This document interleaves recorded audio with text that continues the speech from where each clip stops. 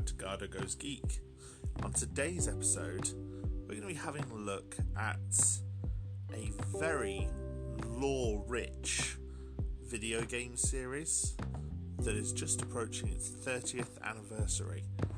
It's a video game series that changed the whole medium of video games when it was released, but I think it is much more noticeable for its lore and the huge untapped potential that lore offers, that could turn this into an amazing franchise, and almost did for a while. That series is Mortal Kombat.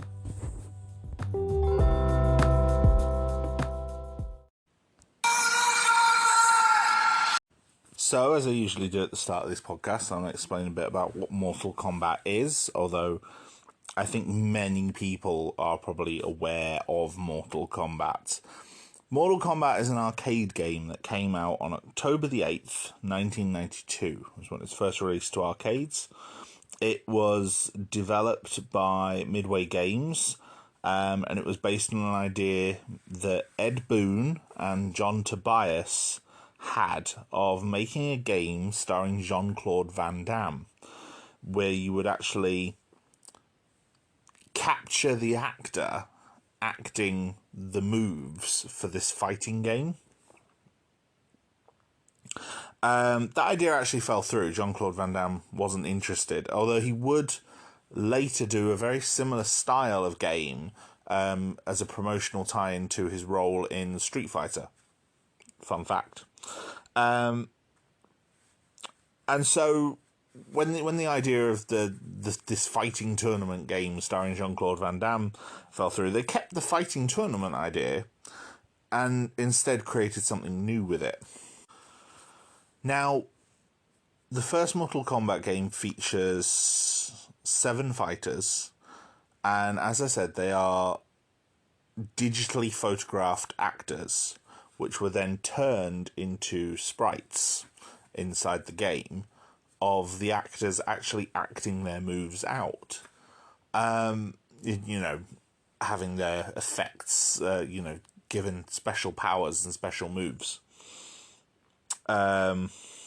which were used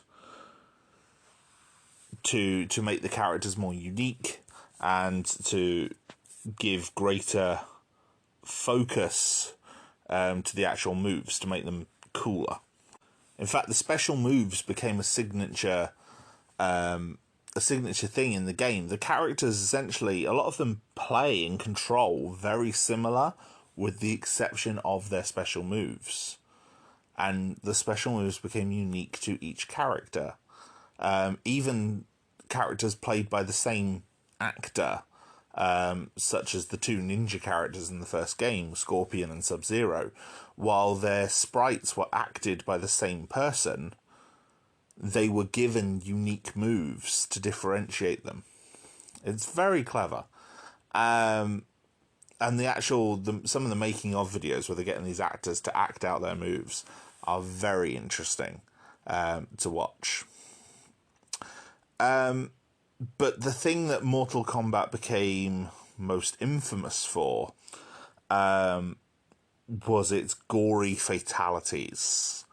Essentially, by inputting certain button configurations at the end of a match, after the announcement shouts, "Finish him," you could perform a gory move on your opponent that would kill them and be awarded with fatality. And this became the thing that a lot of people latched on to Mortal Kombat for, especially once it's made its way to home consoles. It essentially saw the founding of the ESRB and PEGI, which are the 2 boards in America and Europe, respectively, that essentially rate video game releases in a similar manner to the ratings boards for films.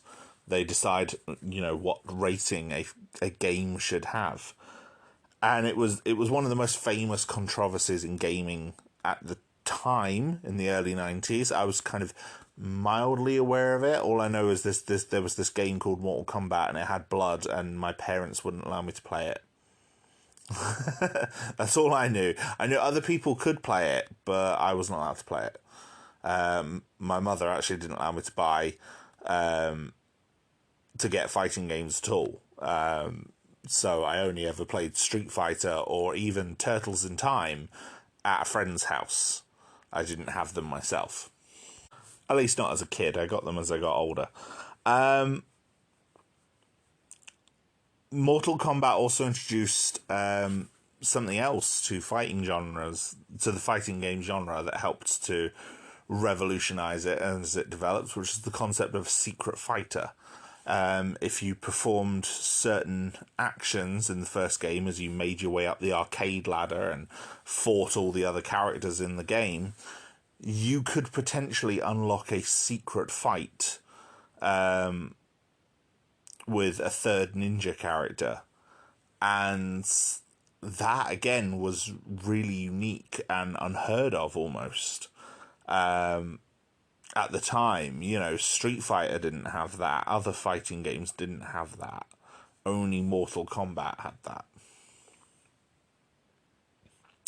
Now, Mortal Kombat itself, the story-wise, it centers around a tournament.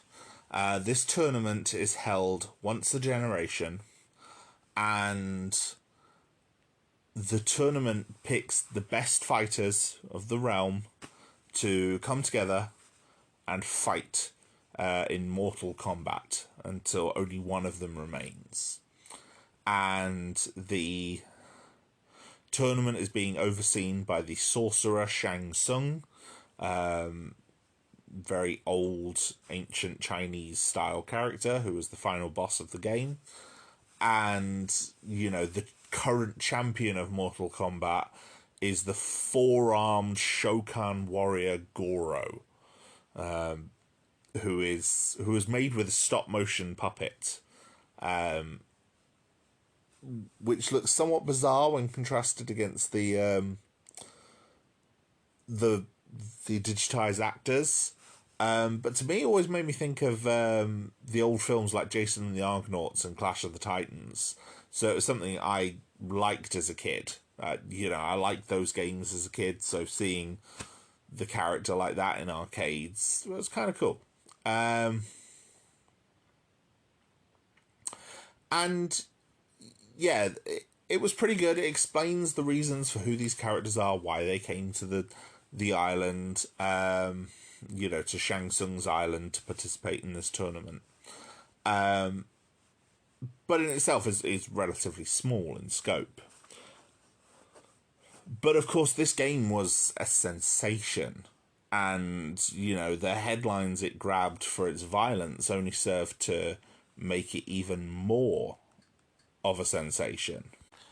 You know, this grabbed headlines, and so it led to sequels. And in fact, Mortal Kombat 2 hit arcades within a year, in 1993, and introduced more fighters and introduced the concept of the rival realm of Outworld that was trying to conquer Earthrealm, and, you know, explained more about the Mortal Kombat tournament and how it's an ancient practice to decide the fate of the realm.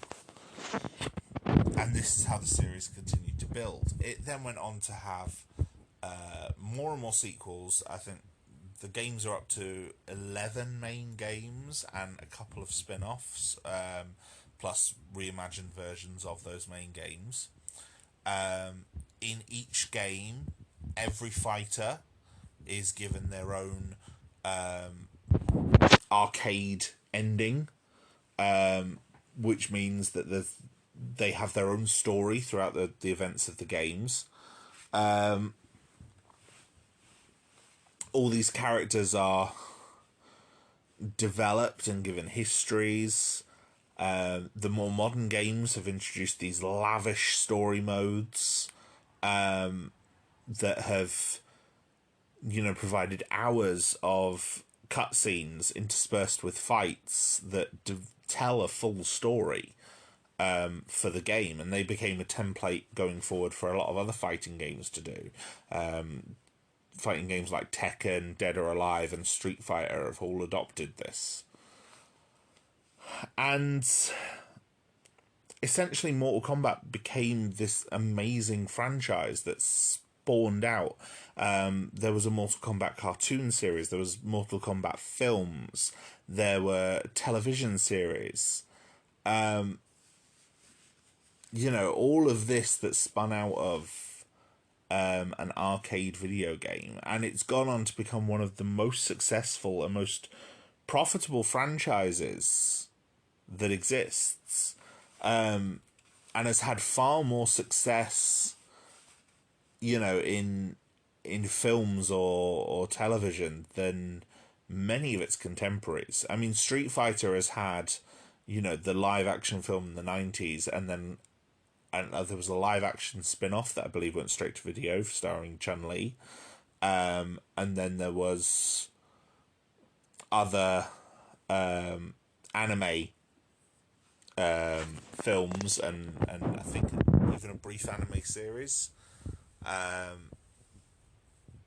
I don't think they saw a wide release outside of Japan. Tekken, again, I think it was an anime adaptation rather than anything live action. Dead or Alive had a film that did not do very well. Whereas Mortal Kombat has loads. And it also has very iconic character designs. There's a meme that went around years ago. Well, I say a meme. It was a Tumblr post by Stairset. I've actually found it.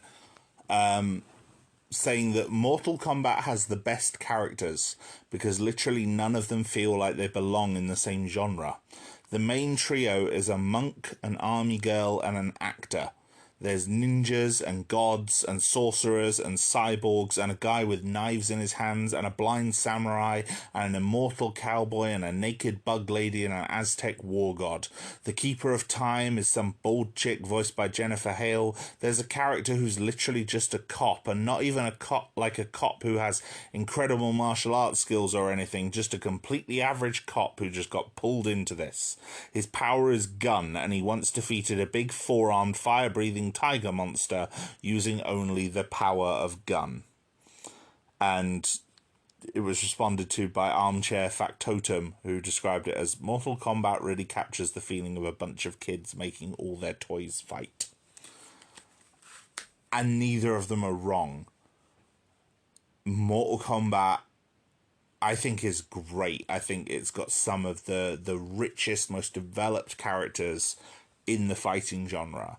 And while I'm not much of a fan of the fighting genre, so I can't speak to how good it is as a fighting game, I can certainly speak to my enjoyment of it as a series. Personally, myself, like I said, I never played the games when I was a kid. The first Mortal Kombat game I think I ever bought for myself was Mortal Kombat 9, which released in 2011. And I bought it on release and bought all the DLC for it. And it was good. I enjoyed it. I really enjoyed the story mode. It has flaws. I didn't play as much. I did play some online matches, but like I said, I'm not a fighting fan. I'm not particularly good at fighting games. I'm a bit of a button masher. But I did get pretty good with some of the fighters. It had a guest fighter of Freddy Krueger, who I got fairly good with when I played him. But Mortal Kombat was a series I was always aware of. I remember watching episodes of the cartoon series Mortal Kombat Defenders of the Realm when I was a kid. I had a DVD of some of those episodes from Defenders of the Realm. It had about 8 episodes on there, and I watched that. I had a couple of episodes of Mortal Kombat Conquest that introduced... Well, there was one that introduced Quan Chi, and the other one was the series finale. and I bought them on a budget DVD. You know, the sort of thing you find in a charity shop or a bargain bin for a couple of pounds. And I bought that. I bought VHS tapes of the 2 Mortal Kombat movies at a boot sale. And, you know, Mortal Kombat in 1995 and Mortal Kombat Annihilation from 1997. I watched both of them. I quite liked both of them as a kid. I still really like one of them, and I like one of them very ironically now. It's not a good movie. I enjoyed it when I was a kid. I didn't know better. You know, it's flash and spectacle when you're a child. And they were the riskiest things I owned. They were 15s. I was about 12 when I bought them. And yeah, I watched them, and I quite enjoyed them. But yeah, this was a franchise I became involved in, and I sort of followed, and I was interested in who these characters were and their relationships to each other. And as the series went on, and more games got released, like I never played any of the 3D era games that released in like the PlayStation 2 GameCube era, but I was aware of them. And I was following the trailers that you would see on like game shows and the early days of the internet. And I became interested in it, especially some of the concepts that they did in those films. So I was a Mortal Kombat fan way before I played these games. And I don't think I would have been a fan of this series to the extent I am, were it not for how much of a multimedia franchise it became. And a lot of that disappeared in the late 90s and was replaced with not much, I'm going to be honest. Just the 3D era games that were coming out in the 2000s. Up until more recent times, where Mortal Kombat has become popular again. And, you know, there's been a couple of TV shows. Well, let's say TV show, it's a web series. But now, again, it's also becoming more than that. Not only has there been a recent trilogy of games from as what's now known as Netherrealm Studios, because Midway went bust, but the Mortal Kombat developers kind of stayed together. You know, they became part of Warner Brothers Games, and they've been making not only games featuring the Mortal Kombat characters, but also the Injustice series of games featuring the DC characters. And they've done some very, very good stuff. But then Mortal Kombat as well has also had a recent film, released it last year, 2021. It was one of the movies that Warner Brothers released to HBO Max. It debuted there. And the last I read, it was one of the films that was doing surprisingly well on that service. And there's even been a recent line of animated films that again have done very well. The most recent one has just seen a release in time for the 30th anniversary. And yeah, I think this is a series that has a lot to offer, and could offer so much more in the future by mining these games for the incredible content that they have. And so I want to discuss and explore some of that, because I think it's definitely interesting. So, I hope you join me as I take a bit more of a deep dive into the actual stories themselves, the games, the lore. Come for the gore, stay for the lore, as I once heard for Mortal Kombat described as. I think there's a lot of potential here for an amazing franchise. So I'm going to give you some history over the Mortal Kombat games and how the multimedia things that it spawned helped to develop the games themselves in a very interesting way of constant retcon and reinvention. But then also I'm going to explain at the end what I think this series should become. In a similar way to my thought experiment earlier in the season on the DCEU, although not quite as detailed as that, I'm going to explain what I would do with the Mortal Kombat series were I in charge of it, to adapt it into a truly great franchise. It has begun! I think the best way to really explore Mortal Kombat is going to be by talking about it in terms of eras. So the first era I want to talk about is the original 2D era.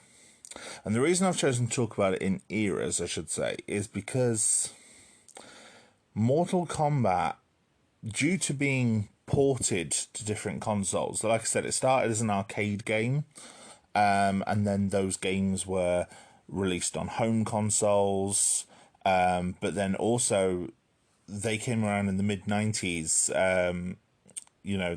early to mid-90s. So the console generation started to change.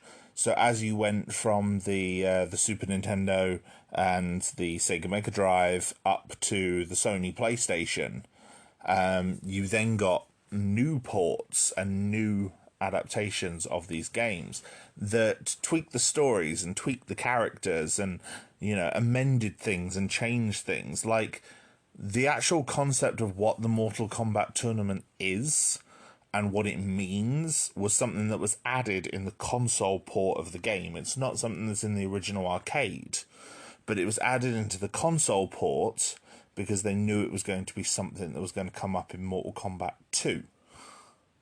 You see? So there's plenty of changes. This is a series that embraces retcons. For anyone who doesn't know what that is, retcon is a short term, it's a portmanteau of retroactive continuity. And it is essentially, it's quite often used in comics or any other sort of long form ongoing media, where someone will add a change in the past,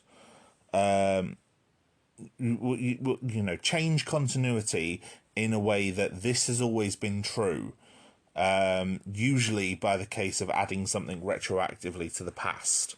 Adding a bit of character backstory. It's like, oh, this character has been a villain for years, but this is why. And, we might never have had that nuance before. Sometimes a lot of retcons are treated quite badly. There's a lot of, especially with some comics having gone on for as long as they are, things like the Marvel and DC superheroes, there's a lot of trend for people to push back against retcons and really view them in a bad light. But some of the most famous character attributes are the process of retcons. Batman not using guns is a retcon. The original Batman used guns, but Bob Kane and Bill Finger changed it by his 6th issue and gave him a rule where he never uses guns and never kills. Magneto of the X-Men being a Holocaust survivor was something that was added over 10 years after he was created by Chris Claremont. So, yeah, this is the sort of, not even 10 years, 15 years. Over 15 years later, the change that Magneto was a Holocaust survivor. That was added years afterwards. It wasn't created by Stan Lee and Jack Kirby when they made the character. They just made an evil mutant. So, yeah, Mortal Kombat likes to use retcons, and even adapting new elements from adaptations of the media. So, for example, as things have been adapted into film or cartoons, we've had those adaptations make their way to the games. So I'm going to start with this early era of Mortal Kombat. essentially the backstory for the series is that there are several realms of existence which act like sort of planes of existence, almost different dimensions essentially, and Earthrealm is one of them. Now, Earthrealm has been cited by a realm known as Outworld. Outworld is ruled by the Emperor Shao Kahn, a vicious lord who is trying to conquer other realms. And he set his sights on Earthrealm millennia ago, centuries ago. He tried to take over Earthrealm, as he had done other realms in the past.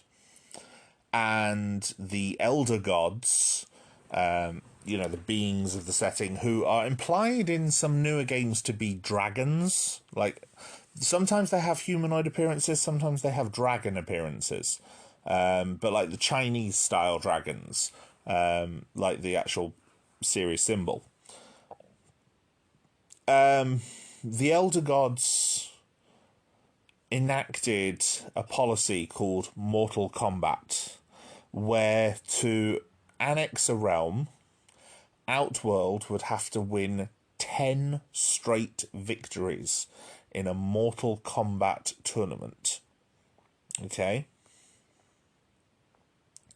And this Mortal Kombat tournament, the victor each generation, it would be held once a generation, so roughly every 50 years. The winner of each tournament would have their life extended so that they could participate in the next tournament as well. And so the idea would be that, eventually there would be one winner.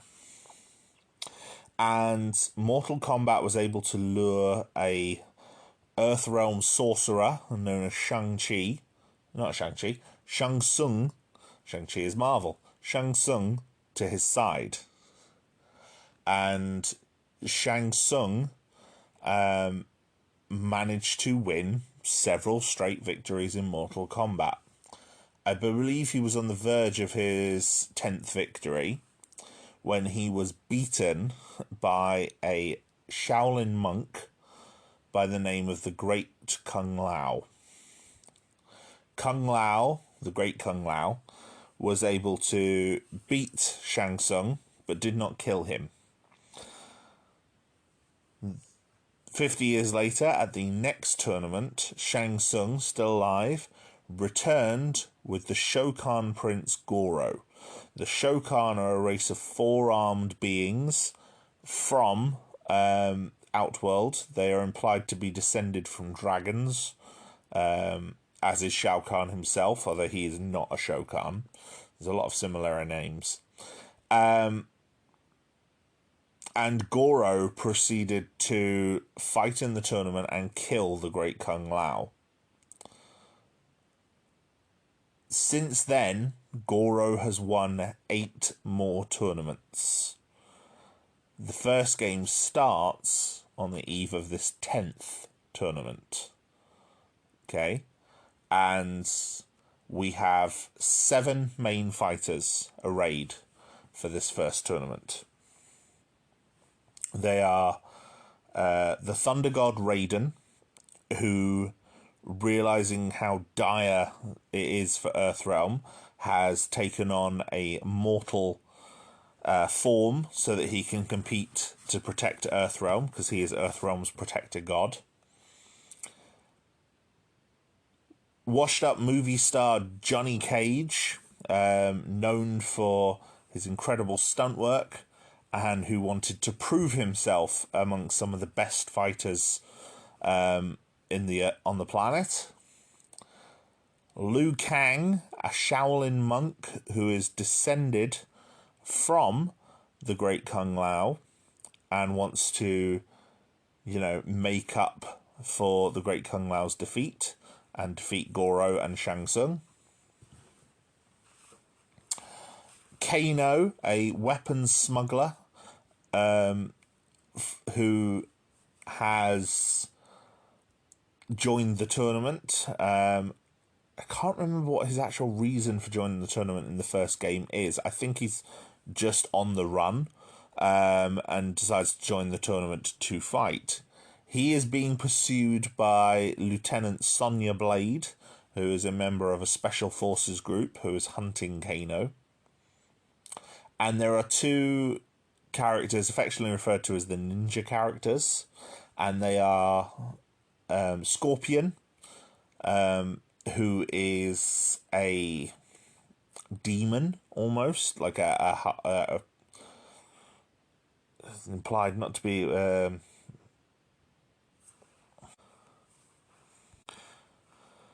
essentially he's an undead ninja.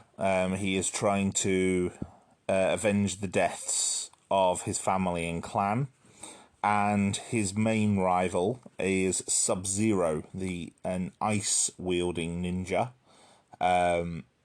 who has actually been sent by his own clan to assassinate Shang Tsung. Now, canonically, while each of the characters have their own arcade ladder endings, some of which are loosely canonical in each game to events that do actually befall these characters, and some of which are quite clearly non-canonical because they reflect a victory that does not happen. But that becomes more of a case-by-case thing, and I'll probably get into that as I discuss more of the games as I go on. But canonically, Liu Kang fights and defeats Goro, but does not kill him, and fights and defeats Shang Tsung, but again does not kill him. Liu Kang is a Shaolin monk. While the series is known for its gory fatalities, Liu Kang's fatality is literally just punching them really hard off the top of the screen. And so it's implied that he's not a killer. He doesn't kill anyone. This then leads to Mortal Kombat 2. After an actual comic was released by John Tobias, the co-creator of Mortal Kombat. He created a few tie-in comics to link the two series, to promote the games. There was a tie-in comic for the first game and a tie-in comic for the second. The one for the second one does actually explain some events leading from the end of Mortal Kombat 1 right through to the start of Mortal Kombat 2, by showing some of the changes that happen, which I'll get to in a minute, by basically having the fighters try and make their way off of Shang Tsung's island as it collapses around them. And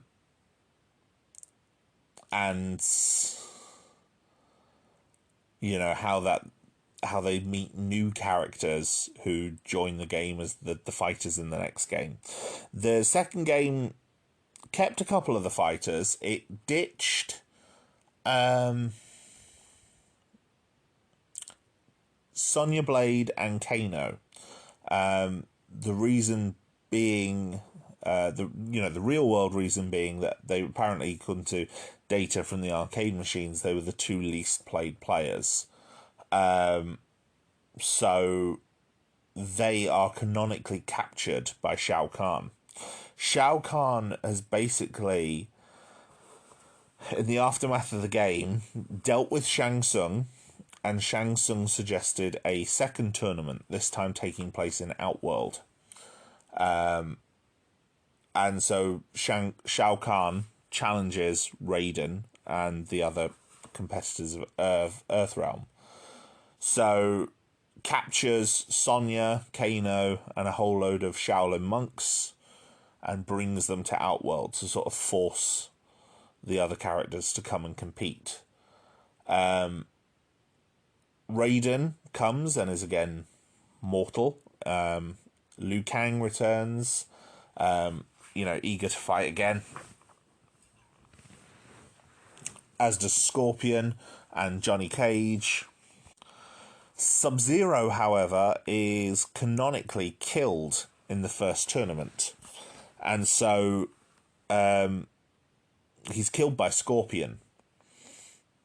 And so this game introduces another Sub-Zero, who is revealed to be the brother of the original Sub-Zero. They have different names. The original Sub-Zero is referred to as Bihan, and the second Sub-Zero is Kuai Liang.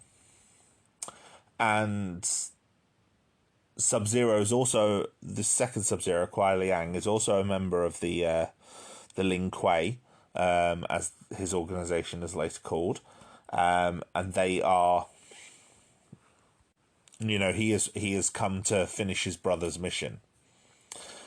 Shang Tsung is de-aged and given his youth restored by Shao Kahn's magic, and is allowed to compete as one of the Outworld champions. The Earthrealm champions are also joined by Kung Lao. This is Liu Kang's cousin, and he is typified by his large razor blade lined hat, which formed his fatality and a lot of his special moves. It basically implies him as being immediately different to Liu Kang, by showing that he is willing to kill, which I quite like. Although Liu Kang does get more violent in this game. He gets an actual proper fatality where he, I believe he transforms into a dragon, or that might be the next game. And yeah, there are more fatalities in this one as well. Other Outworld champions include the Takatan Baraka. Baraka is a character with long blades that come out of his forearms and a mouthful of teeth. Just long, sharp teeth all over the front of his face. Other than that, he looks a bit goblin-like, just with extra spiky bits. There are also the Emperor's twin daughters, Kitana and Mylena. These are sort of the female ninjas. They're shown by being... Kitana is in blue, Mylena is in like a pinky purple. There's also a third ninja character added to the game, which is Reptile. He was actually a secret boss fight in the first game, which you could... who you could battle as you made your way up the arcade ladder if you hit a certain condition. He's actually introduced now as a full fighter in his own right, and he has his own special moves rather than just simply reusing Scorpions and Sub-Zeros. And then the final new fighter is Jax. Jax is Jackson Briggs. And he is Sonya's superior officer, and he is joined with Liu Kang, Kung Lao, and Johnny Cage to rescue Sonya and to also apprehend Kano and bring them back home. The new sub-boss from this game is another Shao Kahn warrior. This one is called Kintaro. He is given more of a tiger-like design and is described as being from a Tigra subspecies of the Shokan. He is a general, and he is Shao Kahn's personal bodyguard.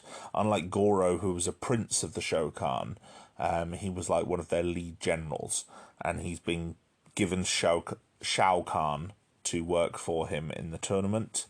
And Shao Kahn himself actually is the final boss of the game.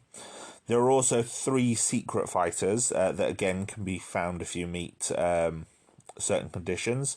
There are Jade, a female ninja clad in green, who is later revealed to be a close friend and ally of Kitana. Smoke, who is a grey-clad ninja and later revealed to be another member of the Lin Kuei, quite closely linked to Sub-Zero, who's a good friend of Kuai Liang. And finally, Noob Saibot, whose name is made from taking Ed Boon and John Tobias's surnames, spelling them backwards. And he is a ninja all in black, and he's hinted, well, was later revealed to be a lost warrior from the first game. Now, there are some interesting plot developments in this. Kitana is, she is a personal assassin in the service of Shao Kahn, but she is suspected of secretly aiding the Earthrealm warriors, and I believe her arcade ladder actually reveals that she betrayed Shao Kahn to help them. Mylena, however, is, her mission is to ensure the loyalty of her twin sister, but it's revealed that Mylena also has a very... she has a cartoon face, basically. She has a full mouthful of teeth again. Scorpion plans to kill the new Sub-Zero, believing it to still be the other Sub-Zero. And, he thinks he's been cheated from his revenge. Kung Lao and Liu Kang are both trying to seek to avenge the destruction of the Shaolin Temple, although Kung Lao himself is also motivated to succeed where his ancestor, the great Kung Lao, failed. Canonically, again, Liu Kang defeats Shao Kahn, the tournament's over, everyone goes home. And this is where we get Mortal Kombat 3. Now, Mortal Kombat 3 has had 3 separate versions of it released over the years, including the arcade and home port version. There was the original Mortal Kombat 3, which didn't feature any ninja characters, or at least not in the way that everyone expected, which became a first for the game. It was actually, I think it's the only game release that doesn't include Scorpion on the roster. Scorpion is a very popular character and basically the mascot for the series. His, kunai blade that he throws on a rope to snatch an opponent and then drag them towards him became, with the accompanied shout of, "Get over here!" became a signature move that, just became embedded in people's minds and associated so strongly with the series. Fun fact, the actual "Get Over Here" voice is done by Ed Boon, the co-creator, and Scorpion is actually his favourite character in the series. The plot for Mortal Kombat 3 sees Shao Kahn raise his former wife, Sindel, and she is raised from the dead in Earthrealm. And so Shao Kahn is able to cross the dimensional barrier to come and claim her, and as such invades Earthrealm. And as a result, the stages in this game feature some incredible designs as, Outworld towers and architecture start to appear in the middle of, city structures. There's a cathedral that has the Mortal Kombat dragon in the windows. There is a building where you can see Shao Kahn's palace through the window.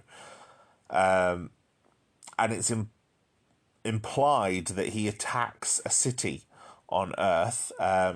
It's very strongly hinted to be New York in terms of its visual design, but I don't think it uses any actual New York landmarks. But essentially, he creates a soulnado where he sucks up the souls of all the millions of people within the city. In fact, I think the original game even implied it was the souls of pretty much everyone on Earth except for the few champions that are in the game. And those the characters who are spared are the ones that are then gathered by Raiden to defend the planet. So yeah, basically the plot of this game is Shao Kahn is invading to reclaim his wife Sindel, his queen, and as Outworld merges with Earth, Raiden loses his powers, and so Raiden and the other heroes that he's protected from this Soulnado, they are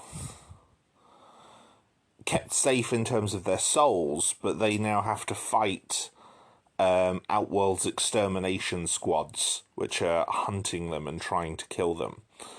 But there's also several subplots throughout this game as well. Essentially, Liu Kang is now the prime target of the extermination squads, and so he allies with Kung Lao and Kitana as well, who allies with him, and he plans to also try to help free Kitana's home realm of Edenia. The Lin Kuei, the organisation that Bihan and Kuai Liang were members of, has decided to automate its human assassins into cyborg machines. And so there are 4 ninjas in the game. Cyrax, Sector, Smoke, and Sub-Zero. Smoke is a secret character in this. I think he actually gets included onto the roster later on, whereas Cyrax and Sector are red robo ninjas. Well, yellow and red, I should say, respectively. During development, they were actually nicknamed Ketchup and Mustard. Smoke and Sub-Zero go on the run, and Sub-Zero has sort of shed most of his traditional ninja attire, but Smoke got captured, saving him, and so Smoke has been cyberized as well. Now, so Sub-Zero has also joined the other heroes to help them, but he is also trying to stay safe from the Lin Kuei. Scorpion actually finds out about all this and decides to protect Kuai Liang after learning that he's obviously not the same Sub-Zero that killed his family. Sonya was rescued by Jax. Kano, however, escaped to Outworld and has joined Shao Kahn's forces. And so Sonya and Jax try to warn their government about, and their superiors about the Outworld threat, but they're ignored until, of course, the invasion happens. So now they've joined up with the heroes as well. Shiva, another Shao Kahn warrior who is appointed to be Sindel's bodyguard on Earth. She learns that a centaur named Motaro has become Shao Kahn's new bodyguard, and obviously believing that Goro and Kintaro are dead, she begins to fear for the plight of her race, because the centaurs and the Shokan have been rivals and been at war for years. But Shiva's not the only new character introduced, along with Sindel. There are also 3 other new Earthrealm champions. There is Cabal. Cabal is a speedster who survives on a respirator mask. He was wounded gravely by the Black Dragon, which are Kano's group, years ago, and he blames them for his current status. So, learning that Kano is still alive, he decides to hunt them down and joins with the heroes to do so. Stryker is a police officer, Curtis Stryker, who survives the attack on New York City. He becomes the lone survivor of New York City, and until he receives his vision from Raiden, has no idea what's going on. And then finally, there's the Native American chieftain Nightwolf. Nightwolf received visions that foretold and warned him of the upcoming invasion. And at first he ignored them, so then when the invasion happens, he feels guilty for not doing more to prevent it, and so casts a magical protection over his ancestors' traditional homeland, and that region now becomes a threat to Khan's occupation of Earth. One major character who is no longer returning this time, though, is Johnny Cage. Johnny Cage has actually been hunted down by the extermination squads and killed. However, Jax, Liu Kang, Kung Lao, Sonya, Sub-Zero, Smoke, Shang Tsung, and several others all reappear. Noob Saibot also returns as another hidden fighter. And Sindel, as well as being queen of Outworld and, you know, wife of Shao Kahn, is revealed to also be Kitana's mother. And it's stated throughout the game that she is actually being mind-controlled by Shao Kahn.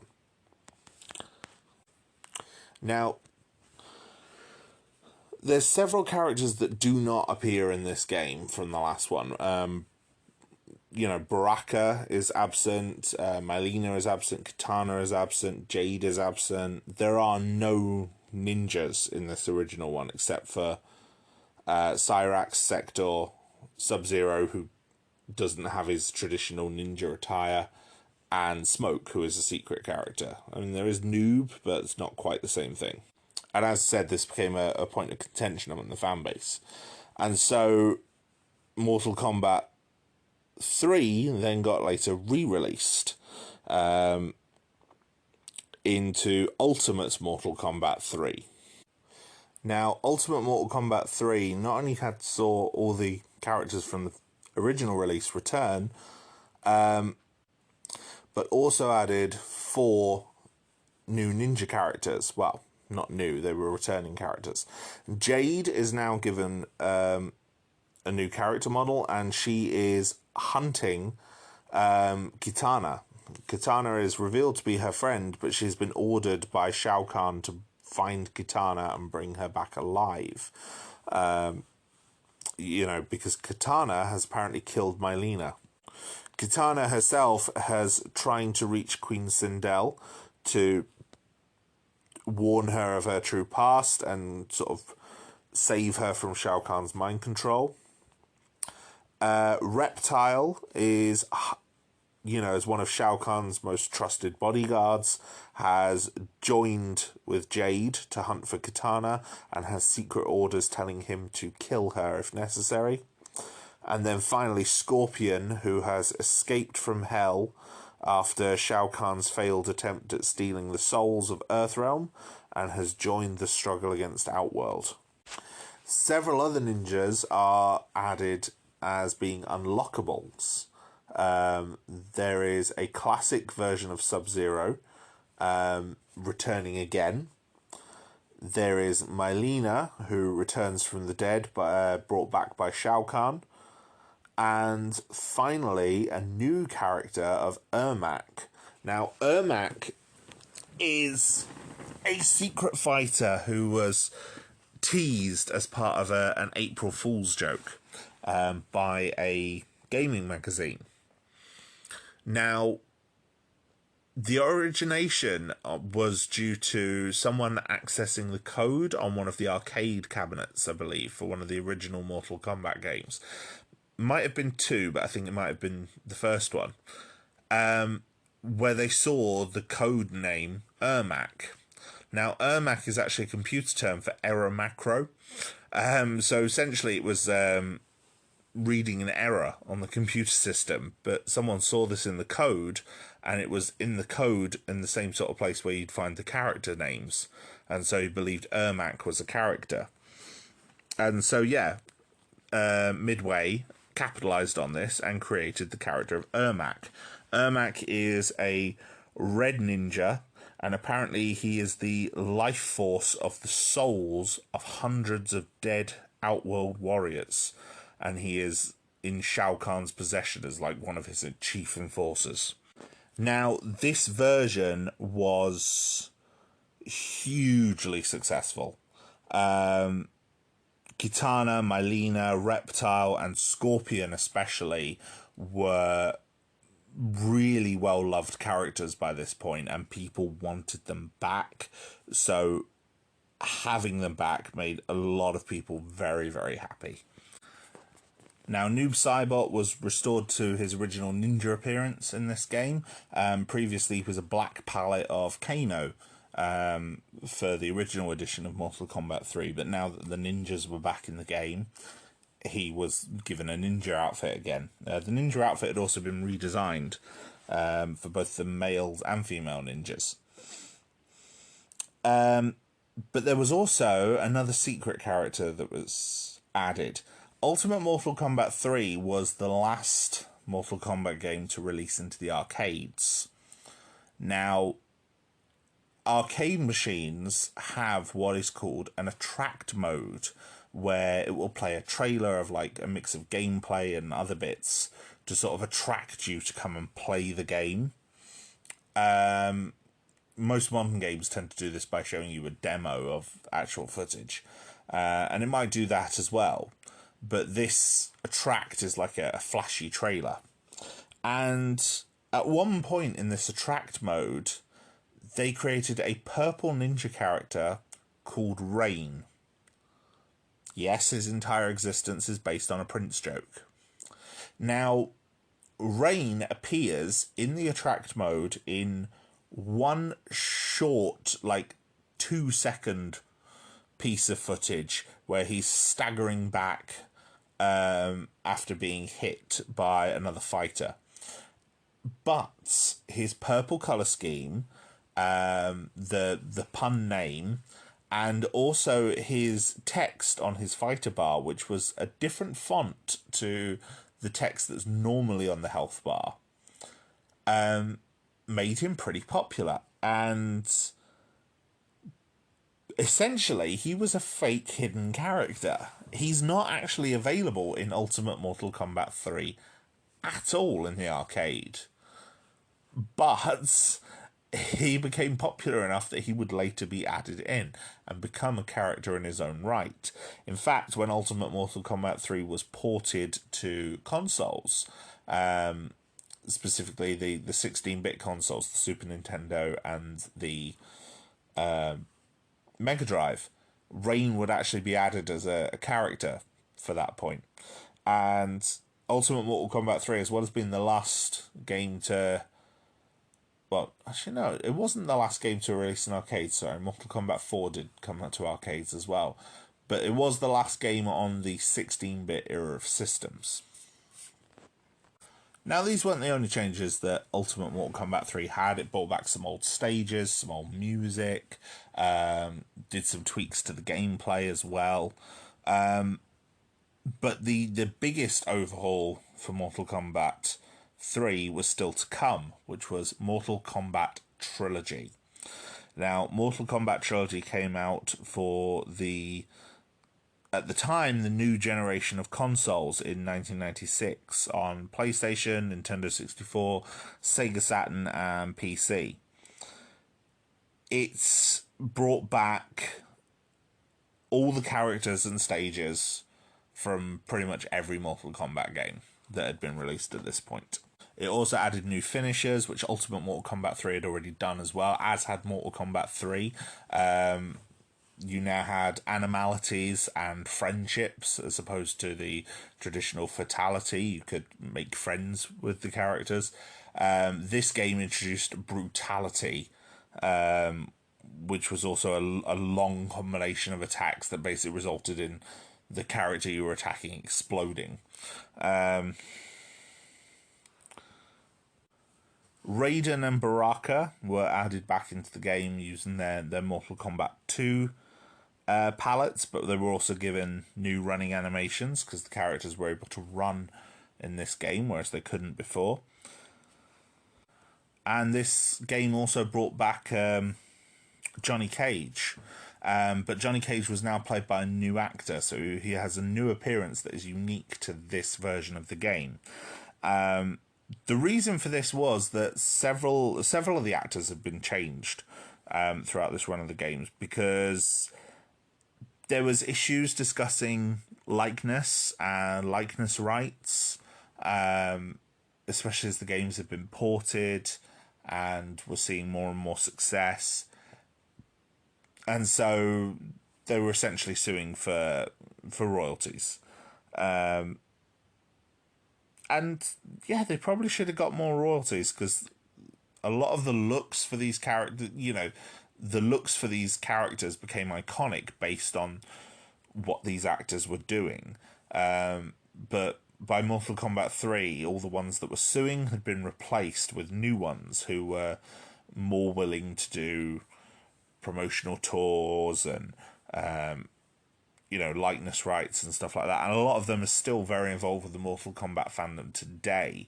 For example, Kerry-Ann Hoskins, who is the new actress for Sonya Blade, or John Turk, who is the new actress for most of the ninja characters, including Sub-Zero and Scorpion, are both still heavily involved with the Mortal Kombat fandom, very heavily involved with convention circuits, and will even turn up in their costumes, or replicas of their costumes from that day, from that era. Kerry-Ann Hoskins, barely looks like she's aged in the last 30 years, to be honest.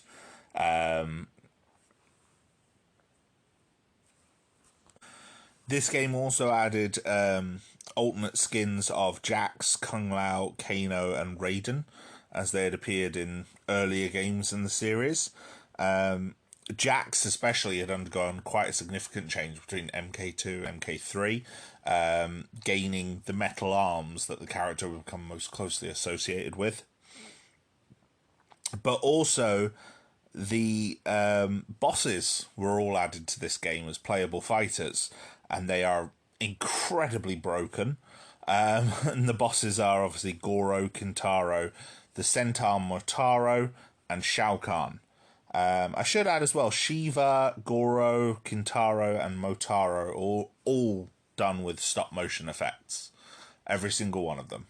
And sometimes they really work, sometimes they do not.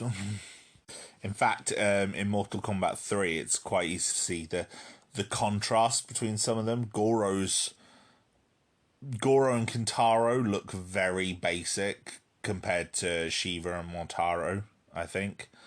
Motaro is a very intricate puppet, being a centaur.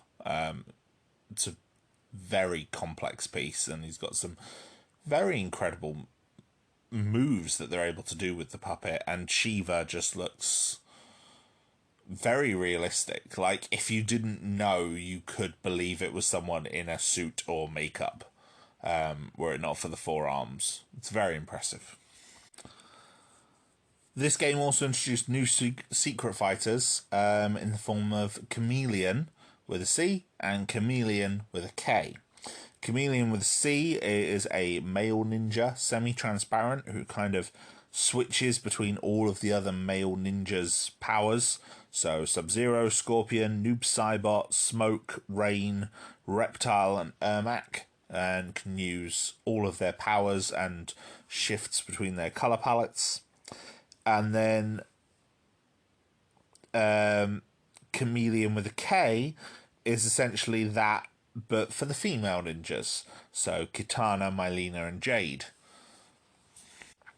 Chameleon, however, the Chameleon with a K, I should say, became quite notable for only appearing on the Nintendo 64, whereas Chameleon with a C appeared in all of them. Those characters obviously don't believe they have any real plots. I don't even think they get proper endings.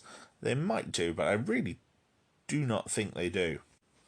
Actually, I just checked. Chameleon with a K does have an ending. She's actually implied to be a Zaterran, which is the same race as Reptile. However, unlike Reptile, she shows no loyalty to Shao Kahn and instead joins the Earthrealm warriors to help fight. Her ending actually reveals that the Saurians, the Zaterrans, are actually descended from dinosaurs. And evolved on Earth, hence why she joins with Earthrealm, because she knows that about their people.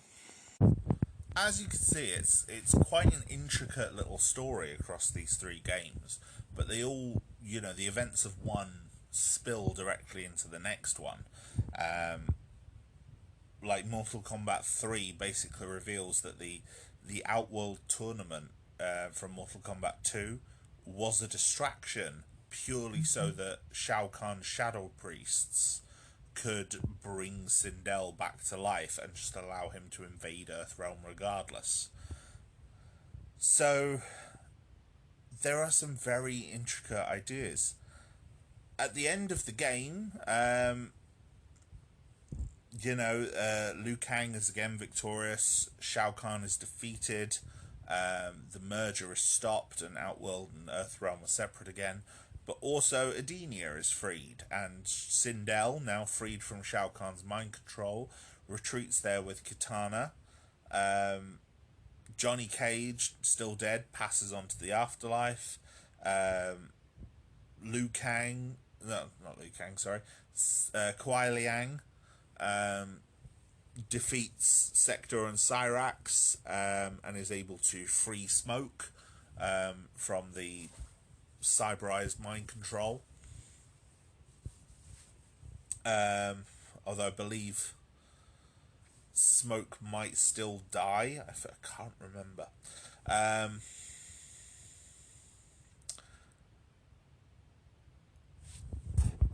think the souls of most of humanity are restored. And so things go back. It's a pretty epic conclusion for a final game, and yeah, there's some very cool things that happen in it, and some very cool ideas for the characters. Like Jade turns on the Emperor and defeats Reptile to save Katana and to join back up with her, and then ends up going to Edenia with her. In Chameleon's ending, non-canon, but she turns Reptile against Shao Kahn. That doesn't happen in the main game, but it's a cool idea nonetheless. So yeah, there's some interesting stuff here, and it's an interesting cast of characters. Yes, obviously the ninjas are quite prominent. The ninjas became prominent because it was pretty easy to create a character with them. Because all you would need to do is just create a new color for the sprites you already had. In fact, they were going to add a fourth ninja, a brown one called Tremor, who would have had earthquake powers. Instead, he doesn't debut here. He actually debuts later on.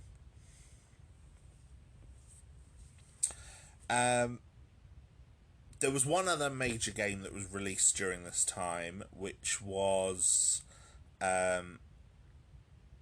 Mortal Kombat Mythologies Sub-Zero. Now, Sub-Zero,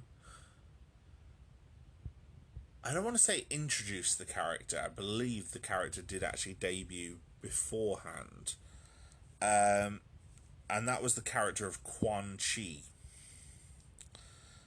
Now, I believe he actually first appears in some episodes of the Defenders of the Realm animated series, which was around at the same time, which I'll get to in a minute. But yes, essentially, Mortal Kombat Mythologies Sub-Zero is a prequel, and was basically starting to do a lot of the groundwork to set up for Mortal Kombat 4.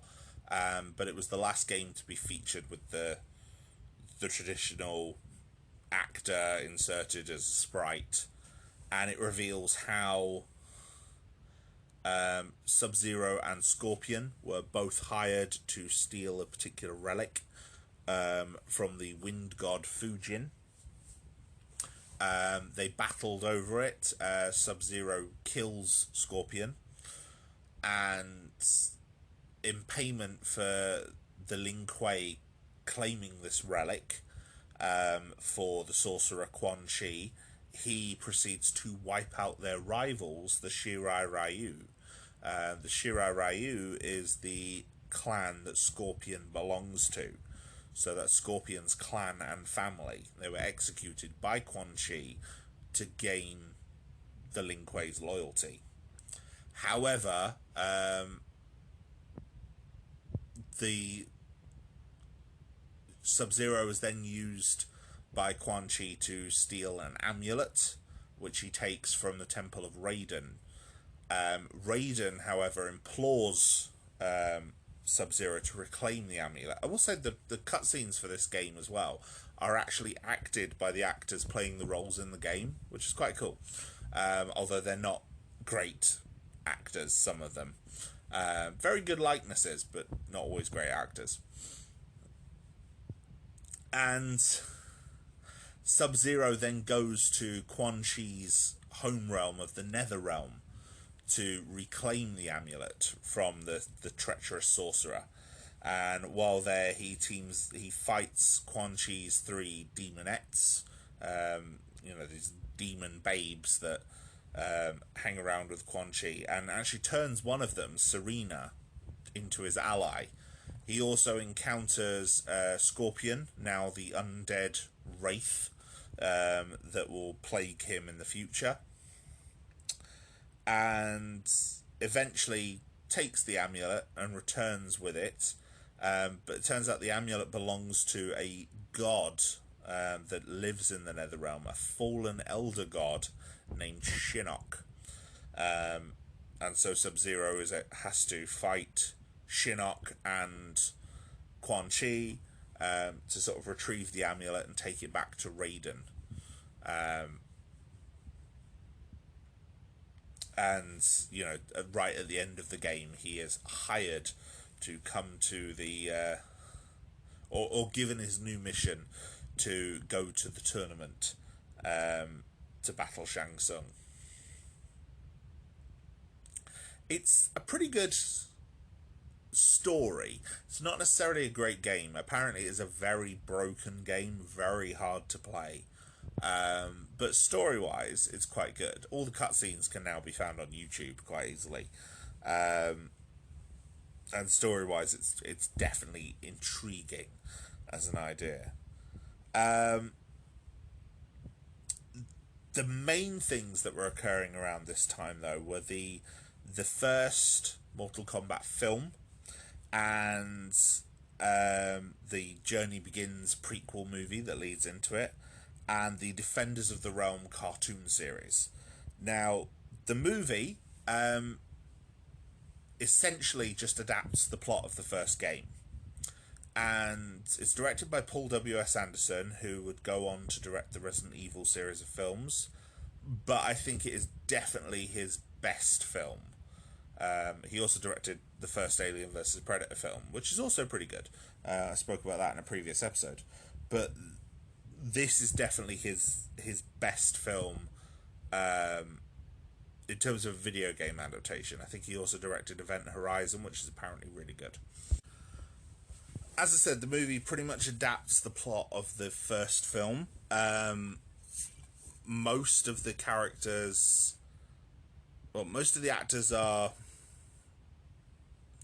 I wouldn't want to say unknowns. They were definitely known at the time, but not necessarily. I don't think many of them have gone on to do big things.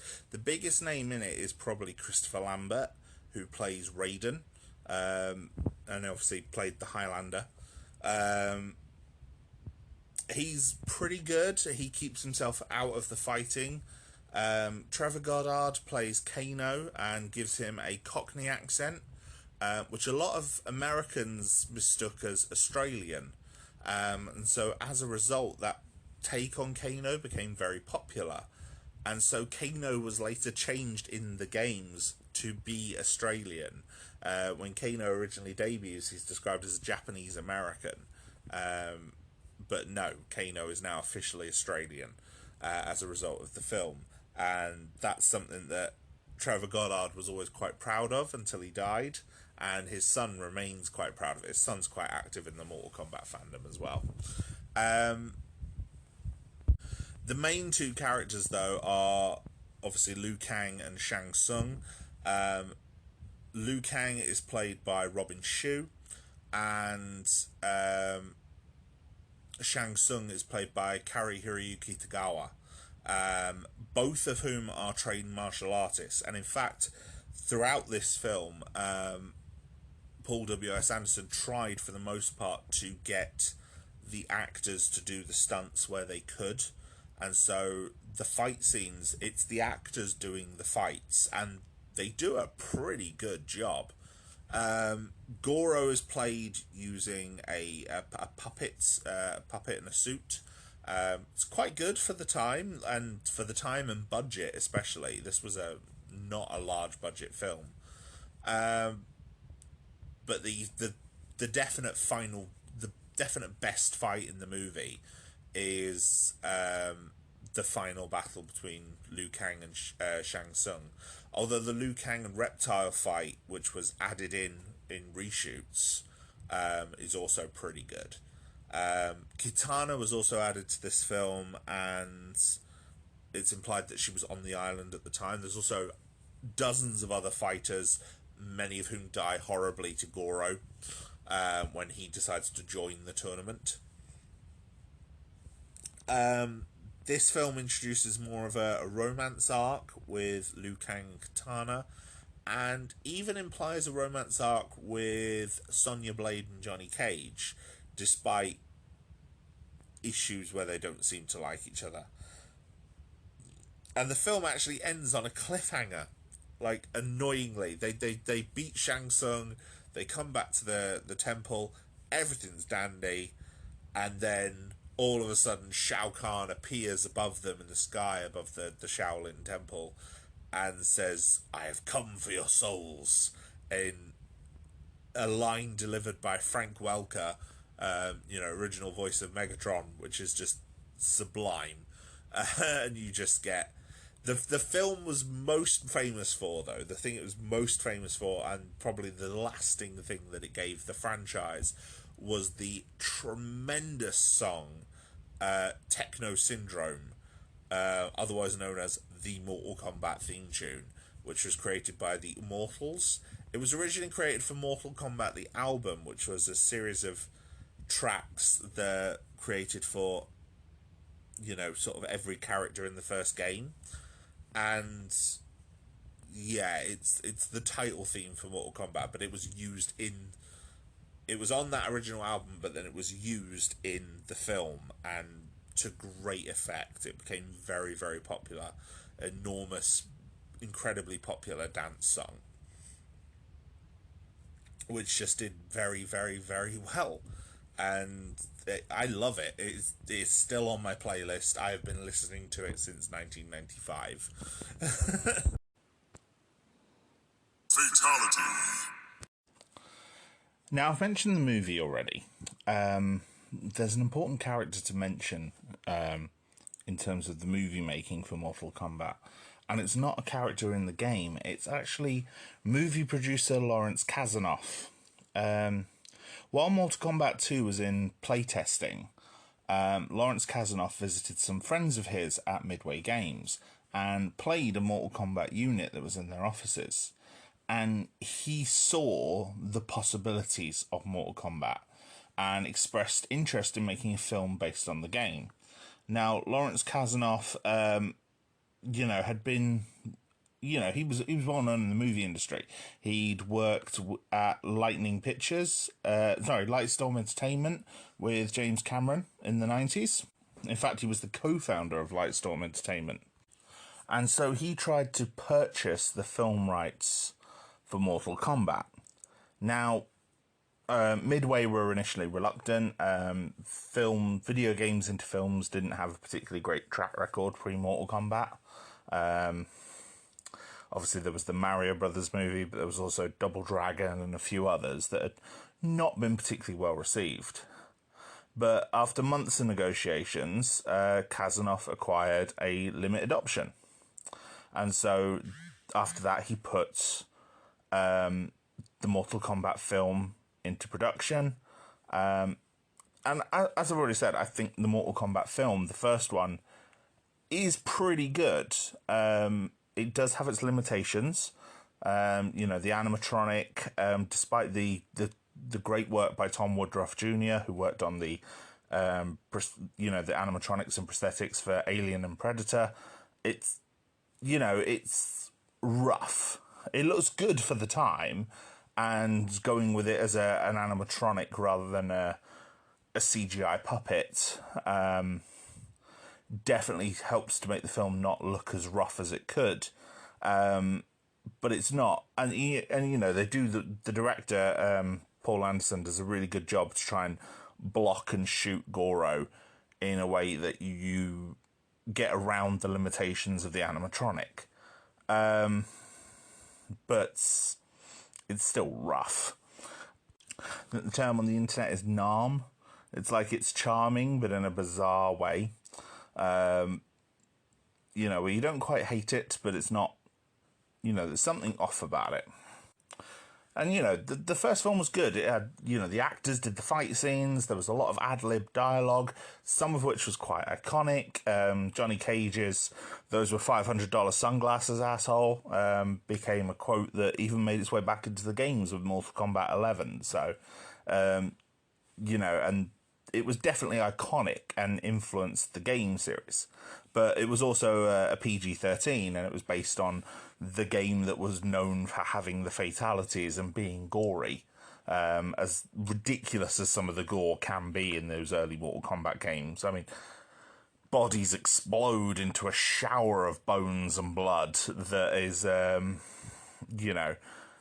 far more than is physically possible. I think I saw one character blow up once, and there was about 5 rib cages that came out of it. So Kazanov remained quite closely involved with Mortal Kombat, and I believe he still owns the film rights to Mortal Kombat pretty much to this day. I think he still had creator credits on the new film. And yeah, he proceeded to, his production company, Threshold Entertainment, he used that to make the animated Journey Begins prequel, to make the film, and also to make anything else that was developed. So, as I said, the main first thing that we had developed was Mortal Kombat Defenders of the Realm. This was a half-hour format kids television series, which, while only running for 13 episodes in late 1996, essentially runs as almost an alternative sequel to both the first film and Mortal Kombat 3. It introduces a lot of its own characters as it goes on, but it also adapts many of the characters from the games and features a lot of plot elements from Mortal Kombat 3. It focuses on a team that Raiden has formed to defend Earthrealm. They were based in a temple, and they would fly out in these dragon-shaped jets to deal with disturbances from Shao Kahn's forces, the Cyber Lin Kuei, whatever else was causing havoc or issue in that episode. And a lot of the character designs were based on the Ultimate Mortal Kombat 3 designs, the main exception being Kitana, who is kind of a blend of her 2 designs in the games at the time. There are several characters who are completely absent, which are Kung Lao, Johnny Cage, Mylena, Sindel, Garhdo, and Kentaro. They're not shown or referenced at all. And Baraka, Reptile, and Jade are all featured, but in a way, there's characters based on them, but they're not explicitly those characters. In fact, I think the Baraka version that is the Tarkatan called Kabrak, and the Reptile character is called Komodo. It has a really good voice cast as well, this show, I should say. Clancy Brown voices Raiden. Olivia Diabo voices Sonya Blade. Dorian Harrowood voices Jax. Ron Perlman voices Curtis Stryker, and he's really good in this. It also includes Liu Kang, Kitana, Sub-Zero, it's the Kuai Liang version of Sub-Zero, and Nightwolf. And weirdly in this, Nightwolf is tech support pretty much most of the time, except for, and he has a wolf with him called Kiva, and the wolf can bond with him, which gives him his powers from the video game version, where he uses like a spiritual axe and gets the makeup on his face. And yeah, it feels in a lot of ways like a throwback to a lot of the old 80s cartoons, but in the best way. There was a lot of very bizarre 90s cartoons, and Mortal Kombat is definitely one of them. But I don't think it's bad at all. Like, a lot of the episodes are, you know, I mean, it only has a 13 episode run.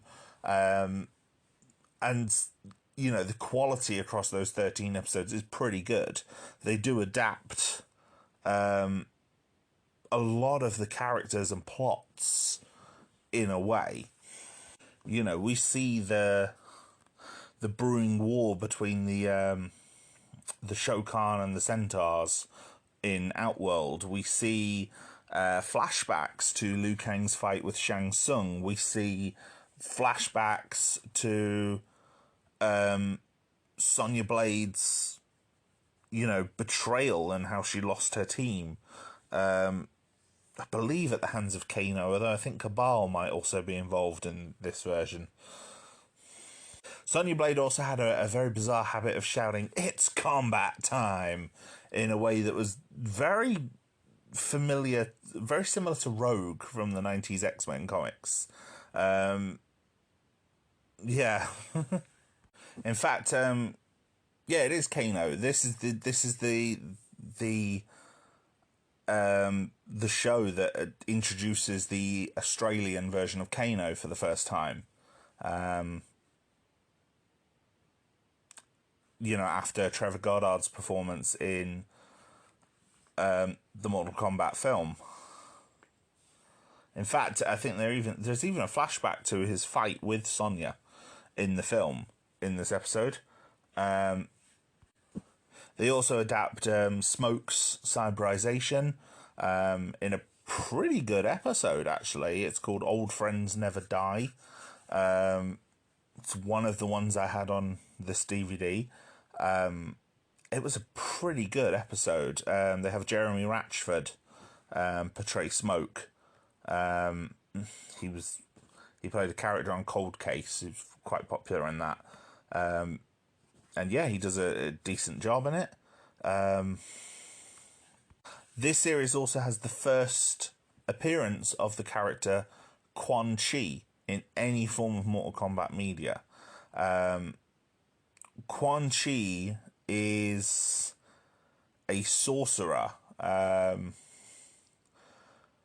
who is planning to use a crystal to sort of conquer Earthrealm. You know, he influences all the warriors to kind of fight against each other. And this was his sort of debut. And he would then go on to appear in the Mythologies Sub-Zero game. He would go on to appear in Mortal Kombat 4, where he becomes a major player. And also Mortal Kombat Conquest, which I'll talk about in a minute. There's even one particularly bizarre episode that features a crossover. The Mortal Kombat Defenders of the Realm series aired as part of a programming block. And the other shows in that programming block were Savage Dragon, Street Fighter, and Wing Commander Academy. So there's actually one episode where this sphere appears in this episode. And this character is like chasing it and pursuing it from world to world. And he interacts with all four of these worlds as it goes on. It's very bizarre. And yeah, in the episode here, the sphere ends up in the hands of Shang Tsung. And so Raiden, once they defeat Shang Tsung, decides to send it into space. I remember as well, the final episode of this show actually had a much higher animation quality, and features an actual, almost a civil war within Outworld, as Shang Tsung and Kitana and Shiva and Motaro and a few others all kind of, like, they all come together in Shao Kahn's throne room and all kind of challenge him, and this massive melee breaks out, and, you know, Raiden manages to save the champions and bring them back home. And also in this episode, I think it's got John Rhys Davis, who plays Gimli, voicing an eagle-headed character. But yeah, it was a bizarre inclusion to end the episode on, and it just sort of leaves the fate of Outworld kind of up in the air. But the series, it never got a second series. I mean, Defenders of the Realm, I don't hate it. I think it's cheesy as hell, and probably not the best way to adapt Mortal Kombat. But at the same time, when I hadn't played the games, I had watched the show. Like, I'd seen it on television. And, you know, it showed me that there was more to the game than just the fighting. Like, some of these episodes were good. Like, the episode with Cabal is quite good. You know, we see the things he's been through. But a lot of people like to sort of rag on it as being like, oh, this abomination for Mortal Kombat. But I don't think it's terrible. It's got like life lessons and, you know, standard cartoon nonsense. But it's not terrible. I've seen far worse cartoons, and, you know, it's an 80s throwback in the best ways. And I think if it wasn't Mortal Kombat, people would be a lot kinder to it. So, what about Mortal Kombat 4? I've teased it, I've talked about it. Let's get to it. Mortal Kombat 4 features the return of Shinnok from the Netherrealm. And this is why Mortal Kombat Mythologies Sub-Zero becomes so important, because it sets up everything that happens in Mortal Kombat 4. Quan Chi and Shinnok escape the Netherrealm, attack the newly reformed realm of Edenia, and host a tournament there to try and take it over. And so, obviously, several fighters from Earthrealm come and join the battle. There's obviously Liu Kang, Johnny Cage, who has now been restored to life somehow, Raiden, Reptile, Scorpion, Sub-Zero, Sonya, Jax.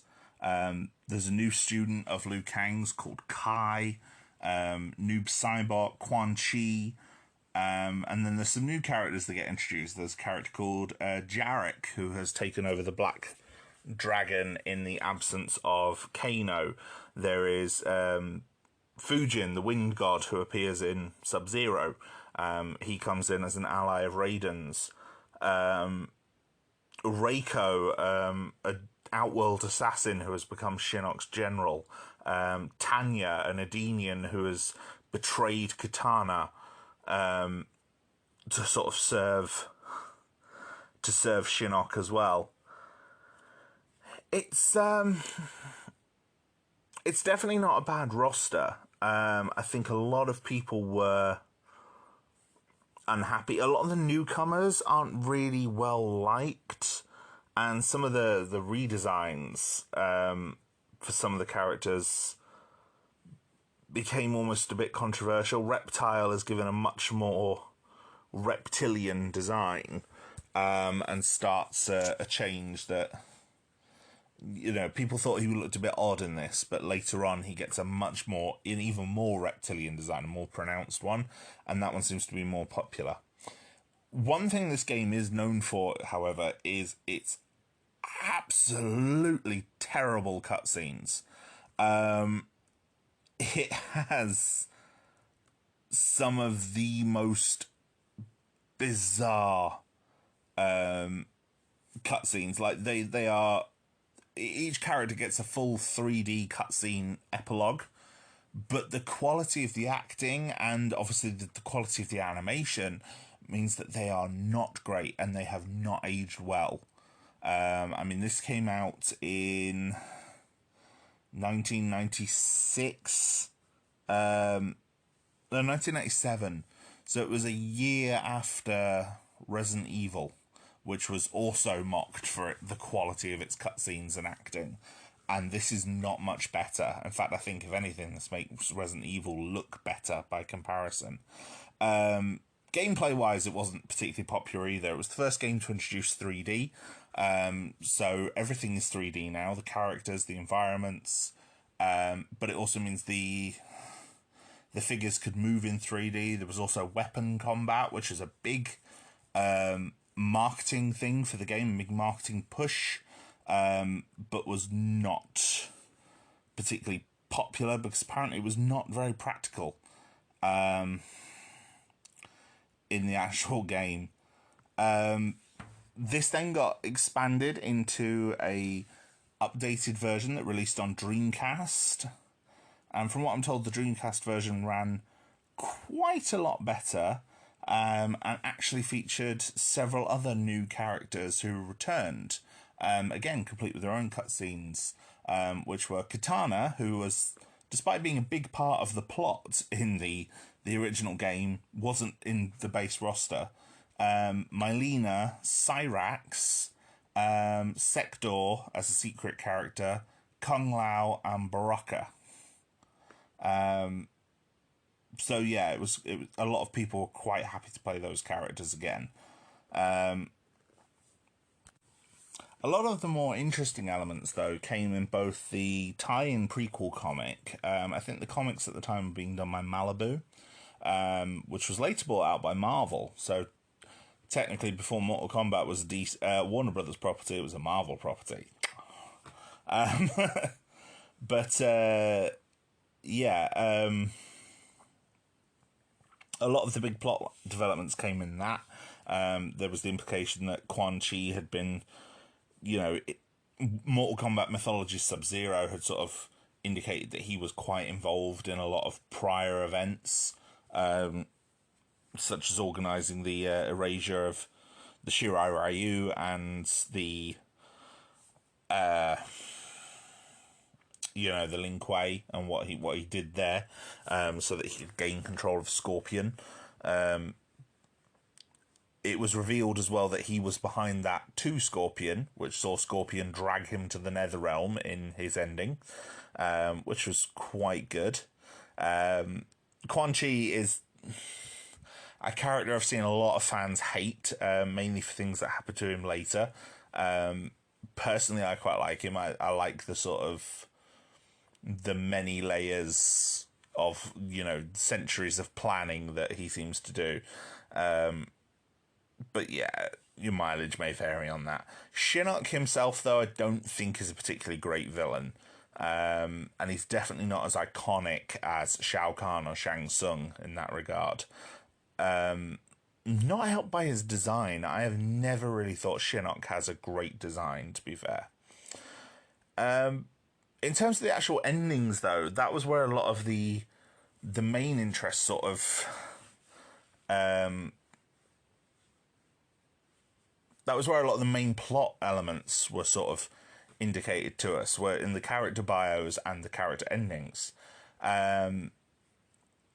Tanya's betrayal of Adenia, and then how she, betrays Shinnok as well towards the end. Raiden being promoted by the Elder Gods to an Elder God himself, and therefore making Fujin the new protector of Earthrealm. Doesn't last very long, but it is still canon. Jarek catching up to Sonya and defeating her, and then Jax's ending picking up in the aftermath of Jarek's ending, and him throwing Jarek off a cliff, which was pretty gnarly. I like that. Cyrax also gets saved by the special forces. They're able to kind of restore his soul and, give him his memory back, and he joins the special forces.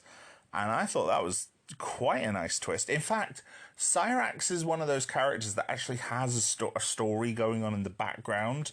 And this gets expanded on later on, which I'll get to. But like one of the stages in Mortal Kombat 3, if you're not playing as Cyrax, he is just like stuck in the desert in the background, just like stuck in the sand.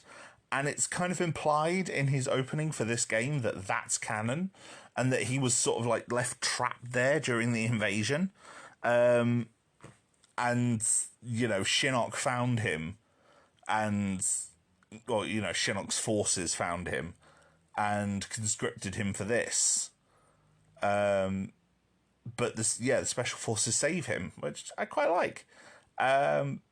Goro and Kung Lao, in Kung Lao's ending as well, actually make peace, which I thought was quite cool. Goro sort of allies himself with Kitana after the defeat of Shinnok, and so he takes control of the Shokan and allies himself to Kitana in the realm of Edenia. And then Kung Lao comes in and slashes Goro across the chest with his hat. And Kitana panics. And then, Kung Lao just basically says, like, that was for my ancestor. But then, like, makes peace with Goro. And I like that. That was a sort of, like, warrior mark of warrior respect. And I could buy that. We reveal that, Mylena was designed to supplant Kitana, which she actually tries to do. She tries to pretend to be Kitana, and then before she's defeated. And then Kitana herself actually appeals to Liu Kang and asks him to come to Edenia to live with her. But he resolves to stay at the White Lotus Academy, where he is training new students, one of whom, Kai, is actually another fighter in this game. And again, Kai's not a particularly popular character. I think it's a character that could be made popular. I think he's got an interesting idea to him. But yeah, a lot of these characters aren't all that popular, which is a shame. But as I'll mention later on, I think a couple of these characters have been redeemed in newer games. We also saw a live-action television series in this era, also in, again, 1996, which was Mortal Kombat Conquest, starring Paolo Montalban, Cristiano Loken, and Kevin Sorbo. And it was following the Great Kung Lao after his victory in the first Mortal Kombat tournament. And so obviously features like past versions of previous characters. It actually also had the same actor playing Shao Kahn and Raiden, quite interestingly. It introduced a lot of new characters and was quite notable for its kind of sex appeal. Like, it wasn't on any level like a Skinamax type feature or anything like that. It wasn't softcore porn. But one of the more notable things was that apparently the costuming budget didn't extend to bras for the female actresses. And so you have a lot of women hired without proper support, shall we say. And there were some very beautiful women in this show, a lot of whom had also been models. Cristiano Loken, especially, Tracy Douglas, Jamie Presley played one of Quan Chi's assistants, Angelica Bridges, who played the witch Aegis, and who had been in... Yeah, who was a Playboy model, I believe, at the time. So, yeah, while it introduced some ideas from the from the games. Like, we had a version of Scorpion somehow. We had a version of Sub-Zero. We had a version of... we had Katana. We had somehow a version of Noob Saibot, although that will become confusing with revelations that will come about the character later. But even also sort of Rain, Reiko, Reptile, Quan Chi himself, as well as all the original characters. The plot was interesting. The plot was Kung Lao training the next generation of warriors who would fight in the next Mortal Kombat tournament. Christiana Loken played a thief named Taja, and oh, sorry, it's not Kevin Sorbo. It's Daniel Bernhardt, a Swiss model and martial artist who plays bodyguard Zero. You know, he looks very similar to Kevin Sorbo, but Kevin Sorbo was off doing Hercules at this time, wasn't he? But anyway, Conquest was one of the first live-action shows based on a video game, I think. I mean, there were live-action sections in the Super Mario Bros. Super Show, but I don't think there'd been anything like Mortal Kombat Conquest before. Although, they did spell Conquest with a C, which I get as a subtitle, but Mortal Kombat's whole thing is, you know, C sounds are Ks. Like, it's characters with a K. It's Conquer with a K. You know, Crypt with a K. So, I don't know. I think they really leaned into that after this ended. The actual story's not bad. It introduces some intriguing new characters, such as Vorpax, who is imprisoned in the mines of Outworld and has an agenda all of her own. She's played by Tracy Douglas. She was one of the main cast members, along with the main three, Bruce Locke as Shang Tsung and Jeffrey Meek as Raiden and Shao Kahn. Like I said, it's not bad. It ends on a cliffhanger. It has a two-part opening as well, which it's quite a strong opening. It includes Scorpion. Scorpion being a former enemy of Kung Lao, a former ally of Kung Lao's, who is now possessed by this vengeful spirit. You know, which is not quite the same as the Scorpion in the games. It ran for 22 episodes, ended sort of early 1999. It began in 98, actually. It actually began later than I thought. I thought it was 97 to 98, but no. No, 98 to 99. And the series finale was pretty good. Shao Kahn basically sends his extermination squads after everyone. So Kung Lao, Zero and Taja, Vorpax, Shang Tsung, Quan Chi, Reptile.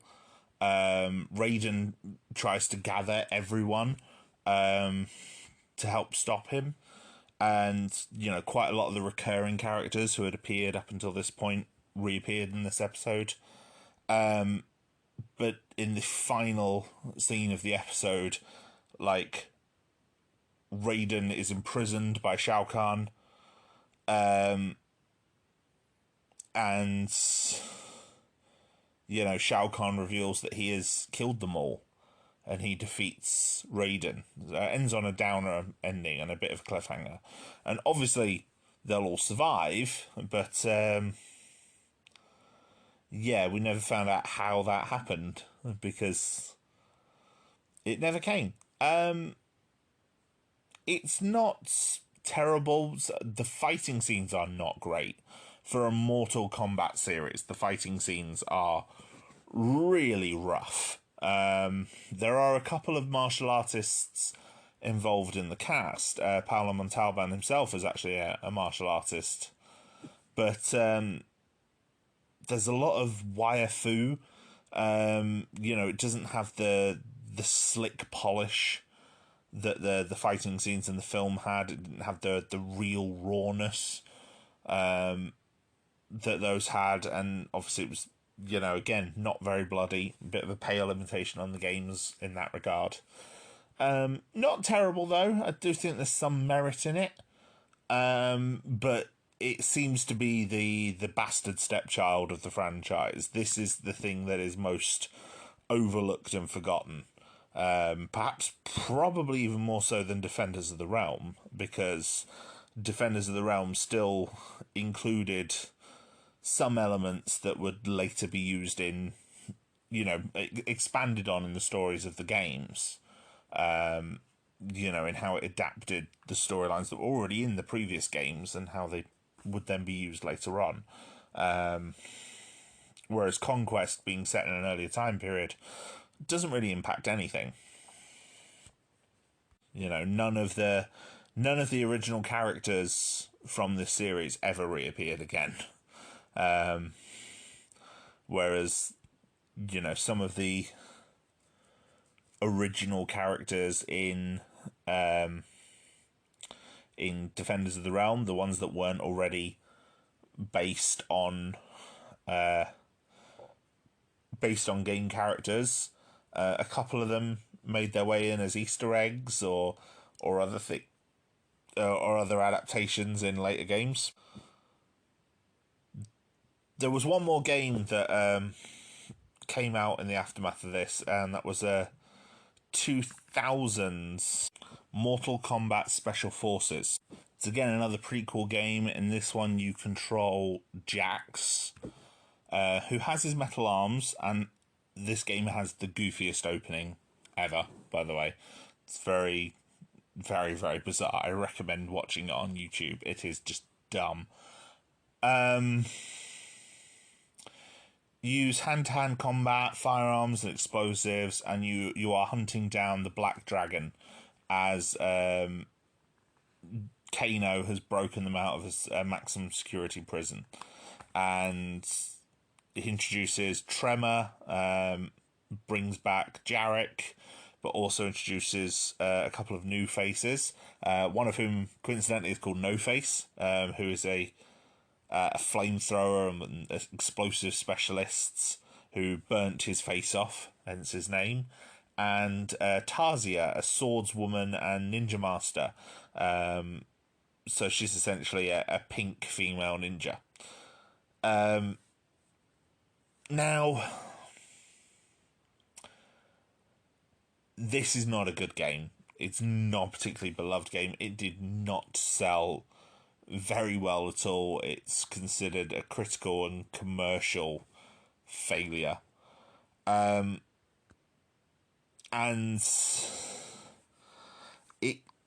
it came out at one of the lowest points for Mortal Kombat. Mortal Kombat 4 had come out a couple of years ago by this point. There was no news on the next Mortal Kombat game at this point. And it caused Midway to put the series on hold before they developed the next game. Part of the reason why this series had fallen on such a low, though, was the film Mortal Kombat Annihilation, which came out in 1997. Annihilation was terrible. Like, it is terrible. It is basically adapting the story of Mortal Kombat 3. There's 3 returning actors technically, but one of them's Reptile, so I don't think he counts. He's the stunt actor who plays Reptile. The 2 that are returning are Robin Shou as Liu Kang and Talisa Soto as Katana from the first film. Everyone else has a new actor. James Remar replaces Raiden, replaces Christopher Lambert as Raiden. Sandra Hess replaces Bridget Wilson as Sonya Blade. Lynn Red Williams gets added to the cast as Jax. Brian Thompson comes in as Shao Kahn. It's a mess. Lawrence Kasanoff had the idea that the first film had been successful for its meager budget, and it earned a very healthy amount. So his idea was to make this film more spectacular than the first movie, more ambitious. So more fights, more special effects, more Outworld, more characters, more everything. And as a result, the final film is a mess. A lot of it is shot on location, which obviously cost way more money. There's a lot of special effects in it, but a lot of them aren't finished, which is the most ridiculous thing. Like, there are passes where the characters are like disappearing in the green screen. There are portal textures and effects in the sky that look like they were made in a very bad photo editing program and not finished. And the reason was apparently they ran out of budget for the special effects because they'd burned through it on location shooting. And yeah, it's not good. Really not good. The Shao Kahn attacks the temple. Picks up straight in the aftermath of the last film. Shao Kahn fights Liu Kang, reveals that Sindel is alive. His generals, he's got Ermac, Rain, Motaro, Shiva. And they're trying to do Motaro and Shiva mostly where they can with practical effects. Doesn't always work. Shiva's extra arms, they've essentially filmed her normal arms twice and layered them on, and doesn't always look great. But the makeup is a decent effort. Johnny Cage gets killed. The heroes split apart to try and gather more allies. Sonya finds Jax, who has got his arms in a weapons facility to sort of enhance himself. I will say, Lynn Red Williams is putting in a lot of effort as Jax. He clearly wanted to play this character and do it well, do it justice.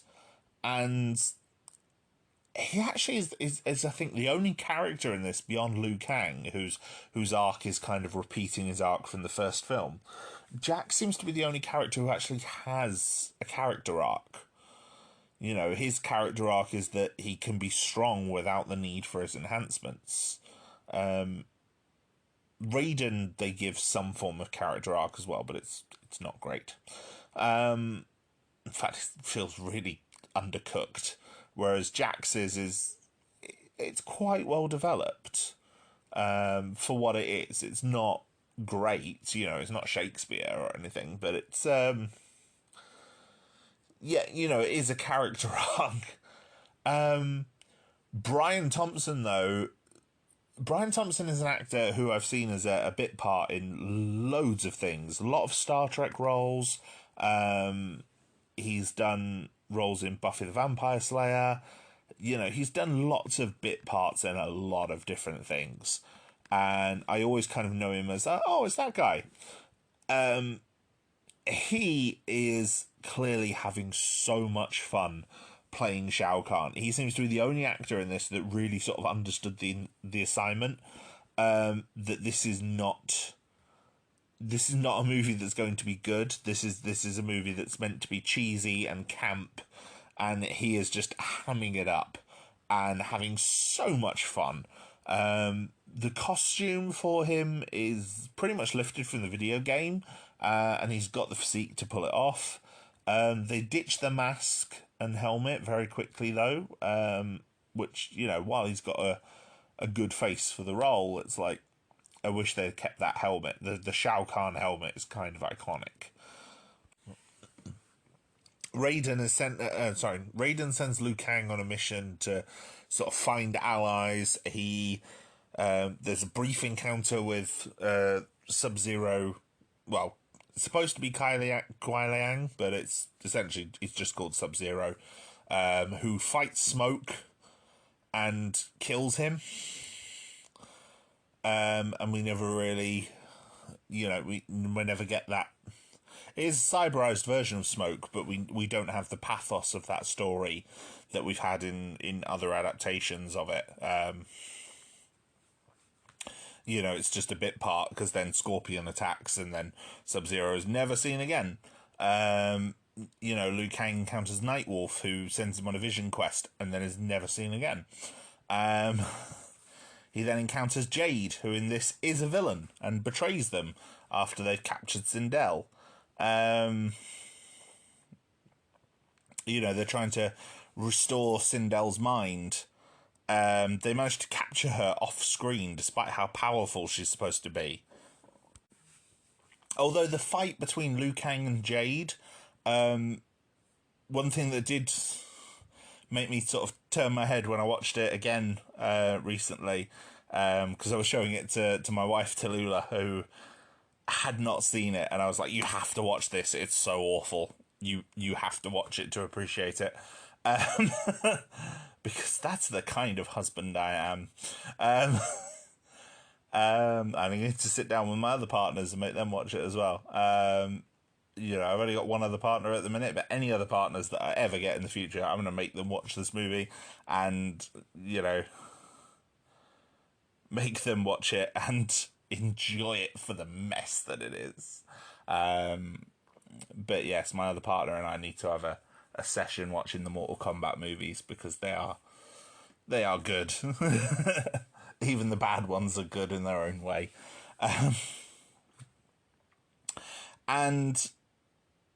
Anyway, the fight between Liu Kang and Jade features a song that appears in the Matrix soundtrack, specifically the Animatrix soundtrack.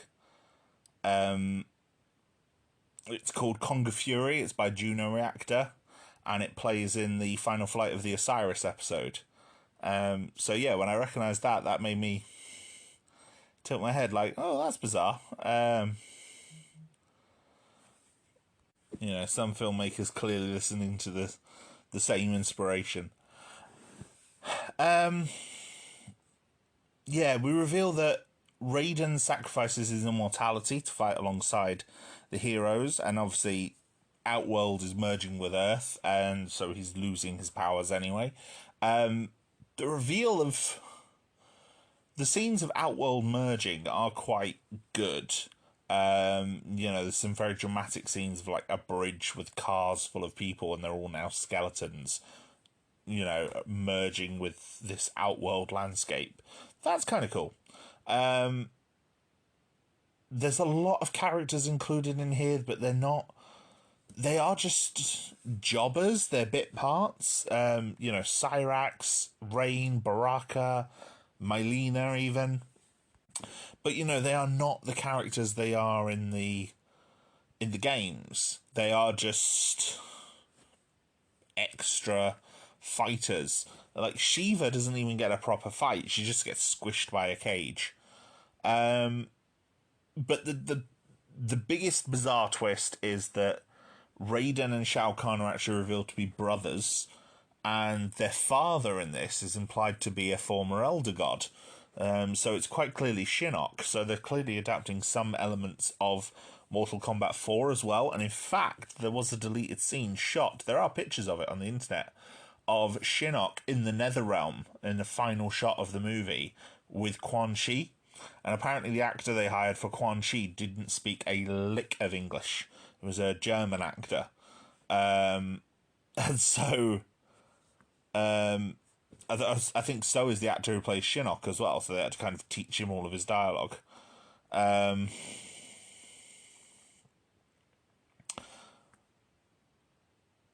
no, the actor for Shinnok, sorry, he is German, but he did speak English. So he was teaching the actor who played Quan Chi his dialogue and what they wanted him to do. But yeah, he appears in like one scene, and clearly that was set up for a third film that would have adapted Mortal Kombat 4 in a similar way to the tease at the end of the first film. But that was cut at some point. Which is a shame, because the Quan Chi costume was good, and, you know, I don't think it would have saved this film, but it was an interesting tease. But yeah, Liu fights Shao Kahn in Mortal Kombat. They use, Liu Kang uses his animality, which is something he's learned on his vision quest with Nightwolf, and sort of becomes this giant dragon. But then Shao Kahn proceeds to become this giant Hydra, and they fight in very, very bad late 90s CGI. Unfinished late 90s CGI at that. Before finally ending with a Mortal Kombat fight. And the difference between the combat fight in this one compared to the combat fight in the previous film is that Brian Thompson is not a martial artist. And while there is a stunt team involved, he is not a martial artist. Robin Shu, who plays Liu Kang, is. And Kari Hiroyuki Tagawa, who played Shang Tsung, is. Brian Thompson is not. And it shows. And it's a shame. Because, you know, the movie wasn't good, but at least if it had finished with a satisfying final fight, it could have been more interesting. But yeah, Shinnok gets banished to the Netherrealm by the Elder Gods. Earthrealm returns to normal. Outworld is separated. And Sindel reunites with Katana. Raiden, who was killed in the final battle, gets revived. And they give him his father's former position as an Elder God. And yeah, saccharine ending. But this was not a popular film. Like, this was a critical and commercial disaster. Like, it had a budget of $30 million. It made $51.3 million. Like, this is, you know, it made its budget back, but it was a bomb. You know, it may have debuted #1 in the box office, but it only made $35 million in North America. So it only just made its budget back in North America. And, you know, while the first film is a schlock picture, the second one is just trash. It's glorious trash in a way, but it is just trash. It's a very good one to watch drunk, or, you know, just to rag on it. You know, that whole procedure of watching just a terrible movie just because it's terrible.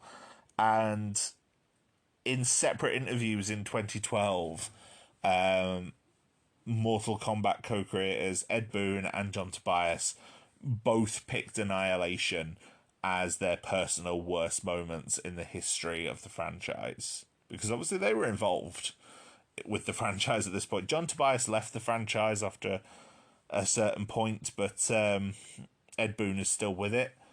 But yeah, they both listed this travesty as the worst that they'd worked on as part of Mortal Kombat.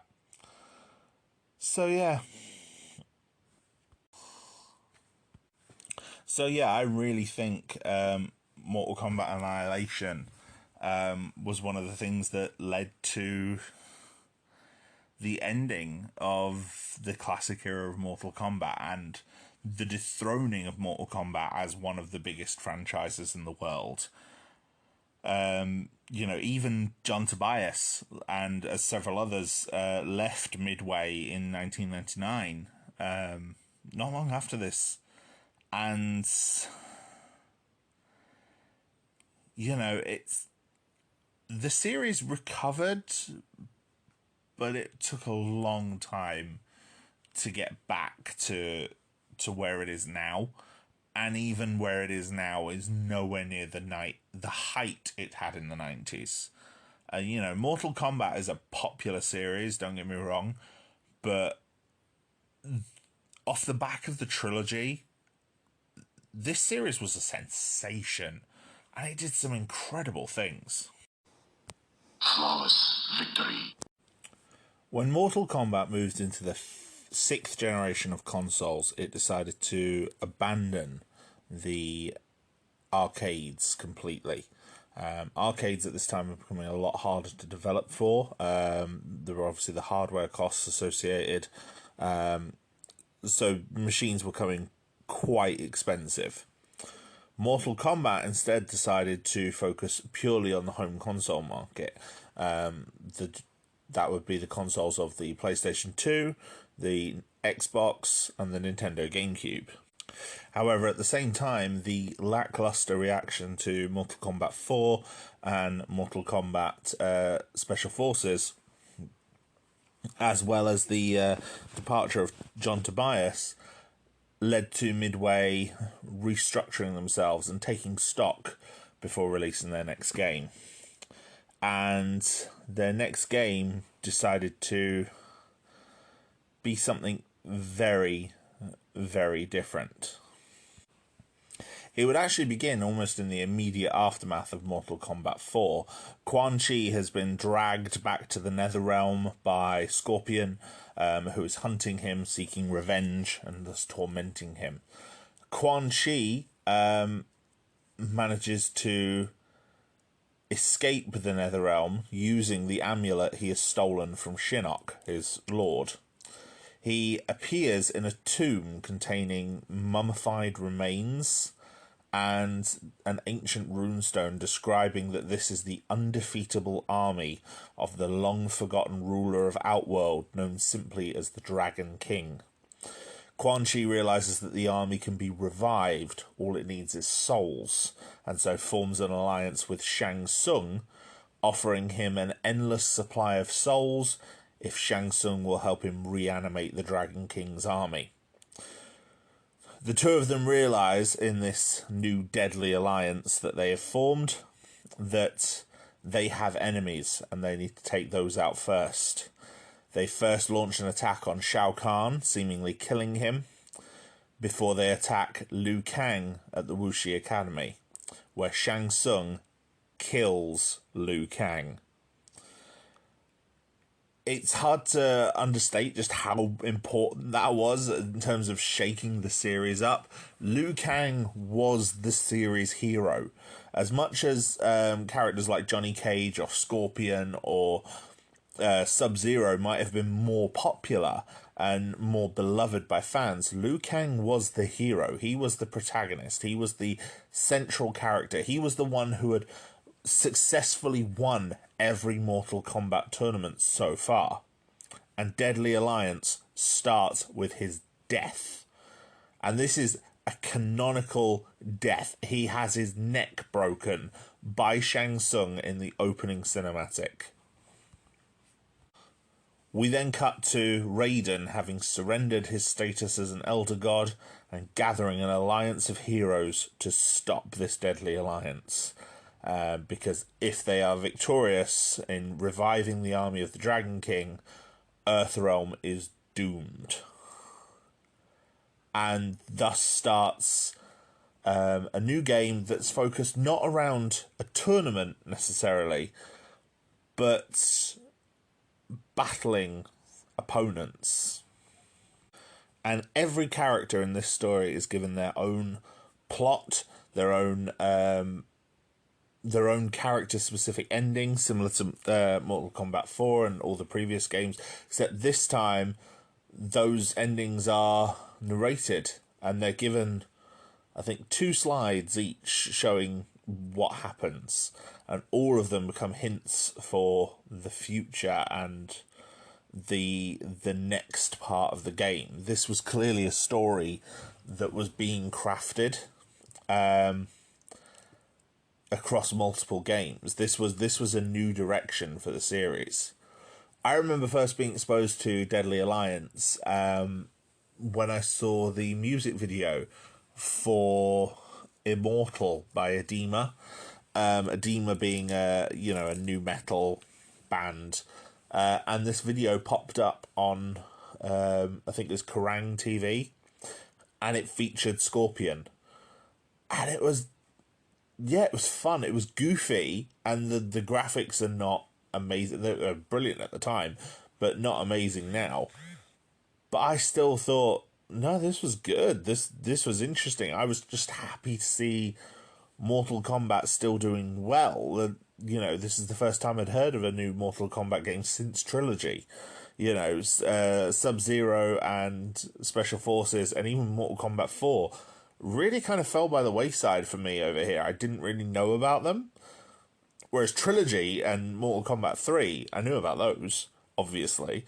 But, you know, for me, this is a franchise that I hadn't really seen anything happen with for a couple of years. Beyond the films and television shows. And then all of a sudden, Deadly Alliance. And Deadly Alliance came out in 2002. And yeah, it's got some very good stuff.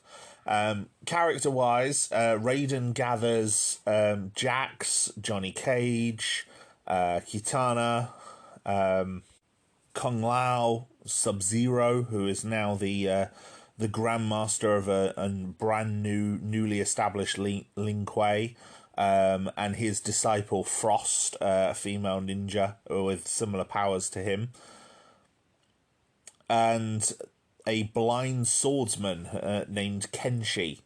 Kenshi is an ally of Sonya and Jax, who obviously are both involved in this as well. They formed an Outworld investigation agency. Kenshi became one of the more successful characters in this. He's a blind swordsman, and he appears in not just this game, but the next two as well, and is one of the only characters from this era who has actually returned in more modern games. But I'll come to that later. He's definitely a popular one, a blind swordsman with telekinetic abilities. Cyrax also returns. He is now stranded in Outworld, where he teams up with another fighter, Nitara. Nitara is a winged vampire, and she is seeking to separate her home realm from Outworld, and she enlists Cyrax's help to do it. They are pursued by Reptile, who is investigating them. Reptile is now, as I said, much more reptilian. He looks almost like a man-sized iguana or a crocodile. It's a good design. It's implied in the backstory, I think, that because he's away from Shao Kahn and doesn't have a leader, he's kind of reverting to a more bestial nature. The sub-bosses for the game are not very interesting, though. There is a giant demon named Moloch, and Dramin, another Oni that exists in the Netherrealm, who is apparently seeking revenge on Quan Chi for abandoning him, and is kind of surrounded by a horde of flies. He's not a particularly popular inclusion. Another inclusion who wasn't particularly popular, well, two in fact. One is Mavado. He is the leader of a group called the Red Dragon, and he is hunting down Kano, who is also in this game, because the Red Dragon have split from the Black Dragon, or actually no, I think it's vice versa. The Black Dragon split from the Red Dragon, and so Mavado is hunting them down. Mavado has apparently killed Cabal in the backstory between the games, and claimed Cabal's hook swords, which he uses as a weapon. All the characters in this are given like 3 different fighting styles as well, and in the combat you can cycle through the different fighting styles, which unlocks different moves, and one of the fighting styles was always holding weapons, and so each character gets a signature weapon, and as a result the weapons are much better utilised than they were in Mortal Kombat 4. And it was also, again, something that made it stand out from other fighters at the time, because a lot of other fighters were moving into the 3D era, as well as obviously new fighters that were starting to appear. Virtua Fighter and Dead or Alive, that sort of thing. As well as obviously the rise of Tekken alongside Street Fighter as one of the Street Fighter and Mortal Kombat as one of the three pillars of the fighting game community. Movado was assisted by Su Hao, a Red Dragon operative with a similar sort of bionic heart to Kano. Su Hao is not a popular character. I believe a lot of that is down to his moveset. But also he is one of the only characters canonically killed in his first game. Like, he is killed by Jax in his own ending. So even his own ending has no respect for him, which I find very funny. And then there's also, as well, a Scorpion who is now hunting Quan Chi and is believed to be the Elder God's new champion against the Deadly Alliance. There's two more recurring characters, which are Li Mei. Li Mei is a Outworld native, and her people are enslaved by the Deadly Alliance. And so the sorcerers are sponsoring a tournament in her village to find like the best warriors, and we soon learn that obviously it's purely so that they can use their souls for the Dragon King's army. And she's saved from this by another Outworld native introduced in this, who is Bo Rai Cho. Bo Rai Cho is this essentially a drunken master. He's big, he's round, he's jovial, he drinks a lot. A lot of his moves involve farting or vomiting, which makes him a bit gross, but he's also got a lot of drunken master style flourishes to his moves. And we reveal that he was a trainer who taught both Liu Kang and Kung Lao. Kung Lao also returns in this, and he's trying to get vengeance for the death of Liu Kang. And so, yeah, the game isn't bad. There's a lot of interesting things done with these characters, and a lot of, shuffling of the board, as it were, where characters are in different scenarios, and each character has their own reason why they're fighting in this game. For example, Cyrax is just trying to get home, but he's teamed with Natara, who has a very definite plan to leave Outworld, to restore her realm of Vaeternus.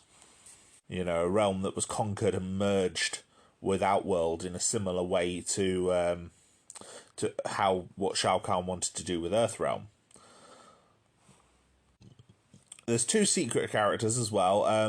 I didn't talk about the secret character from Mortal Kombat 4, who was just a skeleton character called Meat. But in this, the secret characters are more interesting. Firstly, there's the joke character of Mocap.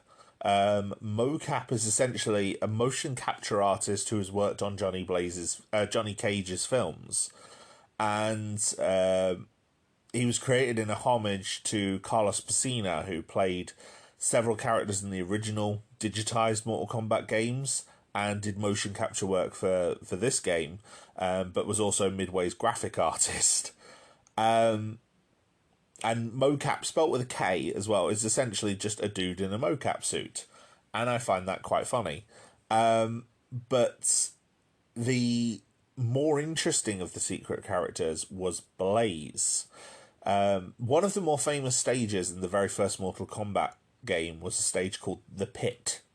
And in the background of The Pit, you could see two characters fighting on like another bridge miles away in the background.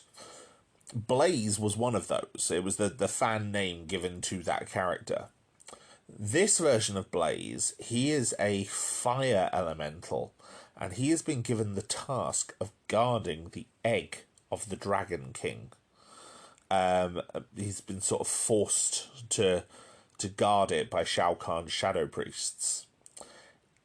His own ending for the game reveals that egg has actually hatched, and because Blaze has managed to escape, and not only is it hatched, Reptile in his own ending is struck by this powerful force that seems to take over his body. Deadly Alliance were going to be incredibly successful. It was critically lauded.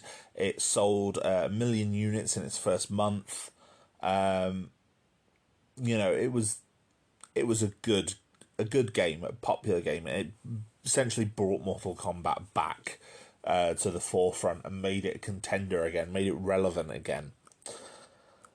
But for me, it was always the story that was more important. So while I didn't play these games, I followed this story online. This was the early 2000s, early days of the internet. You could go on Mortal Kombat fan sites, a lot of which are still up, and see the art from this game. People had been able to digitally rip the ending cutscenes and put them online, and you could see them, and you could see people had transcribed, the actual announcements and everything like that. And then there's also, but even then, there's also the gameplay changes, the huge amount of things that were implemented into this game to make it bigger and better than it had been before.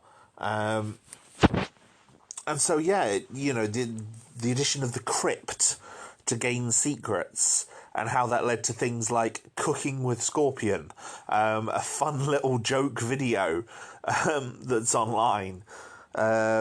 New stage fatalities, new gory fatalities that were, done now with full realistic 3D graphics, what as realistic as you could get for 2002, 2003. But yeah, it was fun to be able to be online and to see people talking about Mortal Kombat again. And yeah, I really, really enjoyed it. But then this all got even better with the sequel, which came out in 2004, which was Mortal Kombat Deception. Deception reveals that the heroes of Earthrealm lost against the Deadly Alliance. And when I say lost, I mean lost. Johnny Cage, Sonya, Jax, Kung Lao, they all died fighting the Deadly Alliance. Shang Tsung and Quan Chi defeat Raiden, as well as his warriors, but then turn on each other, trying to gain Shinnok's amulet to control the Dragon King's army. Quan Chi manages to briefly win, but then the Dragon King Onaga returns, reborn. He was the force that took over Reptile's body, and he is now back, and this army is his, and he claims it. Quan Chi, Shang Tsung, and Raiden all join forces to stop him, and they're unable to. So Raiden sacrifices himself to unleash all of his powers in an incredible explosion that has little effect on Onaga, warps Raiden's own personality, making him dark and twisted, and seemingly kills Shang Tsung. Quan Chi escapes like a second beforehand. And Onaga is now planning to destroy the realms, all of the realms, to merge them together. This is all in the opening cutscene, and this is all revealed to us by the narrator of this opening cutscene, who reveals that it is his fault that Onaga has returned. Because he was deceived, the victim of deception. And this is where you get perhaps the biggest thing that this game adds to the series, which is the concept of a full-on story mode. In this, it's called Conquest, with a K, naturally. Conquest mode appears in Deadly Alliance. In that, it's essentially almost like a mission mode. You know, run through different fights with modifiers, but each fight is interspersed with a slide of story, revealing something about these characters and about what they're doing in the plot of this game. Conquest and Deception, however, is a full adventure mode. Yes, there are fights in the same way as the standard Mortal Kombat battles, but you play as a man named Shujinko, who is recruited by a being known as Damashi, you know, an energy orb that recruits him and says that he wants him to be the emissary of the Elder Gods. And he recruits Shujinko as a young man, takes him around the different realms of the Mortal Kombat universe. Earthrealm, Outworld, the Netherrealm, Edenia, and then 2 new realms introduced in this game, which are Chaos Realm and Order Realm, both of which have several characters attached to them. Shujinko goes around, meets plenty of characters, including most of the characters in the games, you know, in the roster of this game, some of which he will battle from and learn abilities from through battling them. But others are just cameos from previous games that he will team up with, and, you know, there'll be missions against them, or they might give him a mission to complete within a certain time limit. This game had the adventure mode for Conquest had a full day and night cycle. Time, you know, there would be timed events. It was a proper adventure mode, and very cleverly made. It's not great by any means. The voice acting is rough. There's a lot of, you know, the gameplay wise is just run to this place, fight, run to this place, fight, run to this place, run to this place, collect this thing, run back there, give it to this person. It's basic, but also very detailed at the same time. But plot-wise, Shujinko believes he's working for the greater good. He fights a character called Monster, who, you know, claims that he is the agent of the Elder Gods, and kills him. And then right at the end, when Shujinko has run to all 6 of the realms and gathered each realm's Kamidogu, an artifact that sort of, you know, exemplifies the realm, and gathers them all together, only then is it revealed that Damashi is actually Onaga, who by now has his body restored. Damashi was Onaga's spirit, acting from within the egg, able to maneuver Shujinko. And the reveal here is that Shujinko has spent his whole life, the whole history of this Mortal Kombat series, being manipulated by Onaga. Like, when we first see Shujinko, he's training to compete in the Mortal Kombat tournament. You know, the upcoming Mortal Kombat tournament. And he misses a tournament. You know, whether that's... I don't think it's meant to be Liu Kang's tournament. I think it's meant to be the tournament beforehand. So, Onaga's return is something that has been in the background of a lot of the plots of the series. And in fact, some of the encounters that happen in this game explain certain things. Like, how did Kenshi get his telepathic powers? Well, this game reveals that he encountered Ermac years ago, and Ermac taught him the way of telekinesis. It's very clever. This game also took great lengths to redesign a lot of its cast, and a lot of the redesigns were really quite beloved. As I said, Ermac reappears in this game, for example. No longer now is he a palette-swapped red ninja. Ermac is given an appearance that essentially makes him look like a or almost like a more Arabic-inspired sorcerer. He's got a head wrap for a mask, and trappings of like Arabic Egyptian design, which is something that got carried forward from this. Mylena was given a fan favorite costume that I believe she wore in a spread that was used in Playboy, because like a women of video games issue, where she's holding her size directly over the rude parts of her upper anatomy.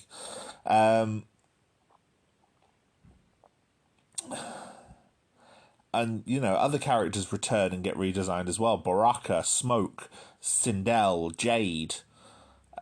This game features at the same time some of the least returning characters from the last game, and the least new characters, but also like in the last game half the roster was completely new. In this it's a bit less, it's about 8 of them. But because some of the characters in this game were not in the last game, like Jade, like Sindel, like Tanya, like Nightwolf as well, Baraka, Mylena, it means that this game itself also has more to offer. So, what are the characters' goals in this particular game? Raiden has been made darker. His lightning is now red. He's wearing a darker outfit. He is sort of taken on an ends justify the means approach to protecting Earthrealm now, and become more vengeful. And he is actually angry at Shujinko's resurrection of the Dragon King. And so he decides to reanimate Liu Kang to hunt down Shujinko. So Liu Kang is now a zombie without his soul, which is such a cool idea. It's a really, really cool idea. And yeah, he's being sent after Shujinko. He's based on something from Chinese legend in his zombie form. He's not just a zombie, he is like a vengeful spirit, almost. And he's got this long chain weapons with like hooks on, which he uses as his weapons. So his gameplay is completely revolutionized as well. Bo' Rai Cho returns. He saved Li Mei and stopped her from being used to power the Dragon King's army, so he saved her and her village. Jade and Sindel are now trying to save Kitana, who has been killed and then reanimated as part of the Dragon King's army. Ermac is found by Liu Kang's spirit. With Shang Tsung dead, Shang Tsung had absorbed Liu Kang's soul, but with him dead now, that soul is now free, and it wanders the realm and finds Ermac. And Ermac, again, free of Shao Kahn's magic and after his encounter with Kenshi, is now more heroic. And so Liu Kang, is helped by Ermac to try and save his friends who have been killed and enslaved by Onaga. Kenshi himself, he joins forces with Sub-Zero. Sub-Zero was attacked by Frost at the end of the last game, and Frost was frozen alive. She turned on Sub-Zero and was frozen alive, trying to claim this ancient armor, this ancient medallion that Sub-Zero wears. The armor turns out to be the armor of the Dragon King himself, that Sub-Zero is now wearing. And so he teams with Kenshi to fight Onaga and his assistant from the Order Realm, Hotaru, who is the leader of the Seidan Guard, because the Order Realm was also known as Seda, and he pledges his service to Onaga in hopes of forcefully establishing order in Outworld, which is obviously war-torn. He's not the only character who pledges himself to Onaga. Baraka joins with Onaga to try and help take over Outworld. This is the second time Baraka has teamed up with just whoever the new big bad is. But also in this, Baraka has brought back Mylena and is shown to care for her and almost to love her, in fact. And Mylena poses as Kitana with the goal of misleading Edenia's military into supporting her. Tanya also joins with Mylena for this and swears allegiance to Onaga as well. As said, Scorpion is now helped by the Elder Gods. He is trying to prevent Onaga from merging the realms because the lore of this game reveals that all of the realms used to be combined. The Elder Gods essentially split a giant creature called the One Being by fighting him, and the One Being tried to destroy all of creation. And so the Elder Gods split the realms and hid a piece of the One Being in every realm. The realms merging together is slowly restoring the One Being. And it seems that the One Being's influence has affected multiple heroes, multiple villains throughout this series. Not just Shao Kahn, but also now Onaga. And so that is why Onaga is trying to gather the Kamidogu, the weapons that were used to kill the One Being, in order to restore him.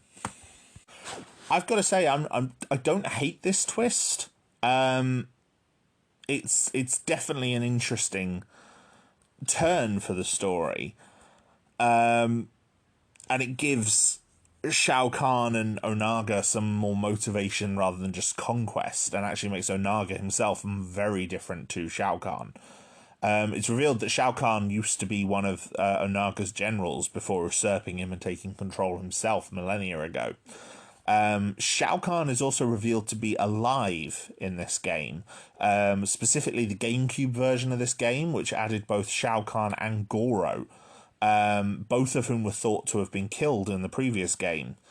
And it was revealed that Shao Kahn faked his death and is now allied with Goro and the Shokan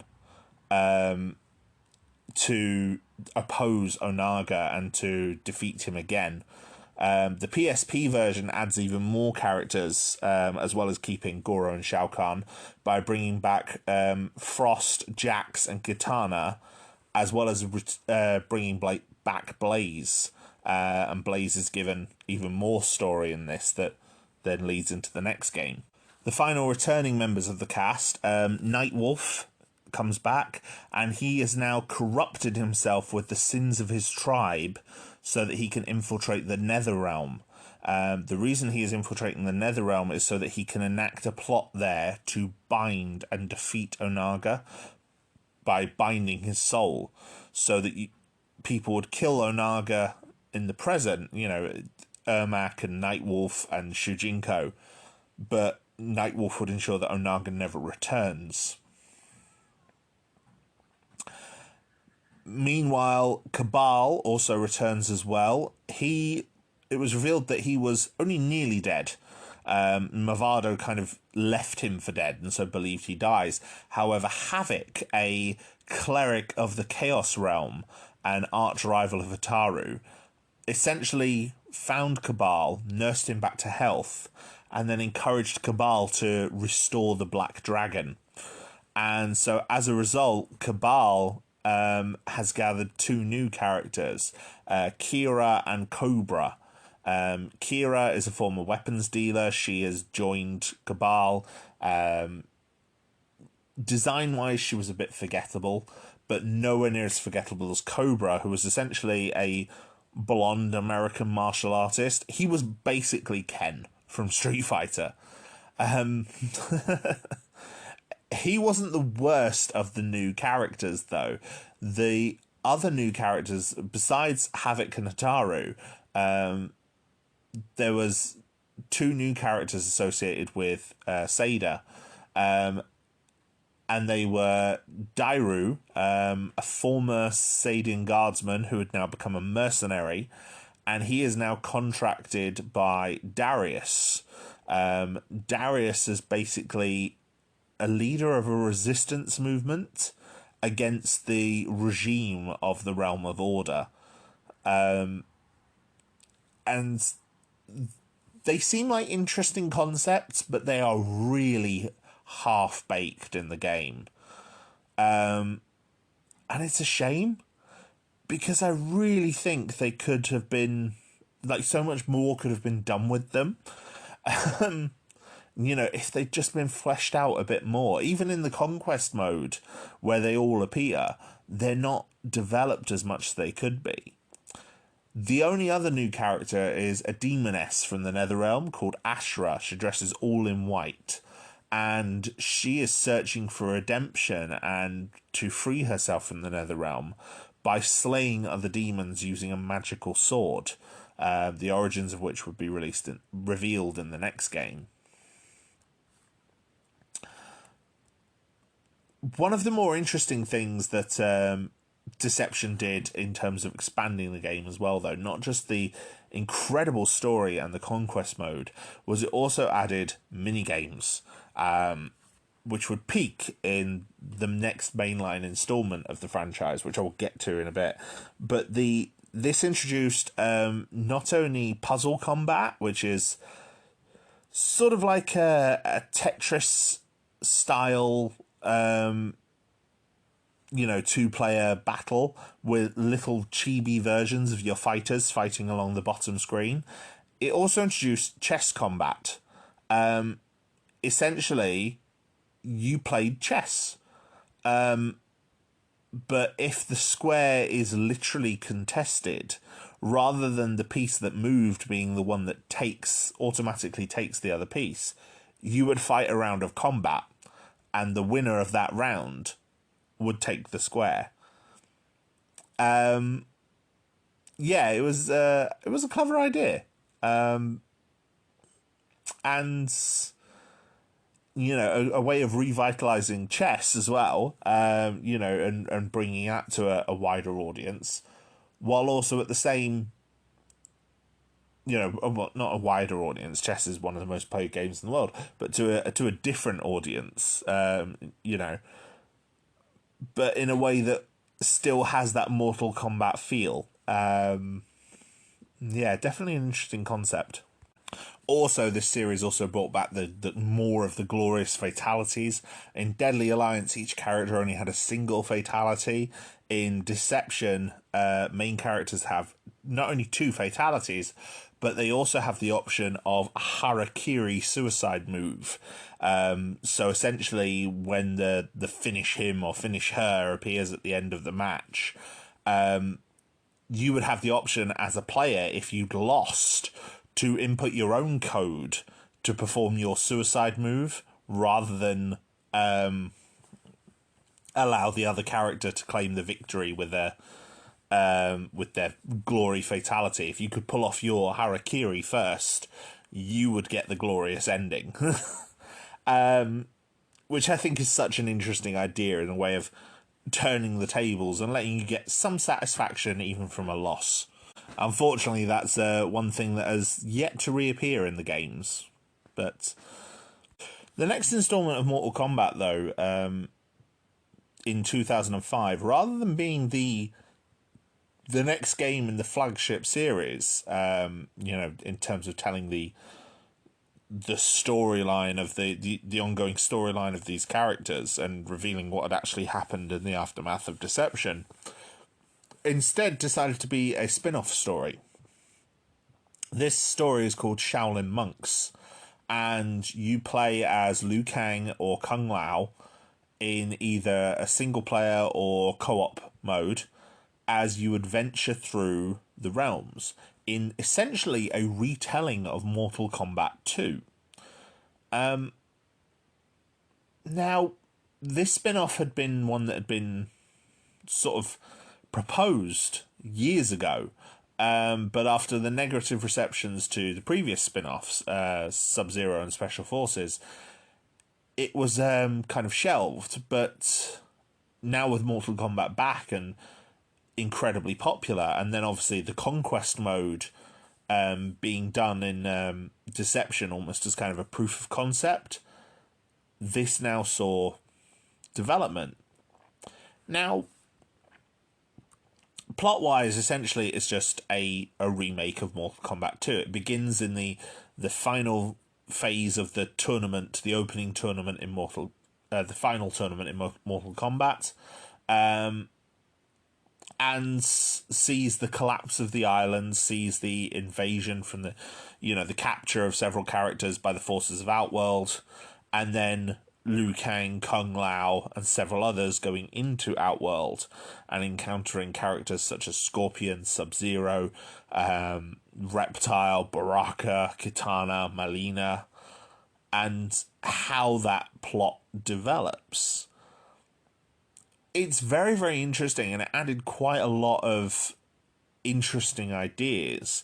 Not all of them as fleshed out as perhaps they could be, but there are some interesting ideas, like Shang Tsung pretending to be Johnny Cage and, sending them in a different direction inside Outworld so that they're away from the tournament.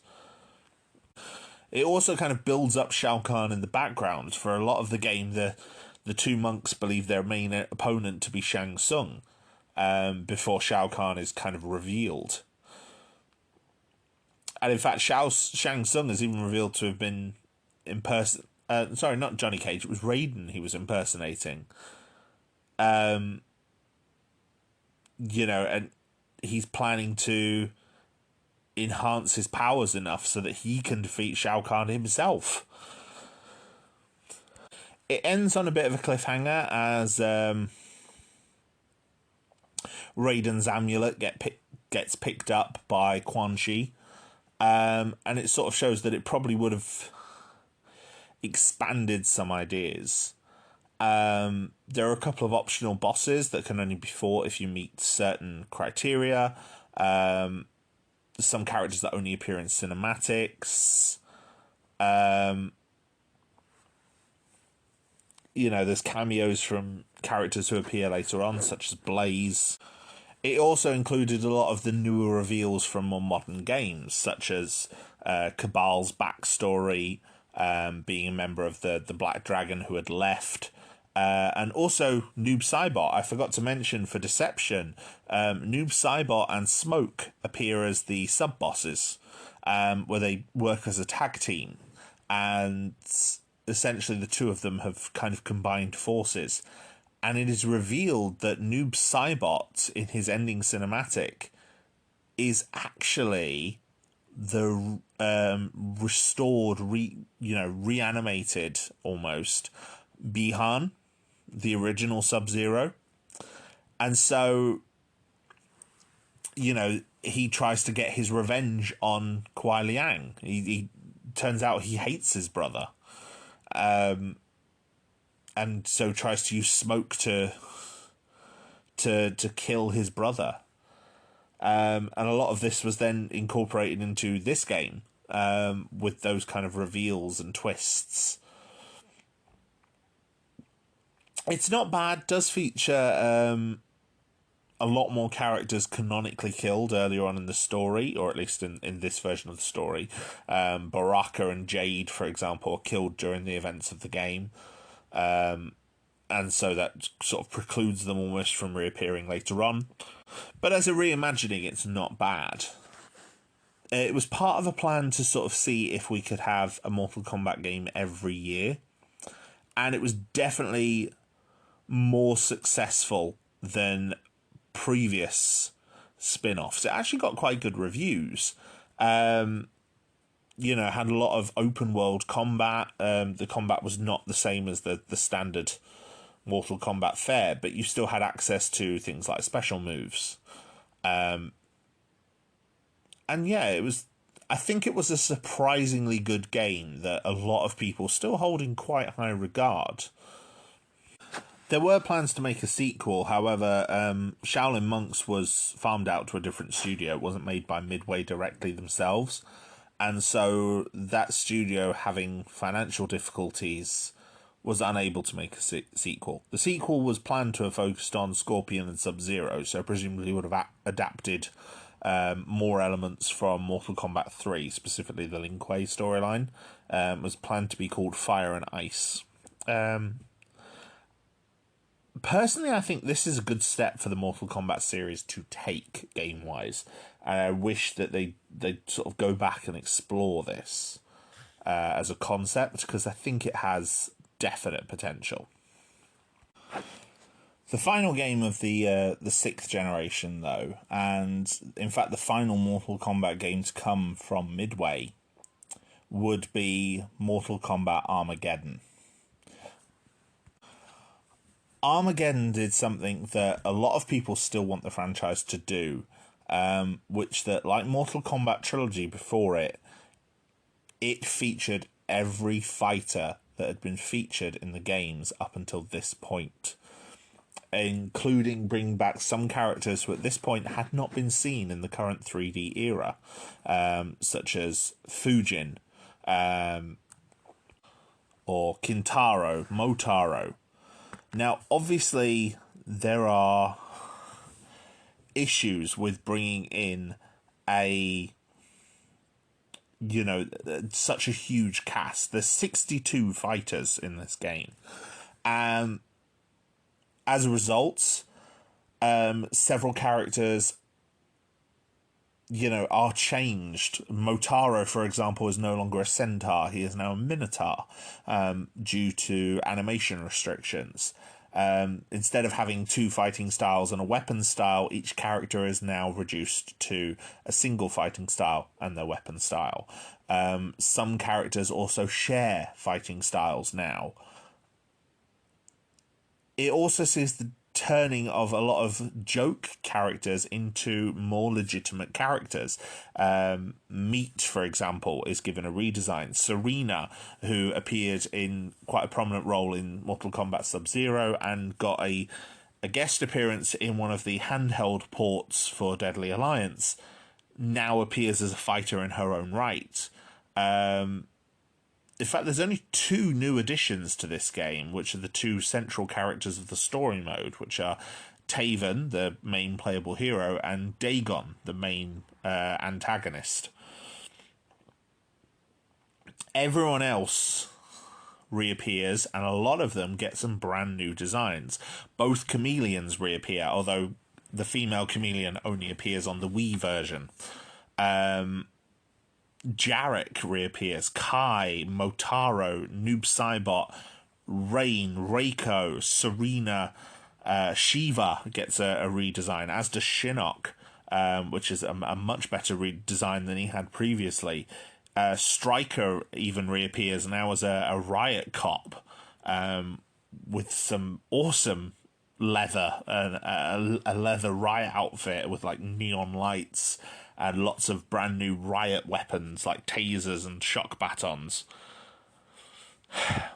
It's definitely an ambitious game, and it's not flawless. Like the individual fatalities, you can't program 62 individual fatalities, or at least they couldn't in this generation. The hardware space wasn't there, and so while it is great to see all of these characters return, some of them for the first time in years, this is definitely an ambitious game. And this is without even getting into the other features. Like, yes, you lose the fatalities, although there's a new creator fatality, where characters can perform vicious finishing moves based on how many codes you can input. But it also adds other new elements. It has its own Conquest mode, but this Conquest mode borrows elements from Shaolin Monks by having open world combat, as opposed to the stop and have a combat fight in the same way that Deception did. It is a full-on adventure mode. There's a creator fighter mode, where you can actually create your own fighters. And it's not a bad one either. It's actually a pretty good game. There are some incredible designs I've seen out there. People making versions of characters like Superman or Goku from Dragon Ball Z. There's also the addition of Motor Combat. Motor Combat is essentially a full kart racing minigame in the style of Mortal Kombat. In the style of Mario Kart, sorry, within Mortal Kombat. They keep the sort of super deformed style that they introduced in Puzzle Combat and put those characters in cars. They give them weapons and death traps on these race courses. And, you know, the cars are based on the characters' personalities, and even the weapons are based on the characters. And, you know, it has a decent roster as well. There's like 8 racers you can use. It's Scorpion, Sub-Zero, Bo' Rai Cho, Jax, Baraka, Raiden, Kitana, Mylena, Cyrax, and Johnny Cage.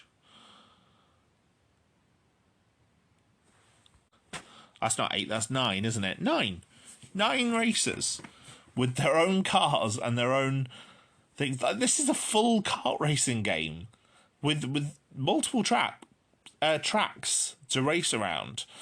Admittedly, not many, but for an extra mode that requires a whole different level of programming from the core game, that's impressive.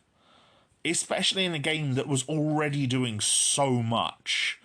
Like, this game is beloved among the fan base for a reason, and it's because it added so much to Mortal Kombat. However, as a result, some things were cut. Gone were character bios. Gone were the slides at the end of the character's endings. Instead, we see the character performing a kata on top of the arcade ladder, moving through some martial arts moves while an oration plays out, sort of describing what happens. But again, each character has this own ending. Although the martial arts moves they perform are identical depending on which character you're playing as. It's just reskinned. But the bios are completely gone. They're not available in-game. Some bios were released online, but not for every character. However, the ones that are introduced are quite interesting. Like, we see what happened to Nitara after she restored her realm. Female Chameleon is given a reason to rejoin the fight. It's revealed that she's a member of Reptile's race, and that she knows that they were descended from the dinosaurs, which Reptile does not, so she tries to enlist Reptile's help. It even reveals how Onaga and Shang Tsung survived their apparent deaths. It's just a shame that all of this was hidden away elsewhere. The main plot, though, concerns the 2 twins, Taven and Dagon. We find out that millennia ago, the Edenian sorceress Delia has a vision of the future, where the forces of good and evil will clash in a massive final battle of Mortal Kombat that threatens to end all realms. And so her husband Argus, an elder god, constructs a pyramid where the battle will take place, and has his sons, Taven and Dagon, put into stasis in caverns, each of them given a dragon guardian to awaken at the right time, right before the final battle. And for the Conquest mode, we take control of Taven, reawakened by his dragon Orin, and told that he and Dagon will be competing against each other in their quest. Taven goes to explore. He heads to his father's temple, where he ends up fighting the Black Dragon, as well as Red Warriors, who turn out to be part of Sector's new Takunin ninja clan. And, you know, eventually he finds a message to him left by his father, and that learns that he and Dagon will be competing to take his place as an elder god, and by defeating Blaze. Blaze is going to be the final part of their final part of the steps that they need to take here. He's left weapons for each of them, but both of the weapons are missing. Taven proceeds to travel the realms, encountering different characters such as Sub-Zero, Noob Saibot, Frost, Fujin, before eventually encountering Dagon. We learn that Dagon is much older than Taven now. He was actually awakened years ago by his dragon Garhdo. And so Dagon sought out and murdered both Argus and Delia after learning about the true nature of the contest. And we find that Garhdo, being a red dragon, was the inspiration behind the red dragon, which was founded by Dagon. Garhdo turns on Dagon to help Taven, and where Taven is then manipulated by Shinnok. Shinnok, who is actually assisting Dagon, and we learn that all of the other warriors know about the prize, the power that they can claim by defeating Blaze. And so it all leads to a final battle. The final battle was actually shown in the opening cutscene of the game, as the two forces rush at each other, and we see people die. The actual Conquest mode is pretty good. A lot of the elements of it are interesting. Seeing, for example, Quan Chi, Shang Tsung, Onaga, and Shao Kahn all come together, and Dark Raiden sort of being manipulated into helping them. Yeah, it's definitely interesting, but the actual opening cutscene is incredible. In fact, I highly encourage anyone to go onto YouTube and watch the opening cutscenes for these games, for Deadly Alliance, Deception, and Armageddon. Some people have even used AI upscaling to sort of clean them up, and they look really good with the AI upscaling. Like, these are... The animation is decent, and the characterization is there, even when you aren't hearing these characters. So yeah, it's good. The battle ends, though, with... The Conquest mode ends with Taven on his way to confront Blaze. And Midway had plans to continue after this with Shinnok returning. In fact, it's even hinted that Shinnok sent a duplicate of himself to the final battle in his own character ending, and that Shinnok would have been the returning villain for the next game, which would have taken place further in the future. But unfortunately, that wasn't to be. Midway closed its doors. Midway was a victim of the stock market. It continued to accrue losses, and eventually most of it was purchased out by Sumner Redstone, the head of the now merged Viacom and CBS, who increased his stake in Midway before eventually selling it all to a private investor. And Midway eventually declared bankruptcy.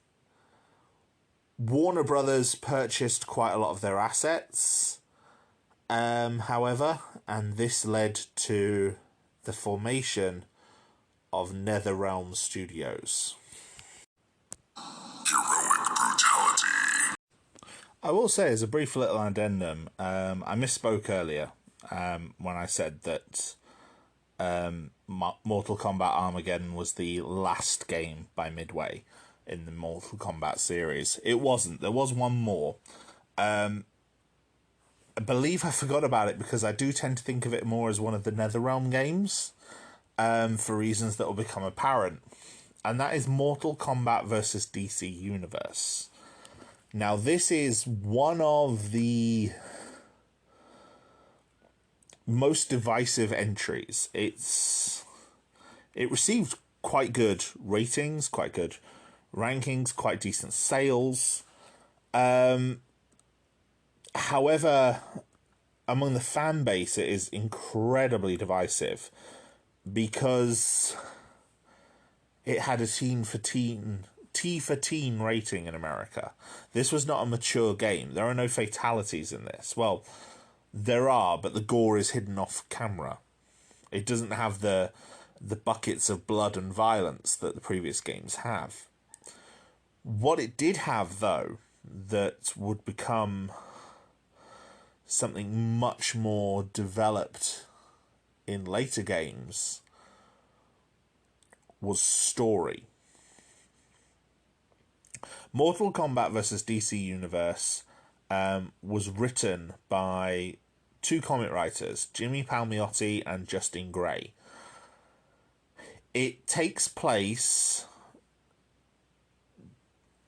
in the past, almost, of the Mortal Kombat universe. Raiden is dealing with an invasion by Quan Chi, and Superman is dealing with an invasion of Metropolis by Darkseid. Sorry, not Quan Chi, Shao Kahn. And an attack by both Raiden and Superman simultaneously in their respective universes causes the merging of Shao Kahn and Darkseid, creating Dark Khan. And Dark Khan's very existence causes the realms to begin to merge. And as a result, characters in both universes start to become affected. Some of them become weaker, some of them become stronger, some of them are influenced by a rage mode, governed by a sort of rage meter, which became a game mechanic. But the actual game itself, not bad. It has a decent story mode, and it's the story mode that is the main part of this. You could decide whether you wanted to play the Mortal Kombat story first or the DC Universe story first. And depending on which side you picked, depending on which characters you would play, you would essentially run through a series of character-focused chapters, where you would fight several opponents from either the universe that character originated from, or the Mortal Kombat, the opposing universe. So, for example, if you played the DC Universe side first, you could play as Batman, Green Lantern, Flash, and Superman, and Wonder Woman. And while you might go up against characters like Deathstroke, the Joker, and Lex Luthor, you might also go up against Liu Kang, Johnny Cage, or Katana. I think the story for this is quite interesting. It uses a good selection of characters. It's a more limited roster in some respects. There's only 10 playable characters in each side. Although Shao Kahn and Darkseid are also unlockable, so that makes for a total of 11. There was planned DLC that unfortunately never materialized. On the Mortal Kombat side, you have Baraka, Jax, Kano, Kitana, Liu Kang, Raiden, Scorpion, Shang Tsung, Sonya Blade, and Sub-Zero. On the DC side, you have Batman, Captain Marvel or Shazam, Catwoman, Deathstroke, The Flash, Green Lantern, the Joker, Lex Luthor, Superman, and Wonder Woman. And yeah, it's decent. All the characters are fully voiced, and the voice actors, for the most part, are pretty good. Richard Epcar, for example, who voices Raiden and the Joker in this, gives both characters a voice that matches who they are, and sometimes makes me get taken aback a bit when I realise that both voices are coming from the same actor. It also features some nice, interesting elements, like the fact that Superman is weak to magic, which is a very often forgotten element of the character.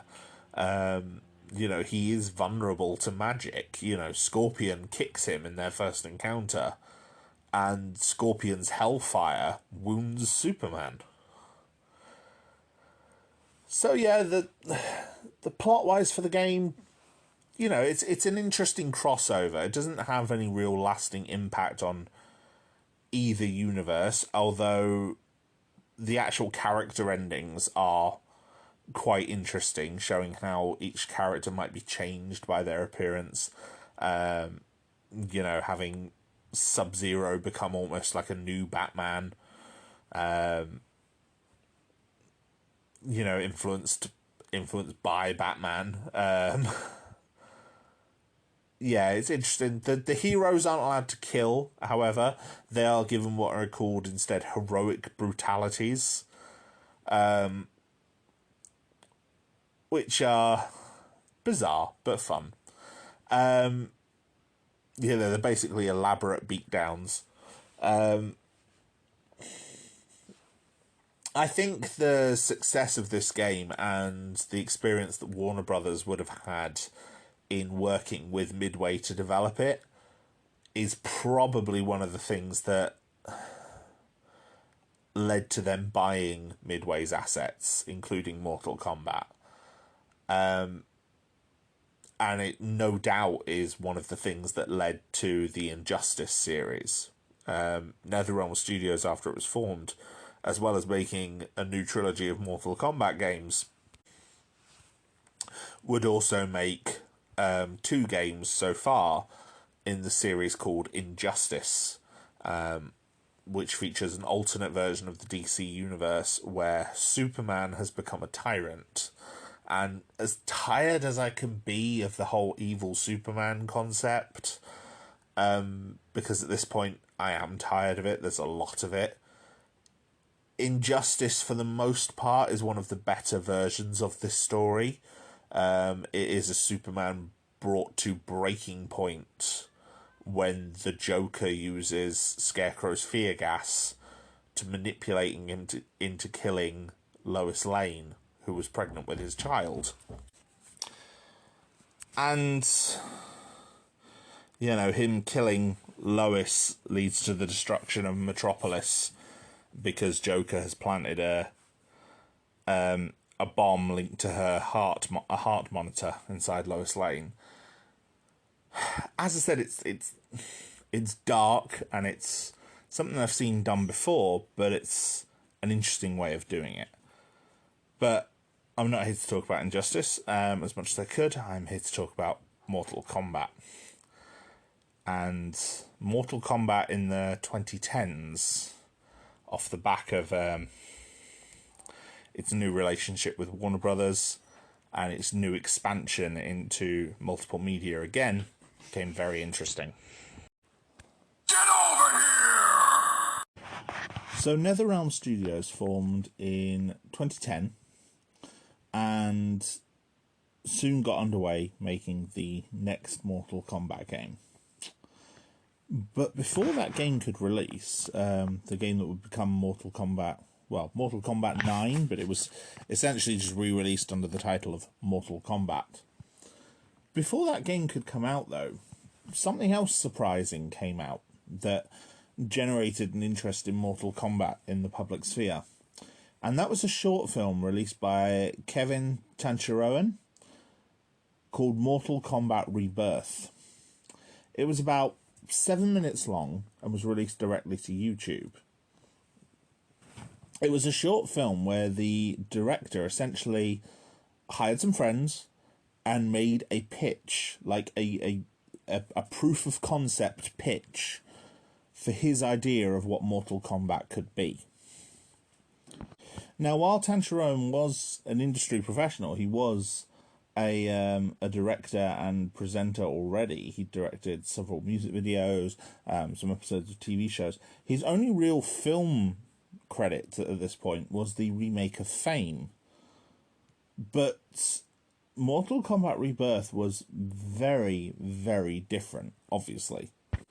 The film is structured around police captain Jackson Briggs, played by Michael Jai White, talking to and interrogating the assassin Hanzo Hasashi, played by Ian Anthony Dale, who would go on to have a role in Hawaii Five-0. Talking to him about the criminals Reptile and Baraka. Baraka in this not being an Outworld creature, but instead a former surgeon who has, after accidentally killing a patient, went on to kill 24 more, and has sharpened his teeth and attached blades into his forearms.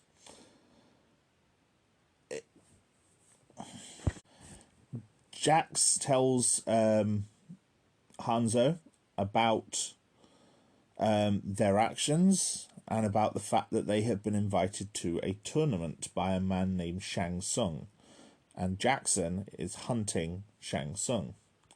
He asks Sasashi to work for the police department in this tournament to help them bring Shang Tsung to justice. And when Hanzo says why should he do this, Sonya Blade, a police lieutenant played by Jerry Ryan, comes in and informs Hasashi that his enemy Sub-Zero is still alive and will be at this tournament.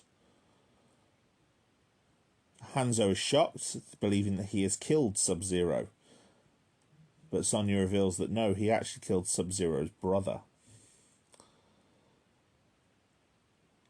Hanzo, calling himself Scorpion, agrees to participate. Now, this is pretty cool, and I do like it. I think it gets its point across very, very well. It abandons a lot of the more fantastical science fiction fantasy elements of the Mortal Kombat mythos. There's more supernatural elements and the realms and things like that.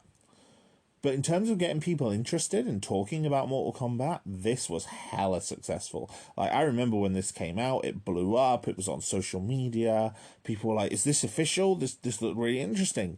You know, there's some really good fight scenes in it. They got Matt Mullins to play Johnny Cage, and he appears being killed in a flashback by Baraka. You know, there was very good makeup designs used in this. You know, everything was done for real by the look of it.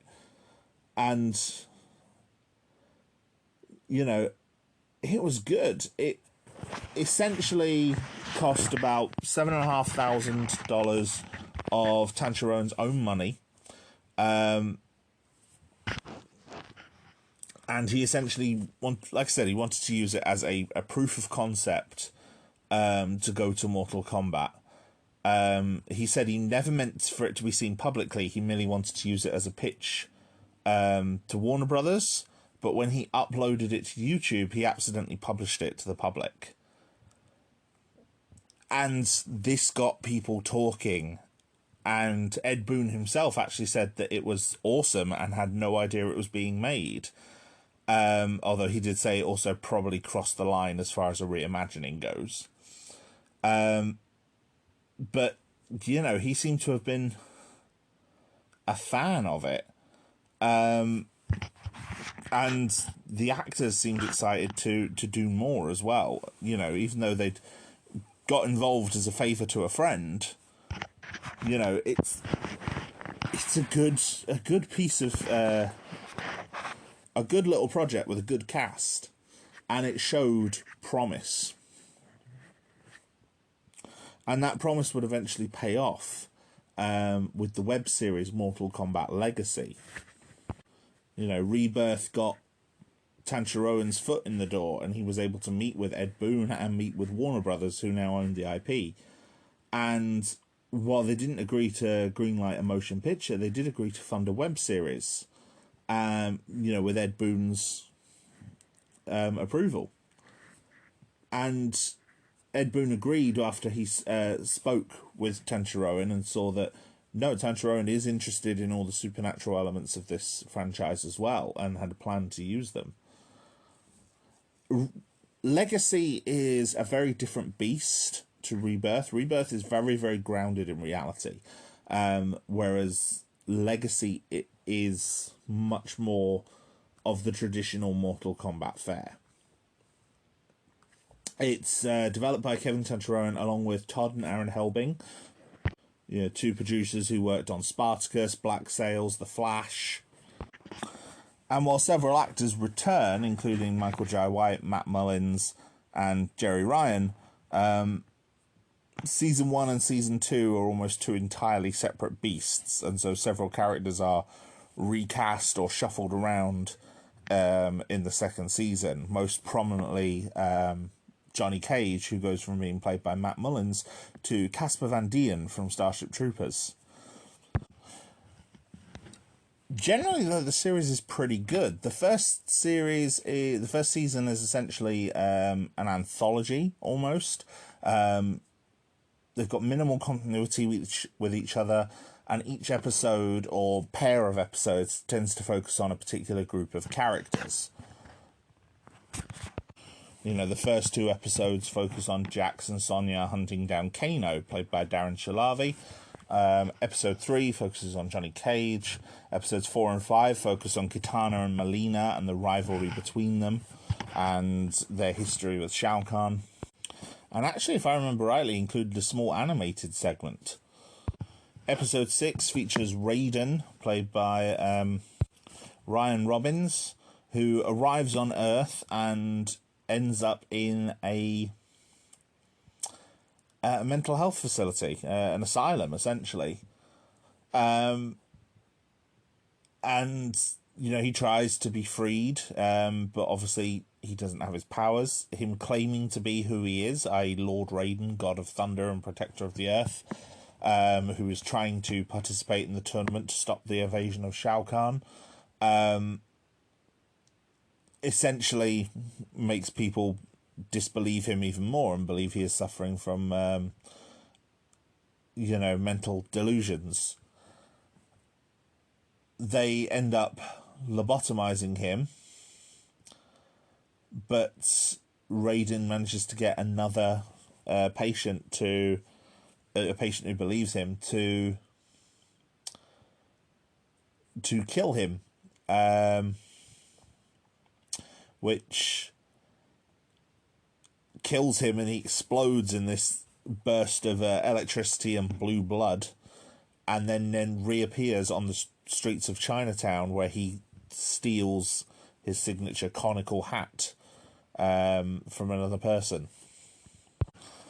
This particular episode even had to open with a particular, like a little title card from Kevin Tancharoen himself, saying that the following episode represents my own different take on the Mortal Kombat universe. I think it combines the perfect amount of gritty realism mixed with a hint of mysticism. I hope you guys enjoy it. And I believe part of that was because some people were complaining about online in Mortal Kombat fan communities about, while they were enjoying the series, the more sort of grounded take that a lot of it was taking, and the absence of a lot of the more fantastical elements of the series. But this was releasing in 2011. This was releasing the same year that the Mortal Kombat reboot came out. In fact, they were releasing in the wake of the reboot. The reboot came out in April as well, and it was they were building off of the popularity of the new wave of popularity that the new game was generating.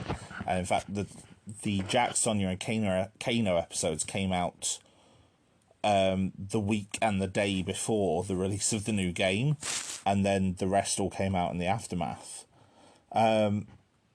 Episodes 7 and 8 focused on Scorpion and Sub-Zero. They were very interesting, and highlighted the two clans, the Shirai Ryu and the Lin Kuei, and how Hanzo and Bihan had a friendship as children, despite being rivals.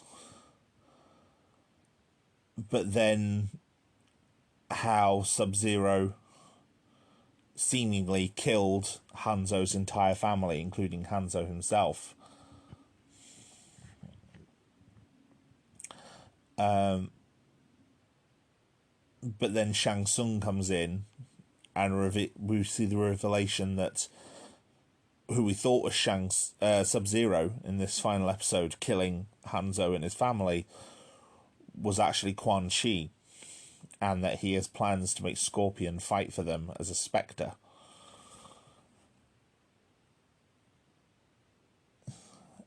And yeah, it's good. It's got the more mystical elements that everyone was expecting. But then the final episode decides to be even more grounded. The final episode is also longer as well. It features Cyrax and Sector, the first converted cyberized ninjas. The parts for which have been supplied by Kano, who, despite getting his cybernetic eye in the end of episode 2, does not have that here. This is a pre-cyberized Kano. And we see Cyrax and Sector, who were motion captured, but in this are CGI animated, fighting another previous model, Project Hydro, while they're being observed by, the doctors and assassins who worked on them. And Cyrax, despite showing the most resistance to the cybernetic automation, actually having been cyberized against his will, while Sector believed it was the future of the clan, Cyrax is the one that actually kills Hydro. And so the Grand Master then begins the order to automate the entire clan. It's a very streamlined version of the cyberization storyline from the games, and kind of absent of a lot of the main characters of it, but it's interesting enough, and I like that it's Cyrax rebelling. Season 2 was filmed in 2012 and released in 2013. There's a lot of changes with this one. All of the episodes dropped at once rather than being released week on week. They do something very, very different with this one, where they actually show the tournament. There's 6 fighters per side. And a lot of the cast, or the more well-known cast from Season 1, such as Jerry Wrighton and Michael Jai White, aren't present in this one. And in fact, several other actors have been recast. For example, Curtis Stryker, who is played by Tamo Penniket from Battlestar Galactica in the first season, is now played by Eric Jacobus. Raiden is now played by David Lee McInnes. And Shang Tsung, although I'm very happy with this one, is now played by Kari Hiroyuki Tagawa. And seeing him come back into the franchise as Shang Tsung, this iconic role that I remembered him playing in my childhood, was absolutely amazing and would not be the only time that he would return to this series. It also saw the debut of other new characters such as Ermac and Kenshi, who was played by Power Rangers Daniel Southworth, who also worked in Devil May Cry, I believe.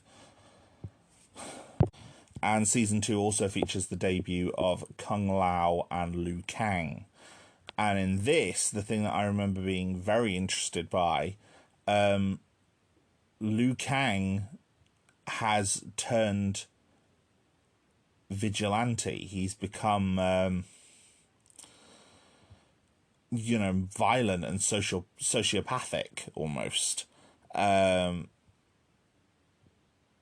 while he does eventually join the side of the heroes, he initially starts fighting on the side of Outworld. He fights them, for Outworld. He's recruited by Shang Tsung. Both Sub-Zeros also appear in this, both Bi-Han and Kuai Liang. Bi-Han has now become Noob Saibot as well. And we get Scorpion fighting against the new Sub-Zero as well. in all, though, it's a very good series. It's a good take on the concept of Mortal Kombat, and considering the budget it was given and the cast changes, I do think it's worth a watch. There's a lot of quite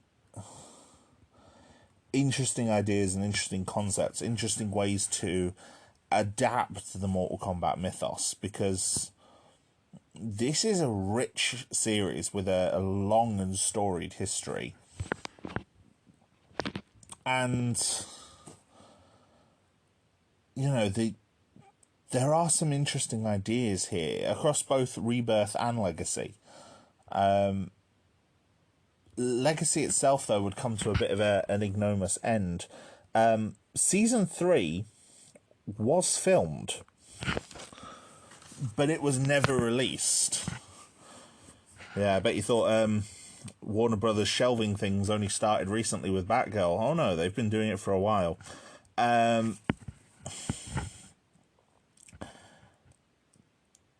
third season was planned to tie into the release of Mortal Kombat X, which released in 2015. And, you know, while Tanjiro had departed the series due to the lack of progress on the reboot film, which he had been hired for off the back of this series, he still was planning to work on this series, and he did. You know, Casper Van Dien confirmed his involvement on social media. A lot of the actors tweeted on social media and were showing sort of behind-the-scenes pictures and shots of them in costume on set. You know, not just the stars, the stunt performers as well. And, yeah, filming began in 2015. But it wasn't released in 2016. And it was supposed to introduce a whole load more elements.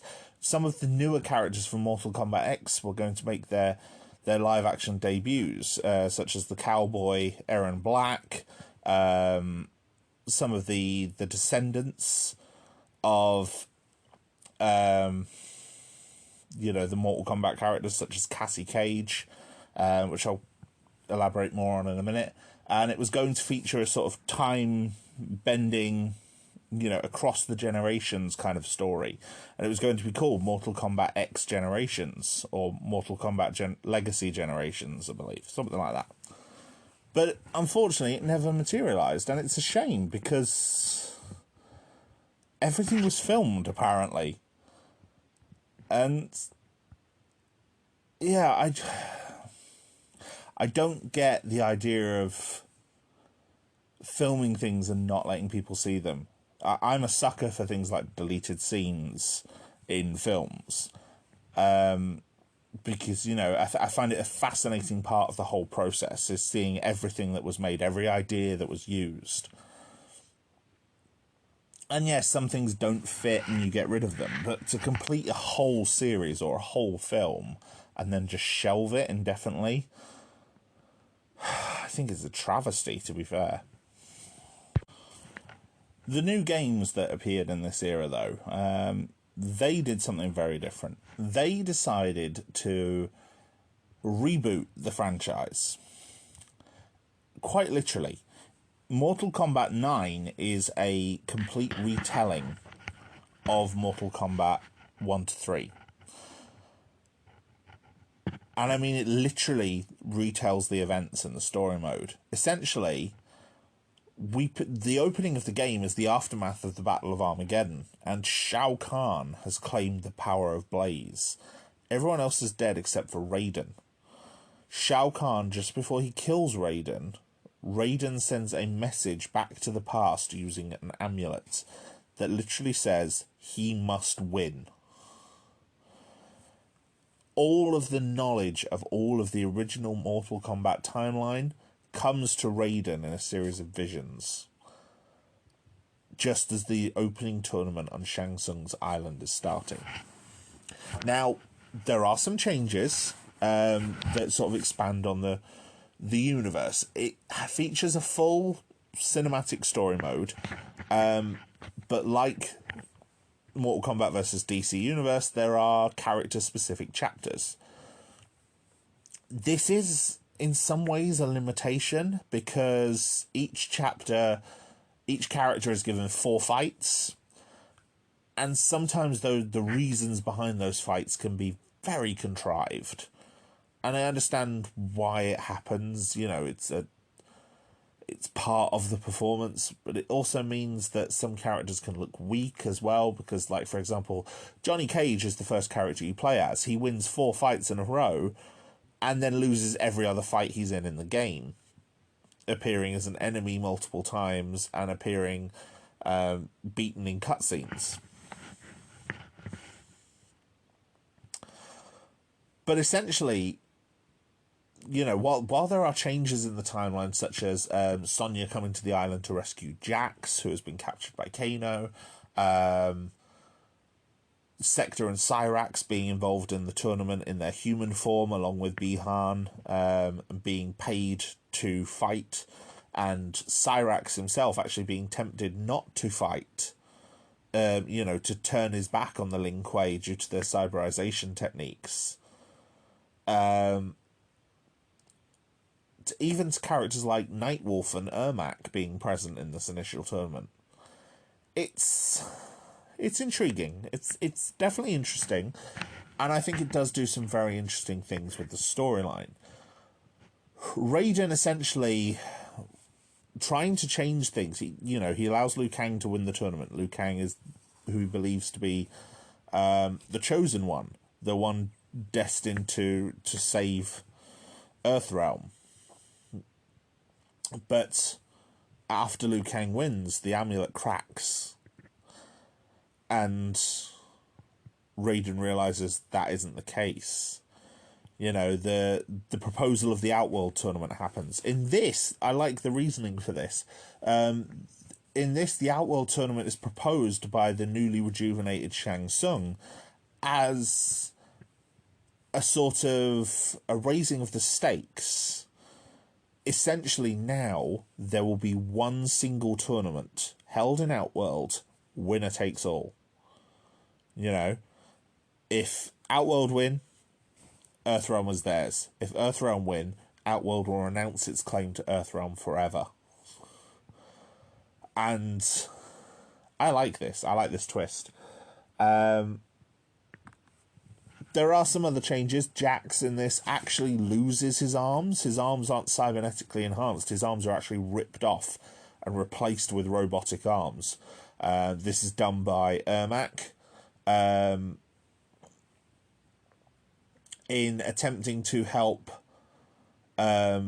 Smoke and prevent him from being cyberized, Sub-Zero is instead captured and cyberized instead. Kuai Liang is captured and cyberized. And then he is, you know, saved during the invasion of Earthrealm. Cabal and Stryker are police officers on the ground during the invasion. And in fact, Cabal is burnt as part of the invasion. He's burnt by Kintaro. And that's how Stryker is recruited. He's one of the combatants who's actually able to survive the opening effort, the invasion. No Solnado in this one, though. Quan Chi is also quite heavily involved in this version. He seems to be the voice in Shao Kahn's ear. He's the one responsible for reanimating Sindel, which he does in Earthrealm. And he encourages Shao Kahn to give Sindel more power, which he does by killing Shang Tsung and sending all of the souls that Shang Tsung has claimed in his life into Sindel to power her up, leading to Sindel killing all of the heroes, with the exception of Johnny, Sonya, and Liu Kang. You know, Cabal, Stryker, Kitana, Jade, Smoke, Jax, Nightwolf even, they are all murdered. So yeah, it's a very, very different change. Johnny Cage is saved from death by Raiden, who kills Motaro instead. You know, Kung Lao gets killed during the second tournament because Raiden wonders, well, what if he must win refers to Kung Lao, so sends Kung Lao up against Shao Kahn, and Shao Kahn proceeds to murder him. And then eventually Raiden realizes that he must win refers to Shao Kahn. Shao Kahn must win the tournament. Or, well, invade Earthrealm, which he does, but because he's broken the rules of Mortal Kombat to do it, the Elder Gods punish him, imbuing Raiden with his power and then killing Shao Kahn. But before he allows this to happen, Liu Kang attempts to stop him, which leads to Liu Kang's own death. And then the narrative hook at the end is Quan Chi, shown to be Shinnok's agent, revealing that the destruction of Shao Kahn and the weakening of Earthrealm was part of their plan to conquer the realms all along. It's interesting. It was definitely popular. It brought Mortal Kombat back in a big way. It also included guest characters for the first time in the series. Kratos from God of War comes in as a PlayStation exclusive character. He's not in the story mode, but he was playable. And then for DLC characters, as well as bringing back Rain and Kenshi, you know, who had both been mentioned in story mode but not seen, and adding the new character Scarlet based on a long-held glitch rumour from back in Mortal Kombat 2 of a red female ninja. They also added Freddy Krueger, and I really liked Freddy Krueger in this. I had a lot of fun playing as him. His fatalities and moves, a lot of his moves were based on different kills in the Nightmare on Elm Street franchise. So yeah, he was a lot of fun.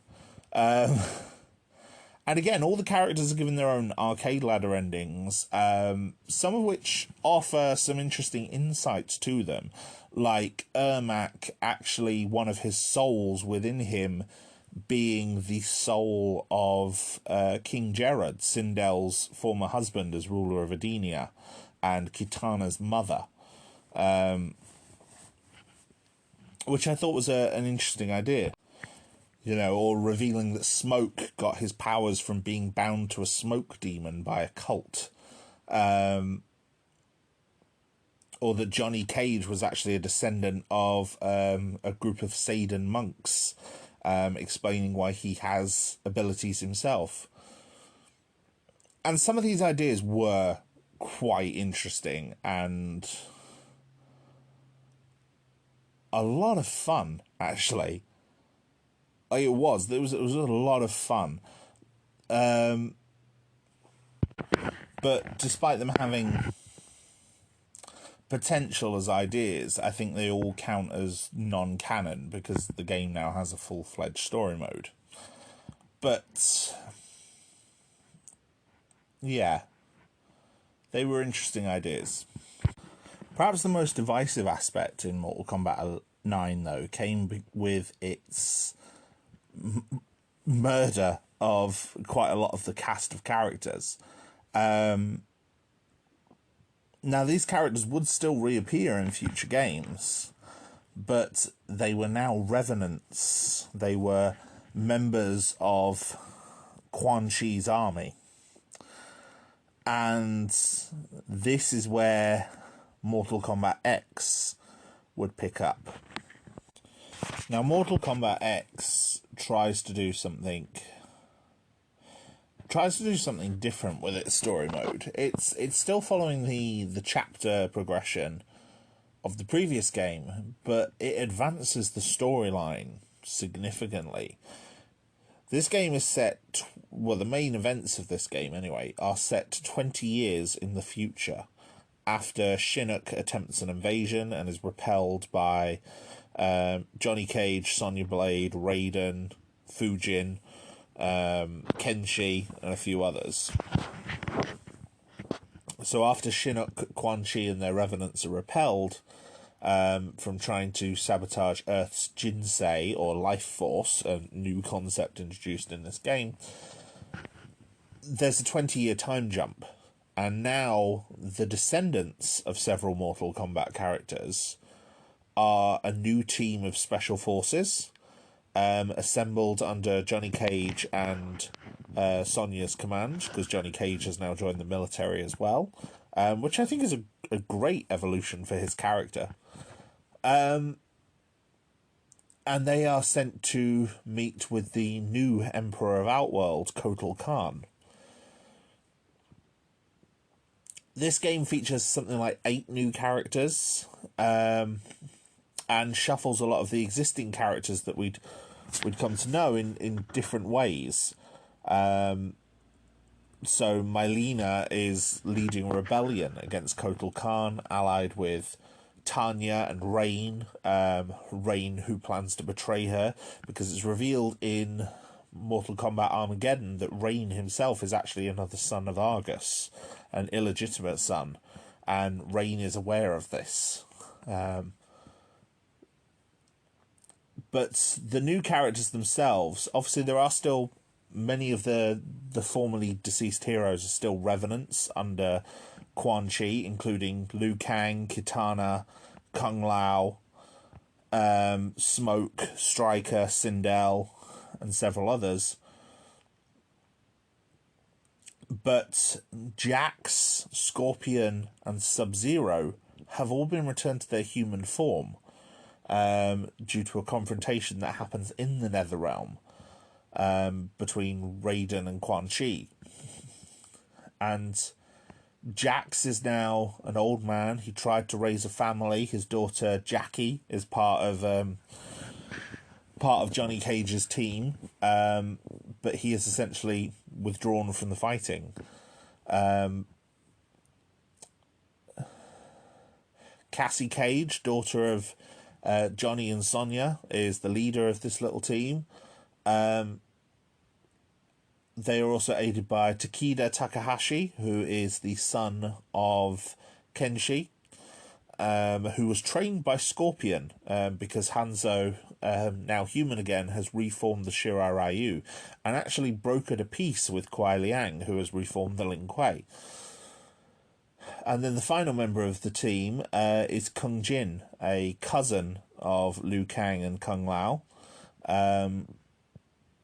who is, as well as being young, was left the Shaolin believing that they would turn him out for being gay, which is a nice little revelation. And he becomes a thief before he's stopped by Raiden and sort of recruited. Personally, I think these combat kids, as the fan base have taken to calling them, I think they're very interesting. They've got some amazing moves in game. Takeda especially is a bit of a powerhouse, and definitely one of the more popular inclusions. But I also really like Kung Jin, and Cassie. Jackie is probably the weakest one for me. I think she gets better in the next game, but in this one, I think she has a bit of a weak showing compared to the others. Johnny Cage stopped Shinnok by unleashing the power within him. Excuse me, sorry. He unleashed the power within him to stop Shinnok during Shinnok's original invasion. And I have to say, I really like the idea of making him a military officer. And in fact, him and Sonya were married in this, but have divorced because Sonya put her career before the family, which is another nice twist I like. Several other characters appear as NPCs throughout the story mode, including Li Mei, who is a refugee from Outworld, which is, her village has been caught in the civil war between Mylena and Kotal Khan. Kotal Khan is an Oshtek, a new race within Outworld. He was worshipped on Earth once as the god Bulok, the Mesoamerican god Bullock. He is aided not only by Reptile and Ermac, but also with several new characters. There is the Bug Queen Devora. She is the leader, the last member of a race called the Chitin. She's essentially a walking insect hive. She's a very interesting concept for a character. Has moves incredibly well. There's something always very unsettling and inhuman about her movements, which I quite like. Kudos to the motion capture team. There's also Aaron Black, who is an actual cowboy granted extremely long life by Shang Tsung years ago, and a former member of the Black Dragon, who is now essentially a mercenary. And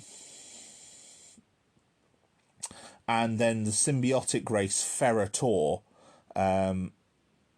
which is the giant rider Tor and the small childlike Ferra who rides upon him.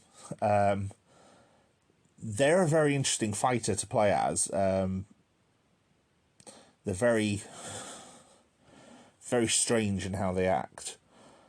And this game features... It seems like Mortal Kombat has grown up a bit. The story mode actually features some interesting themes of, disillusionment and living up to your potential and family breakdown, and it's interesting, but it's not as half-baked. It's not as rich as it could be, but it's also not as half-baked as you might expect from something like Mortal Kombat. The theming is there. It isn't always carried through particularly well because of the character chapters, but it's definitely there. And there's a lot of, ideas of backstabbing and do the ends justify the means kind of thing. Like, for example, Shinnok was trapped in his amulet years ago by Raiden. Quan Chi is trying to reclaim that amulet in the present day. And Mylena has it, which leads to the Combat Kids teaming up with Kotal Khan to get it back. When they get it, they are betrayed by Devora after she executes Mylena. And Devora reveals herself to be an agent of Shinnok this whole time. She takes the amulet, comes to Earthrealm with it, and tries to give it to Quan Chi, who is in the custody of the Special Forces at this point. But Hanzo has found out where he is, and Hanzo arrives to kill him. And not being able to be dissuaded from his vengeance, because the Special Forces need Quan Chi alive to restore their friends, Hanzo cannot be dissuaded, and so fights the Special Forces. He fights Johnny, Sonya, Kenshi, with the goal of killing Quan Chi, which he does. But he kills Quan Chi just as Devora throws him the amulet.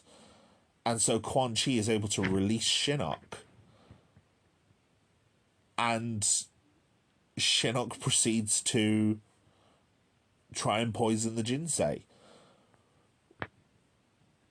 And yeah, it's good. Cassie is the one who ends up defeating him. Again, using the sort of inherited power that she's claimed from Johnny and his lineage.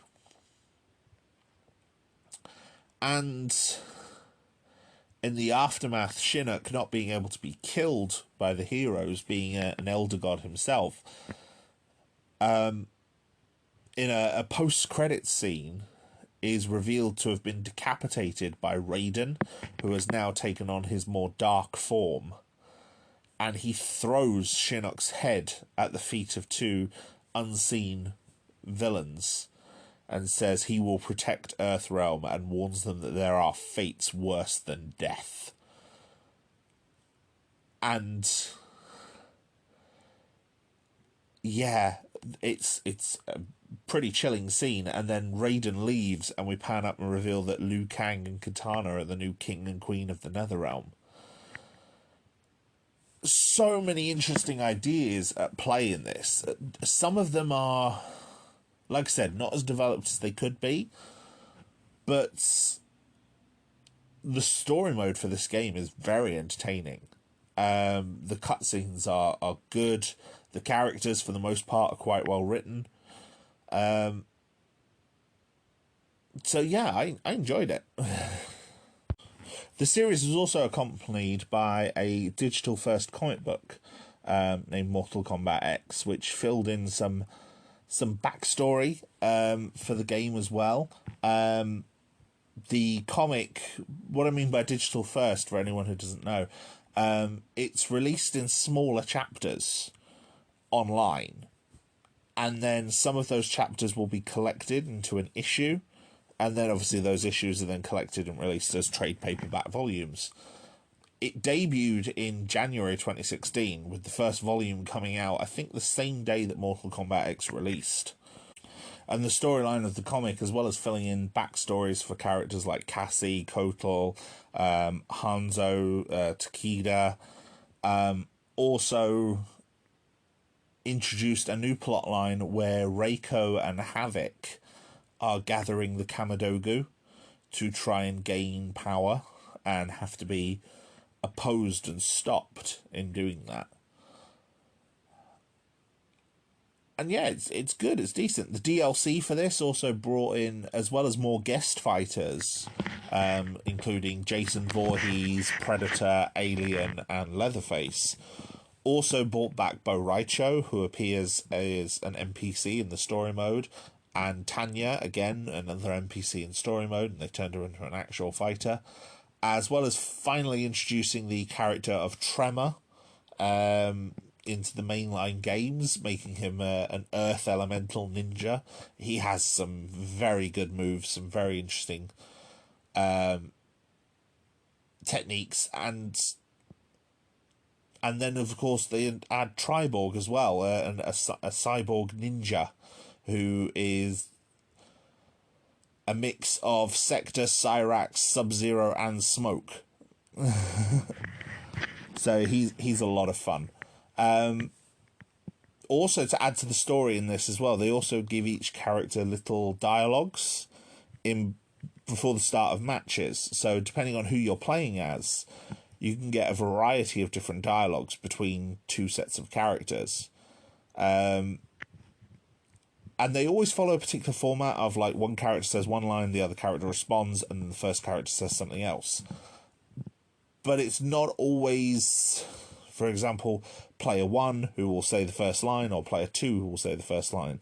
So it can vary. And you get different dialogues depending on which character has the most lines, and, you know, they indicate elements about them and indicate things in their story. And, you know, some of the characters, for example, the Revenant characters that are playable in the roster, so Kitana, Kung Lao, Liu Kang, they have non-Revenant forms, and the non-Revenant forms have their own lines, which is similar to the previous game where you had both versions of Sub-Zero playable, and both versions of Sub-Zero would have different recorded lines and dialogue, and even grunts as they were hit. You know, they would have there were two completely different voice actors. And so, yeah, overall, it's a good game. It's really quite interesting. There's a lot of fun things going on here. And a lot added to the story.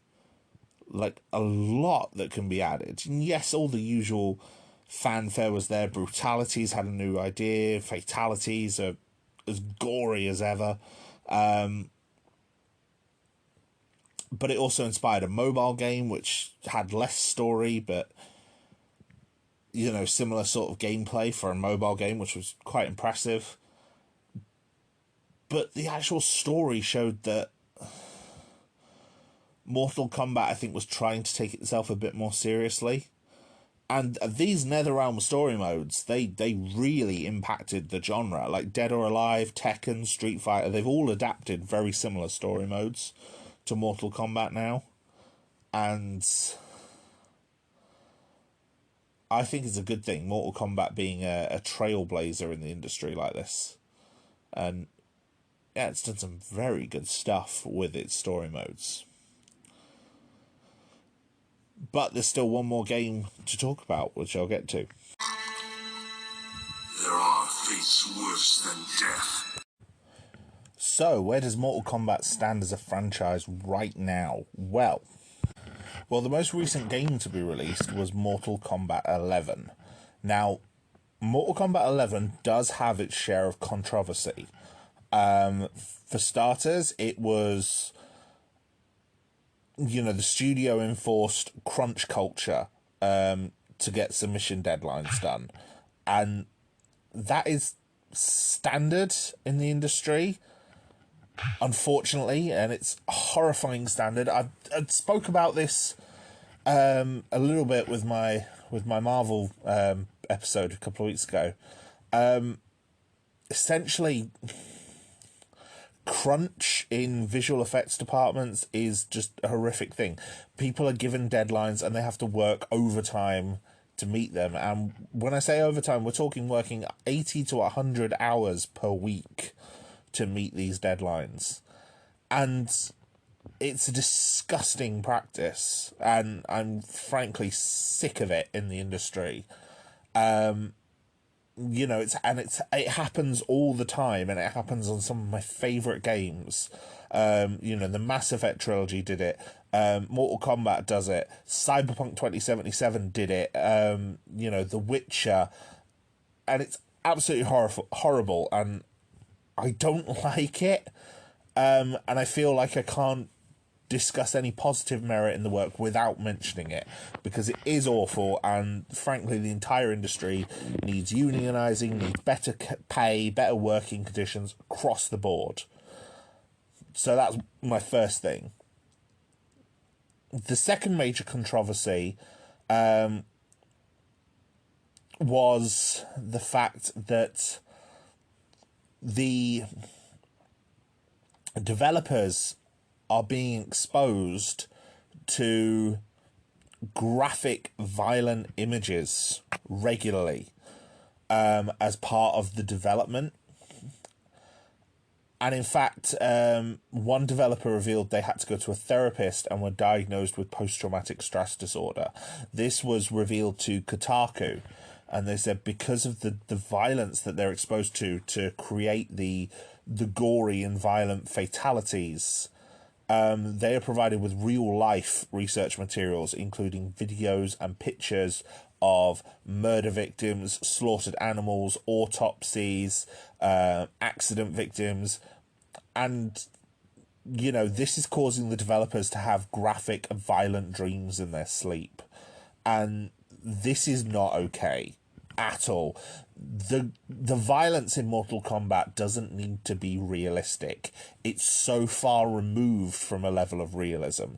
Like the NetherRealm games introduced Mortal Kombat 9 and Mortal Kombat X featured X-ray moves, where horrific moves would be done and bones would be broken, and we'd see the internal bones of these characters being broken. And in terms of an animation effect, it's very impressive, because they gave the character models multiple layers. Yet there was the skeleton, then the tissues, then the muscle layer, then the skin, then the costume. And this is true of every character, even the ones that have different skeletons. So, for example, Tor, Goro, Kintaro, Shiva, they were all given these different models, and it works, and it's very impressive. But characters will have bones broken, faces shattered, but then immediately get up and carry on fighting because of the gameplay in this game. And Mortal Kombat 11 does a similar sort of thing with these fatal blows. Now, instead of showing the internal damage, we are shown just jets of claret blood flying everywhere as the characters suffer horrific injuries, being stabbed with swords, having their throats sliced, all sorts of things like that. And it is ridiculous. Like, the actual... These are wounds that should kill people multiple times over, and these fighters will get back up and carry on battling because that's the nature of the gameplay. And I don't think it needs to be realistic. I think, if anything, it should be more inspired by the sort of splatter films of the 80s and 90s. You know, the ridiculous horror films. We don't need realistic gore. In fact, realistic gore I find quite off-putting, and I say that as a horror movie fan. I want gore to be ridiculous. And there is... While there might be necessary to look at skeletons and tissue layers in order to animate those textures properly, the developers do not need to be subjected to the sort of images they were being subjected to animate this correctly. They can watch old zombie films, they can watch the making of, they can interview with, you know, they can look at old splatter effects. You know, when a character especially because even with all the work they've done, these moves still aren't realistic. Like, there is a video online that's on YouTube of a doctor breaking down these different fatalities and the sort of damage that would ensue. And realistic damage to the level of Mortal Kombat done on the human body would be far grosser. Like, for example, one of the characters in their fatality slashes the abdomen of another, and the character sort of falls in half. And obviously their guts, their intestines then fall out. But, you know, there's something like 10 feet of intestine in the human body. It's not that much that falls out. And when it does, it's not full. You know, if you know anything about the human digestive system, the intestines are pretty much full all the time. You know? That doesn't happen. So, they don't need to see realistic animations for this. The third controversy, and I say that with air quotes because it was not a controversy at all, essentially people picked an issue with the fact that Mortal Kombat 11 had covered up the characters, specifically the female characters. Now, Mortal Kombat X had already done this. Characters like Mylena, who was given a very sexualized appearance in Mortal Kombat 9, was given a much more dignified outfit in Mortal Kombat 11. And, you know, same with Sonya Blade, who is essentially got her tits out almost in Mortal Kombat 9, but in Mortal Kombat 10 is wearing a proper military flak jacket and has also had her figure altered so that she's much less buxom. And Mortal Kombat 11 continues that trend and introduces a gear system to allow more customization of the characters. Personally, I'm fine with it.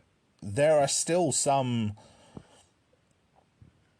not necessarily sexualized, but still some skimpy outfits for some of the women if you really want to use them. Like a lot of the female ninjas, so Jade, Katana, Scarlet, they have a classic outfit that resembles the Mortal Kombat 2, Mortal Kombat 3 era outfits. Except now, instead of a thong back, it's a full brief. So, you know, if you want to use those costumes, they're still there. They still exist. But the actual costumes that the characters are given, they're quite cool. There are some good ones. You know, you can... Yes, you can still get things like Sonya Blade in her shorts, matching the portrayal by Bridget Wilson in the film. In fact, Bridget Wilson even recorded a skin for this game, recorded vocal dialogue and stuff, so that she could be in the game. You know, her depiction of Sonya is a skin that's equipable in the game. But I don't see the problem with reducing the sexuality. Even Ed Boon, in an interview with Playboy, claimed that it was unrealistic for the female fighters to be as scantily clad as they were, and that 2011's Mortal Kombat had probably gone way too far in its sexualization. Like, this was a change made by the directors of the game, the people who invented Mortal Kombat. So, yeah, it's kind of a non-controversy. But, yeah, the first two, those are reasons to be annoyed with the game, and to be annoyed with the direction of the franchise. And I really hope those things change for the inevitable future installments. Now, Mortal Kombat 11, despite a lot of the implications of where the plot could go, featuring, you know, Liu Kang leading the Netherrealm, Raiden taking on his more dark persona, you know, Earthrealm potentially going on the offensive. Like, a lot of the character endings reflect the fact that Raiden goes to war with Outworld, and that Outworld is now having to defend itself in Mortal Kombat in a tournament.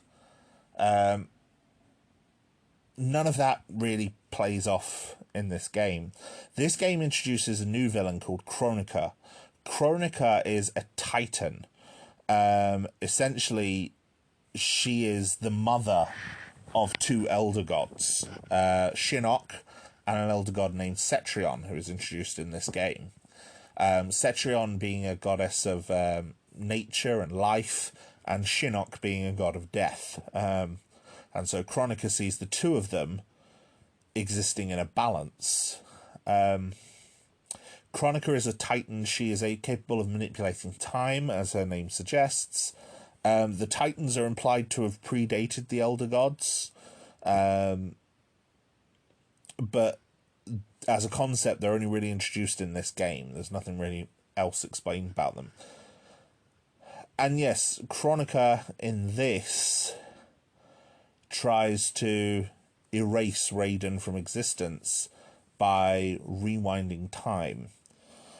So what happens is, after the Special Forces strike at Netherrealm and destroy Liu Kang's base there, although at the cost of Sonya's life, Kronika creates an alliance with the Revenants, Liu Kang and Kitana, and, you know, in the middle of an event in Outworld, creates a time storm. This time storm brings several past characters from roughly the era of Mortal Kombat 2 to the future. Firstly, Scarlet, Baraka, Shao Kahn, Kano, Erron Black, Jade, Raiden, Kitana, Liu Kang, Johnny Cage, Sonya Blade, Jax, Scorpion, Cabal, and Kung Lao. Raiden being brought forward from the past erases Dark Raiden from existence, because Raiden is a god and so exists sort of separate from time. And now with this new playing field, we learn that Frost is trying to gather an army... not Frost, sorry. I looked at my notes for earlier. Frost also appears as one of Kronika's assistants.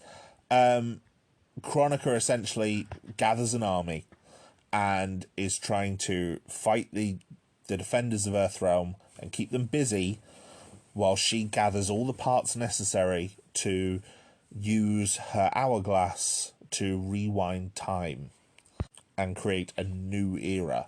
And she promises all of the people that join her new things in the new era. So Kano is lured by the promise of money, and both versions of Kano team up. Sector and Cyrax and Frost, who restore the cyberized Lin Kuei, are promised the erasal of Sub-Zero. Scorpion is promised his family back. You know, Shao Kahn is promised that Kotal and Raiden will be eradicated. You know, the Tarkatans, who were eliminated by Kotal in the past because Baraka sided with Melina, they are brought back and they are told that they will be restored. The the plot continues. It covers some very interesting things. You know, Cassie dealing with guilt about the fact that her mother died on a mission that she was commanding, and then being confronted with a younger version of her mother, played by Ronda Rousey, and she's not as good as Trisha Helfer was in the previous game, and yeah, I know very little about Ronda Rousey except for the fact she's also a wrestler. All I will say is that, like many wrestlers, she doesn't seem to be a great actress, which, you know, she doesn't seem to be a great actor. She's not brilliant in this. Johnny, for example, is confronted with, you know, his younger douchebag movie star self, and it shows how far he's changed, which I quite like. Hanzo has seen, Hanzo is now teamed with Kuai Liang, and they deal with the Lin Kuei and Sector and all the rest of them, and it shows just how he has changed and how he's formed a new path. But Scorpion sees this as, you know, this actually turns Scorpion to his side when Scorpion sees that the Shirai Ryu have been restored and the fire gardens have been returned to normal. The Shirai Ryu fire gardens which were ravaged when they were eliminated. Although the fact that Hanzo is killed at the hands of Devora was a bit of a twist that irked a lot of fans the wrong way. Kung Lao and Liu Kang are confronted with, what will happen to their future selves, which creates some tension with Raiden, but they resolve to continue to fight. Kitana deals with her father, Shao Kahn, her adopted father, Shao Kahn, ends up siding with Kotal, who... Kotal is also revealed to be Jade's former lover, which is an interesting new twist, which I don't hate. But Kitana ends up claiming the throne for herself. She becomes the new Khanum of Outworld. The heroes go to Shang Tsung's now abandoned island to retrieve the Crown of Souls. Jackie and Jax are the two that head there. The younger version of Jax.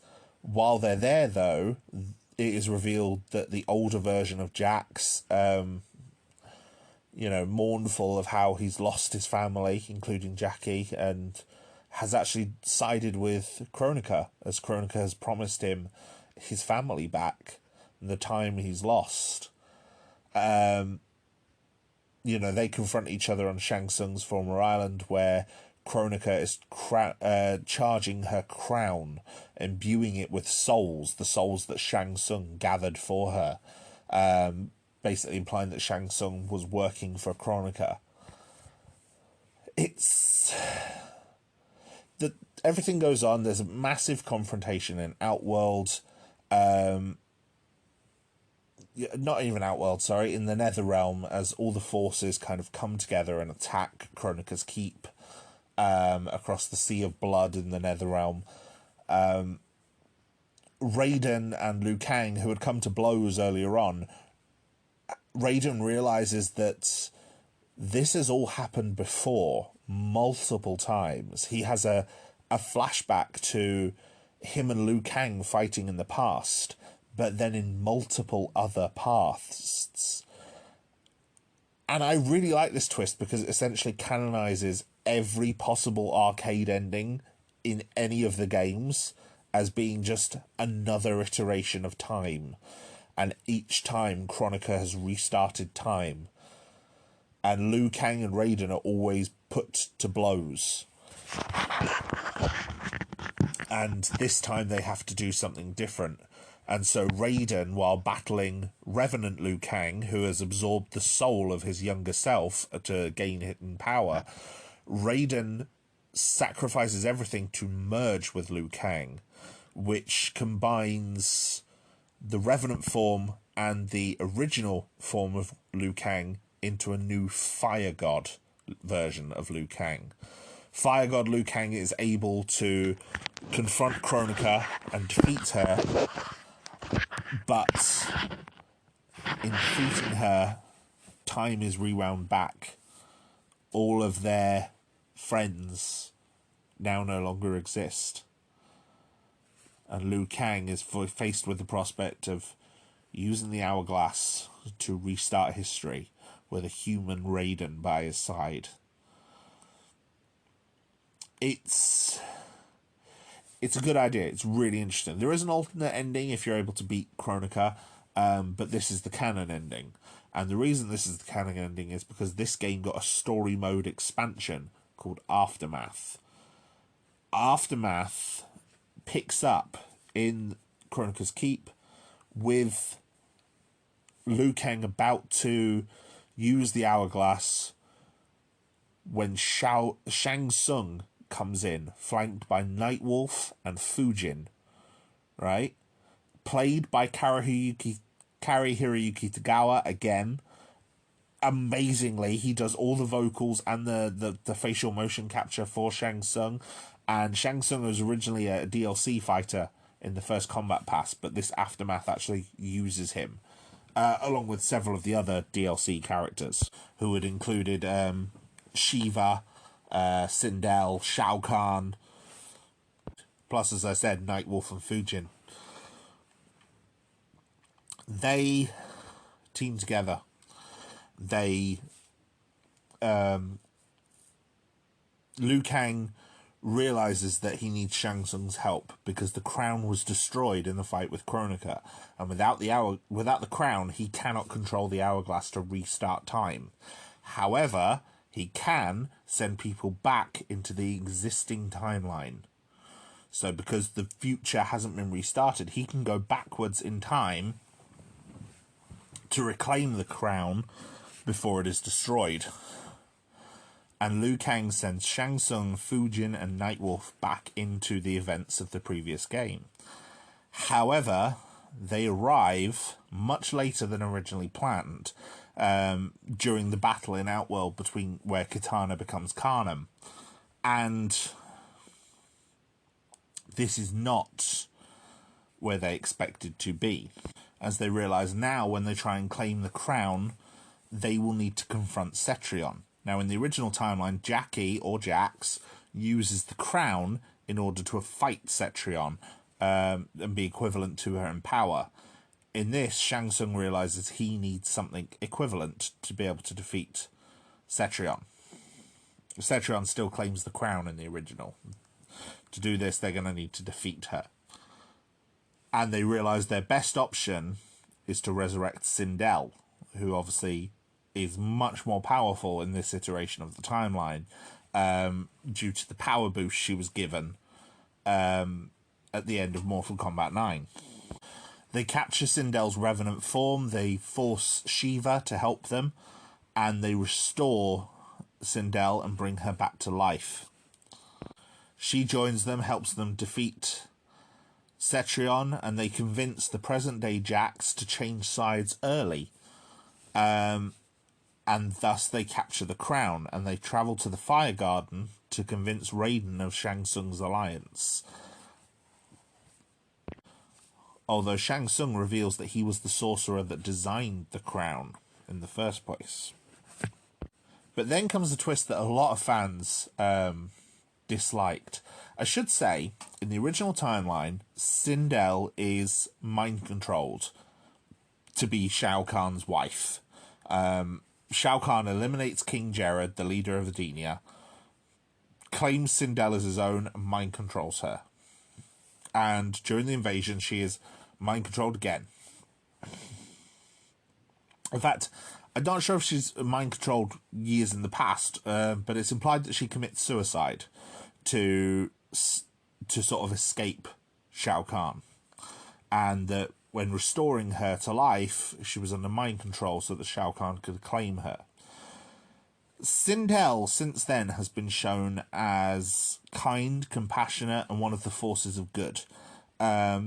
This is most prominent in Mortal Kombat Deception, where she undergoes her quest to restore Kitana. And in fact, her ending in that game features a third slide. She's the only character to get this third slide. And that third slide shows her embracing Kitana. Now, Mortal Kombat 11, specifically Aftermath, introduced a version of Sindel, where Sindel is actually evil herself, in that she was the one that killed Gerard, not Shao Kahn, and that she pledged herself to Shao Kahn, and it was Quan Chi who killed her to weaken Shao Kahn and to set in motion his plan for the future of Earthrealm. Now, this is a divisive change among the Mortal Kombat fan base. And as I said, Mortal Kombat likes to reinvent itself all the time. And I really think a lot of this came off the back of the Me Too movement, not wanting the mind-controlled version of Sindel. And I get it, and I totally understand where they're coming from. They're trying to give Sindel more agency in the story, in her own story. And I've got to admit, while I really like some of it, like, she restores Shao Kahn as part of Aftermath, and the two of them are basically an evil power couple, and they are fantastic. Some of the scenes between them are exquisite and beautiful and so much fun to watch. But this also does drastically change Sindel from her previous iteration. And a lot of... I have seen some Mortal Kombat fans refer to her as Twindel as a result. Now, like I said, I get it. I get their frustrations. But to be honest, I don't hate it. I think there's a way you could do both aspects of the character. You know, maybe without the mind control, but maybe show that she does have a genuine love for Shao Kahn, but then is then horrified by his brutality, perhaps. I don't know. I think there's definitely a way of doing it that could appease fans of both. But yeah, she comes across very callous in this. She, you know, her and Shao Kahn basically sabotage Raiden's forces. They take out Cassie, Sonya, Johnny, Liu Kang, Kitana. They prevent Fire God Liu Kang from existing in this new timeline. And so Shang Tsung uses the crown after being given it, you know, tricking Raiden into getting it. Tricking Fujin into giving it to him. You know, he now gains Kronika's full power and unleashes it against Kronika's forces. He drains the souls of Raiden and Fujin, and then Sindel and Shao Kahn to reach the hourglass, kill Kronika's remaining allies, and then kill Kronika herself. And this is where the final twist of the game, which I really like this final twist, just as Shang Tsung, now youthful again, with the crown, at the height of his power, having killed anyone who could possibly oppose him, just as he is about to use the hourglass himself to reshape time as he sees fit, Fire God Liu Kang appears from a portal in the exact same way that Shang Tsung did earlier in the game. And I love this. Basically, Shang Tsung realizes by looking in the hourglass that Fire God Liu Kang had seen everything that was about to happen. He was fully aware of Shang Tsung's intentions, he was fully aware of his betrayal, and that Liu Kang had deliberately sabotaged Shang Tsung by sending him to later in the timeline, so that it would not be so easy to capture the crown. And Liu Kang had essentially realized that Shang Tsung was the only person strong enough to beat Kronika with the crown, and he'd let him stay alive just so that the crown would stay intact. Sacrificed all of his friends, everyone, every single one of his allies, to do this. And I love that twist. I think it's a great twist. And then that results in a final fight where you can either choose to be Shang Tsung or Liu Kang. and depending on the outcome of the battle, you get a different epilogue. If Shang Tsung wins, he overpowers Liu Kang, absorbs his soul, uses the hourglass to forge his own new era, where Fujin and Raiden have become his subordinates, and he starts conquering all of the realms. If Liu Kang wins, he removes Shang Tsung from existence completely, recovers the crown, and forges the new era, going back to the great Kung Lao to train him to become the champion of the next Mortal Kombat. And yeah, I really like this. I think it's a good story. There are some liberties taken, but there's a lot of interesting twists to it. And I like that Aftermath uses the DLC characters and actually puts them into the story, gives them a place within it. In a way that the previous games didn't. And yeah, I don't hate the Sindel retcon as much as many of my fellow fans. Is it perfect? No. But I don't hate it. Kronika is a bit of a weak villain in some respects. She's very hands-off as a villain, and she sort of seems to let things happen and be like, oh, don't worry, I can deal with it in the future. And that makes her kind of weak. It's more of the infighting between the characters that she's brought back that makes it more interesting. But yeah, I don't hate it as an idea. I think it's pretty good. There's also some very, very good guest characters in this game, including RoboCop and Rambo, both voiced by Peter Weller and Sylvester Stallone, respectively, as well as the Joker and the Terminator. And the Terminator is not voiced by Arnold Schwarzenegger. He was busy, but Arnold Schwarzenegger did select who he wanted to play him. So it's kind of cool. I like it. There's also Spawn, who fits in very, very well with this universe, the comic character Spawn. But as well as this awesome game with this really well-crafted story and Aftermath getting, expanding on that story over a year after the initial release, we also got a new film. And this film again, introduces new things to the lore. It's kind of set before the tournament, focuses mainly on a brand new character called Cole Young, who is played by Lewis Tan. Cole Young being a descendant of the original Scorpion. Basically, when the Shirai Ryu were killed over 1,000 years ago, one of Scorpion's children survived, and Scorpion has been trapped in the Netherrealm this whole time. Scorpion, and this is played by Hiroyuki Sanada as well, who is brilliant at the action roles.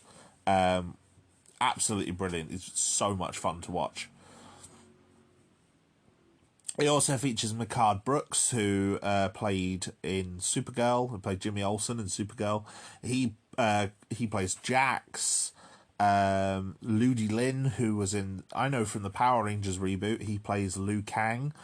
And yeah, Josh Lawson, who plays Kano, and Jessica McNamee, who plays Sonya Blade, neither of whom I don't think I've seen in anything else before, but they are both really good as these characters. Besides the inclusion of Cole Young, though, the biggest new addition to the canon of Mortal Kombat, and something that I think might appear again, purely because, like I said, Mortal Kombat has a habit for adapting things every time it sort of reinvents itself into a new medium. It introduces the concept of these fighters being chosen. Essentially, each of the characters that is chosen for the tournament has a birthmark, almost like a scar tattoo resembling the Mortal Kombat dragon symbol somewhere on their body. Cole has one. He was born with it. And essentially, Sonya and Jax, after encountering Bihan in the modern day, after he's stayed alive due to his murder of Scorpion years ago, he takes out Jax's arms, and Sonya gathers Cole Young, and as well as Kano, who also has a tattoo, although Sonya herself does not. And we see that characters can gain these tattoos, these markings, by killing other people. That's how Bihan got his. I will say the Bihan that's presented in this he's much closer to, while he still uses his ice powers in the same way as Sub-Zero, the fact he's been implied to be alive for 1,000 years, working for Shang Tsung, makes him more similar to Noob Saibot. But essentially, these heroes are then gathered by Raiden, and they are told that these markings allow them to access special powers within themselves. These powers are called their Arcana. And this is the thing that I think will be used. Again, the idea of the character's special moves being something that they can unlock and develop about themselves. So, for example, this is how, in the film, Liu Kang gets his fireballs, how Jax gets his more elaborate cybernetics, how Kano gets his eye laser, and others as well. Cabal has his super speed. He appears as a villain who turns Kano, twists Kano into betraying the others, which then leads to his murder by Sonya Blade, who then gets his tattoo and gets her own abilities. Kung Lao as well gets his teleportation. There's quite a few different abilities. Cole Young's ability is sort of protective armor. He's an MMA fighter, but he's not particularly good at it.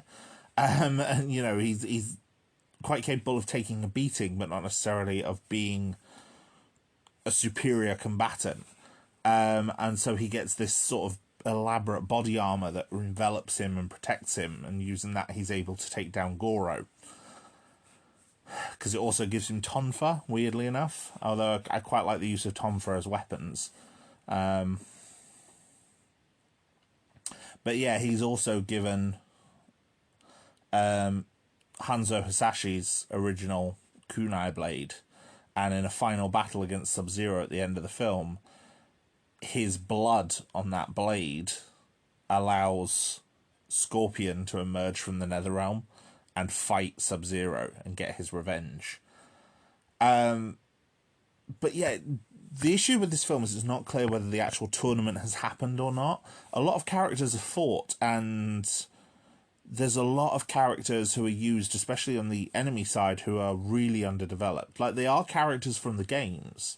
There's Mylena, there's Reiko, there's Cabal, there's Nitara, and these are characters with their own quite interesting backstories in the games, but they are not developed here. They are essentially jobbers. Their whole purpose is to be fought and overcome, and a lot of them die. Like, Nitara is killed by Kung Lao's fatality, and that was another selling point for this film, was that it had the fatalities and it was gory. Personally, I don't hate the film, but I don't think it's as good as the original 90s one. And feel free to debate me on this, but I don't think it's as good. I am interested in the potential sequel, though, which is apparently filming now. And this film was part of Warner Brothers' initiative where they moved all their films to HBO Max in 2021, as well as cinemas. And so, despite not making a lot of money in the cinema, because obviously that undercut it in America, it's still been successful, and it's been very successful on HBO Max. Apparently it's one of their most watched films. It's been watched more times than Zack Snyder's Justice League, to give you an idea of how how viewed this film was in terms of its actual downloads. So, and it's also been completed, because most people who started watching Zack Snyder's Justice League apparently never finished it. This is according to data that was actually published by Warner Brothers. whereas Mortal Kombat has been watched a lot. It's been one of their more successful films last year. As I said, I quite like it. I don't hate it. It does have flaws. I think I've watched it once. I haven't rewatched it. I plan to, but I haven't rewatched it yet. Whereas the first film I've seen several times, and Annihilation I've watched a hell of a lot. So, yeah. Also, as well as this live-action film, we also got several animated films. Now, these are presented in sort of a prestige format, similar to a lot of the DC animated movies that have been coming out over the recent years. And, you know, the events of each will kind of lead into plot threads for the next film, but they're all, in effect, self-contained. So far, we've had 3. The first one is called Scorpion's Revenge and essentially retells Mortal Kombat 1, but with more of a focus on Scorpion and his rivalry with Sub-Zero. The second film, which is called Battle for the Realms, focuses a lot more on Liu Kang, and is essentially a retelling of Mortal Kombat 2. Again, like the new movie, there are a lot of characters included in these films as sort of interesting opponents to be fought and killed, but not developed and kind of absent of most of their character and backstory. For example, Devora appears in the Mortal Kombat, in Battle for the Realms, the Mortal Kombat 2 adaptation, and is killed. So is Jade. And it's like they're not really developed in a similar way to how Nitara was. You know, Nitara is one of the more heroic characters, but in the new film, she's a villain. The third film recently released, I've been told it's very good. It focuses more on Kenshi and Kuai Liang, and it's set in the future, where Earthrealm has been kind of ravaged, and features the Black Dragon, and actually brings back characters like Cobra and Kira as part of Kano and Cabal's new Black Dragon. Yeah, it seems good. I've heard some interesting things about the story, which, if they then get used in future games, could be intriguing. And, you know, raise some interesting ideas for Sub-Zero. But as a series, they're doing some new interesting stuff. They have adapted some more elements, like, for example, Battle for the Realms features a subplot where Scorpion defends Kuai Liang from the cyber Lin Kuei. But then, rather than do the Earthrealm invasion for the third film, they've done Snowblind, the new one, with Kenshi and Kuai Liang, which is obviously very, very different. So it's a much more unique and original story rather than retreading old ground. I do think the Mortal Kombat franchise is in good hands, though. And I think it's on its way to getting back some of the credibility and hype that it lost in the 90s. Is it quite everywhere again? No. But I do think they are doing some interesting things with the lore and with the story. And long may it continue. The idea of another reboot, I'm not sure I'm quite sold on that. But that would also be the case for what I would propose to do with the franchise. So, speaking of my own ideas for the franchise, let's get into that, shall we? Cease, Lieutenant, before you doom us all. So, the reason why I've gone so in-depth in this episode into discussing all the plots of Mortal Kombat, all the characters of Mortal Kombat, is because it's very integral for the direction I think the franchise should go in. I think the franchise should explore these characters and their stories. And I'm not sure the fighting game is the right way to do that. I also don't think films are a great way to do that. Because in films, whether live action or animated, you are constrained by a runtime. and the constraints mean that certain characters just cannot be developed. Mortal Kombat has an expansive cast. Like, across all 11 games, I think there's something like, not counting guest characters, I think there's about 80 combatants. Now, I'm going to counterpoint this by looking at another big Warner Brothers series, and that's Game of Thrones. Now, while I don't believe Mortal Kombat is on the same level as Game of Thrones, the writing is fantastic in the early seasons when they were using the novels. The writing of those novels is very, very good.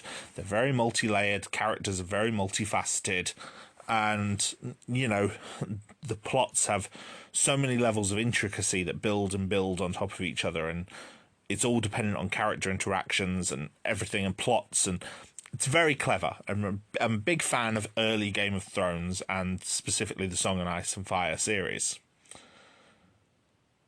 But after Game of Thrones ended, I mean, even when it was coming to a conclusion, there was a lot of discussion about what could be the next Game of Thrones, what could be the next big fantasy series that everyone was discussing. Because after Game of Thrones, like there was nothing like Game of Thrones on TV at the time. Game of Thrones had broken through to the mainstream in a way that most other shows haven't. You know, especially from a fantasy genre. And like I said, a big reason that was because of just how good it was. It was good. Now, I think Mortal Kombat could follow Game of Thrones' model. Thing is, after Game of Thrones ended, a lot of fantasy series got passed on. There were a lot of fantasy series that were in development and maybe released a season and haven't been renewed yet.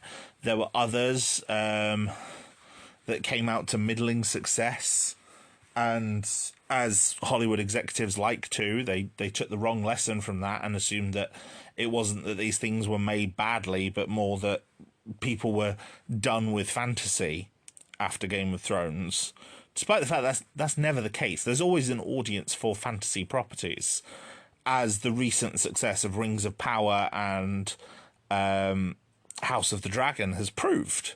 You know, there is still an audience for these. They're not the biggest things in the world anymore. You know, the biggest show in the world is currently Yellowstone, which is a family drama set in Yellowstone Park. I believe it's on Paramount Plus. But that's currently the biggest television show. You know, it's not House of the Dragon or Rings of Power, despite how much money has been poured into them. Mortal Kombat, I think, could be turned into a television series.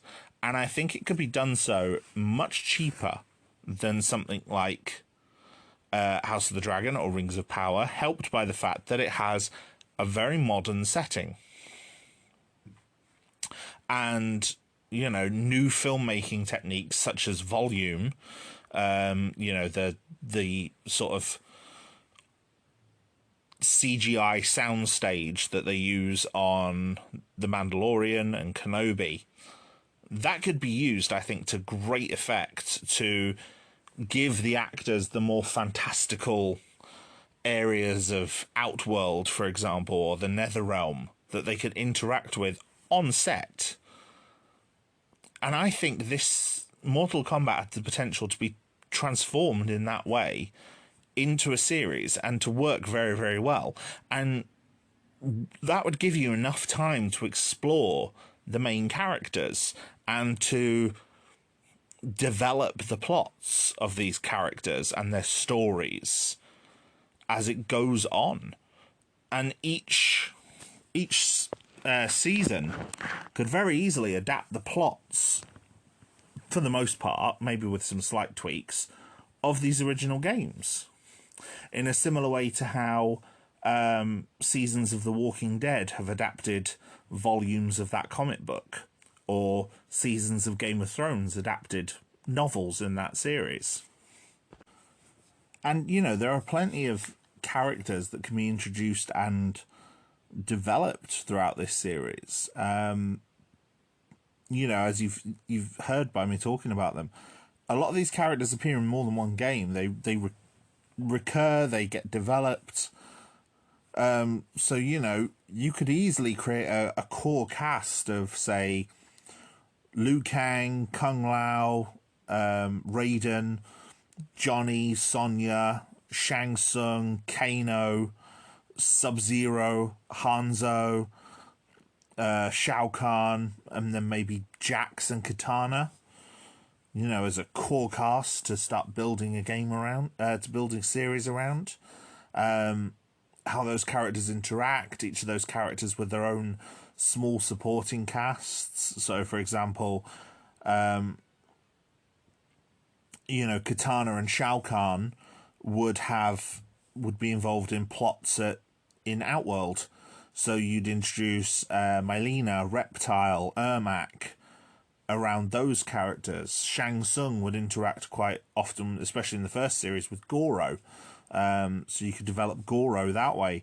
Liu Kang and Kung Lao, you know, perhaps the master who teaches them, whether that be Bo Rai Cho or someone else among the Shaolin. Kano introduced some of the members of the Black Dragons, such as Tazia, Cabal, Aaron Black, you know, even Tremor or Jarek. And then, of course, Sub-Zero, you know, if you focus on Kuai Liang, you've got Bihan, you've got Sector, you've got Cyrax, you've got Smoke, all of whom can be used and introduced in this story. And my favourite aspect about developing Mortal Kombat in this way, and this is something that I will say the more recent film did get very right, there's a large push for diversity content. This is a series with very few white characters. There are, I think the white characters are Kano, Johnny, Sonya, and that's pretty much it. Most of the other characters are Asian. And then there's a few that might, for example, be African American, like Jax. You know, this is a series where you can feature a predominantly Asian cast, you know, primarily minority actors, and develop them and give these actors a voice in shaping their own characters and their own story. You know, Hanzo Hasashi is Japanese. Bihan and Kuai Liang, based on their naming, are more than likely Chinese. You know, as is Shang Tsung. Liu Kang and Kung Lao, I believe, are both explicitly said in the lore to come from China. Raiden is the name of a Japanese thunder god, but, you know, presumably the legend of Raiden covers most of that subcontinent. You know, even the members of Outworld and Nadinia, so Kitana, Mylena, Shao Kahn, Reiko, they are all explicitly said to be Asian in the series. You know, this should be, you know, if this is done right, this is a series with not many white people in at all. And I really like that concept of, you know, pushing diversity in that way. And, you know, bringing in actors with those backgrounds who maybe want to develop their characters. Say, for example, Nightwolf. Nightwolf is a Native American. He's part of a fictional tribe, but perhaps bring in a Native American writer as well as a Native American actor to help develop that aspect of his character, to help develop his tribe and their beliefs, and find a way to to link it to the, you know, the more Chinese elements, the more Asian elements of the plot in a more organic way.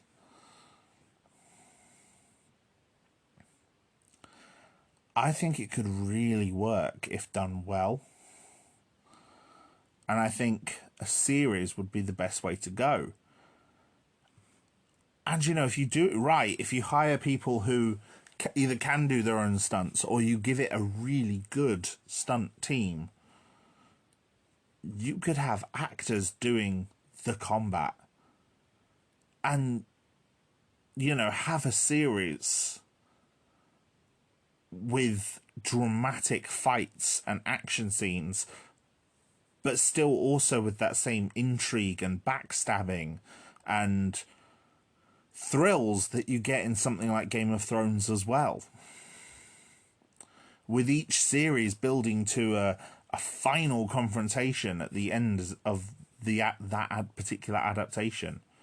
You know, for the first season, you know, if you were to adapt one game per season, for the first season it would be the conflict between Liu Kang, Shang Tsung, and Goro.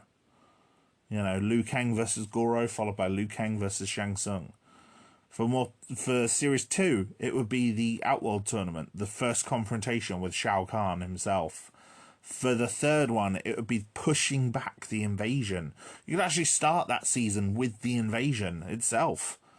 Just have it happen. Start with, in the same way to how Mortal Kombat 9 did, with the invasion happening while Stryker's on duty. Start with that.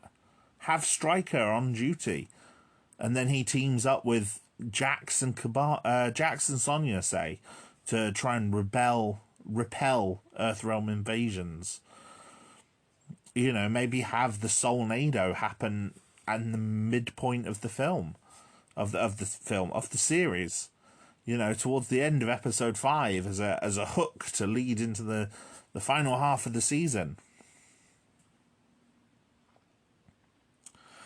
You know, introduce, you know, give plot points like the cyberization of the Lin Kuei time to develop across the first 3 seasons before really exploring it as a subplot in, you know, season 2 and season 3. You know, have Kuai Liang go on the run, have him lose smoke, have, you know, explore Cyrax being sent to find him and getting trapped in the desert. You know, maybe even explore through flashbacks things like Sindel and Shao Kahn's relationship. You know, did he kill Jared? Did she kill Jared? Whichever version they go for, it could be really interesting. And then, of course, you know, adapt elements from the 3D era. The plot line of Deadly Alliance through to Deception, through to Armageddon, with Onaga and everything like that is very interesting, especially from Deadly Alliance to Deception. Those 2 games really work as 2 halves of the same story. Use them together, tell that story. You know, if they want to follow the trend of the modern games of having Quan Chi in the background as a manipulator, manipulating everyone, including his Lord Shinnok, do that. Build it up throughout the series. It could be incredible.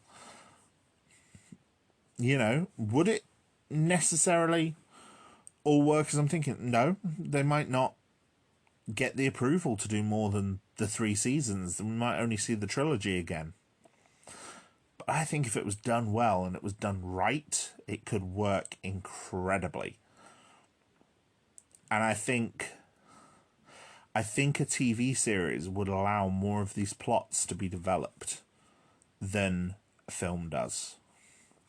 And yes, it might mean that a series like Mortal Kombat maybe doesn't have the deaths that people would come to expect, doesn't have the gory, gruesome fatalities, but some characters would still die. Like, across the series of Mortal Kombat, pretty much every major hero, every major character has canonically died, I think, at least once. You know, whether it was against the Deadly Alliance, whether it was in the new timeline. Every single one of the heroes, I think, has died at least once. And most of the villains. So, and, you know, more plot threads could be included. ideas from the non-canon arcade endings could be included and developed to give characters subplots and backstory. You know, is Gerard's soul in Ermac? Who knows? So yeah, I think that was what I would do with Mortal Kombat. I'm still excited to see whatever else comes from this franchise. There was the recent announcement that a mobile RPG is coming, and while I expect it to be plagued with a lot of the same problems as most other mobile games, and I get the feeling it's probably going to run like something like Raid Shadow Legends and be full of adverts and grind, I'm still intrigued, especially because it's apparently going to be a cinematic experience. And that has potential. And hopefully, if it does well, it could be good. There seems to be a wave of these new cinematic RPG video games. The Final Fantasy VII one is promising similar things. So I'm intrigued, and I want to see where that goes. I think an RPG is a good way to take the series. I wish we got another adventure game similar to sort of Shaolin Monks. But, yeah, we'll see how it goes. Either way, I'm excited for whatever this franchise can offer next. Like I said, I've been a fan of Mortal Kombat since way before I played the games. And I'm still a fan of Mortal Kombat. It's cheesy. It's crass at times. It's definitely not without its camp. But it also has such a charm to it that I really struggle to resist it, even with the problems that I have with it. And even though I know, you know, it's not high cinema or high concept, it's not the best. But it's still definitely a lot of fun. So may the combat continue.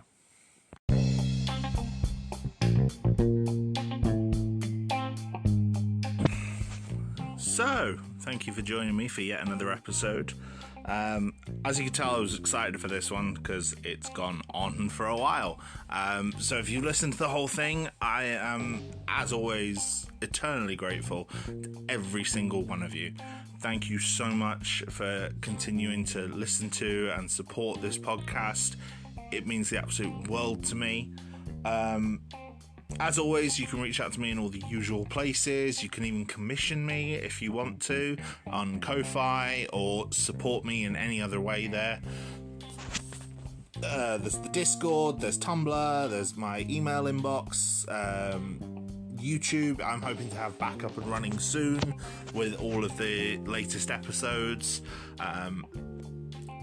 Aiming to do it soon. I'll be honest, it might possibly be towards the next year.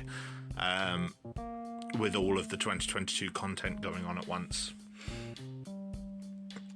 Now, we're about halfway through what I had planned for Season 4, sorry. Season 5 is next year.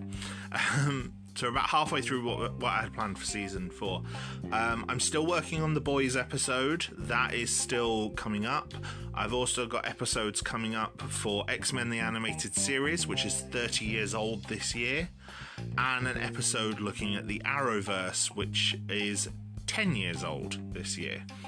But before that is Halloween, and I have a couple of Halloween episodes I would like to do. First, I'm going to be watching The Evil Dead. That is going to be the main episode. I'm going to be discussing the Evil Dead trilogy, because I've never seen them, but I've, again, like Mortal Kombat, always been enamored with them. So I wanted to sit down and watch those original 3 films,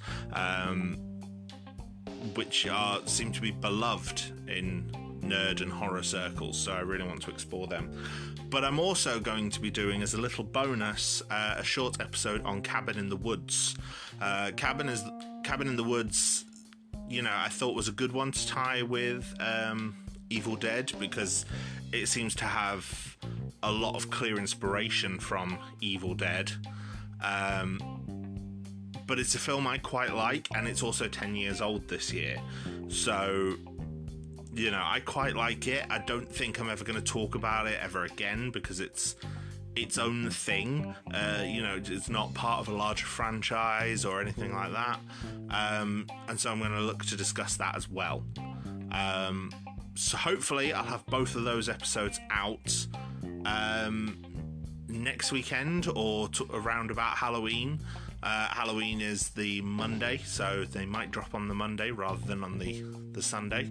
But hopefully I'll have them in time for Spooky Day. Until next time, as always, you look after yourselves, look after your mental health, your physical well-being. Take care, take time to do whatever you need to do to look after yourselves. I'm so grateful for you listening. I love every single one of you. Look after yourselves. Until next time, my friends.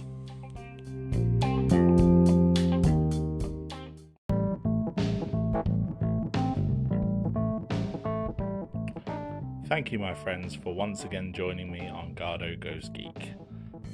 Your continued support for this podcast means the absolute world to me, and I am grateful for every single one of you who stays and listens to one of my episodes. It means the absolute world. Now, if you would like to engage more with me or the podcast, we have a Discord community, small but growing, and we now have commissions open on Ko-Fi. So if there's a topic you would like to see me cover, you can pay me to cover it. All funds will be used for legal purchase of the relevant items where I do not have them.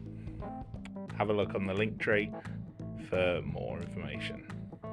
Until next time, look after yourselves.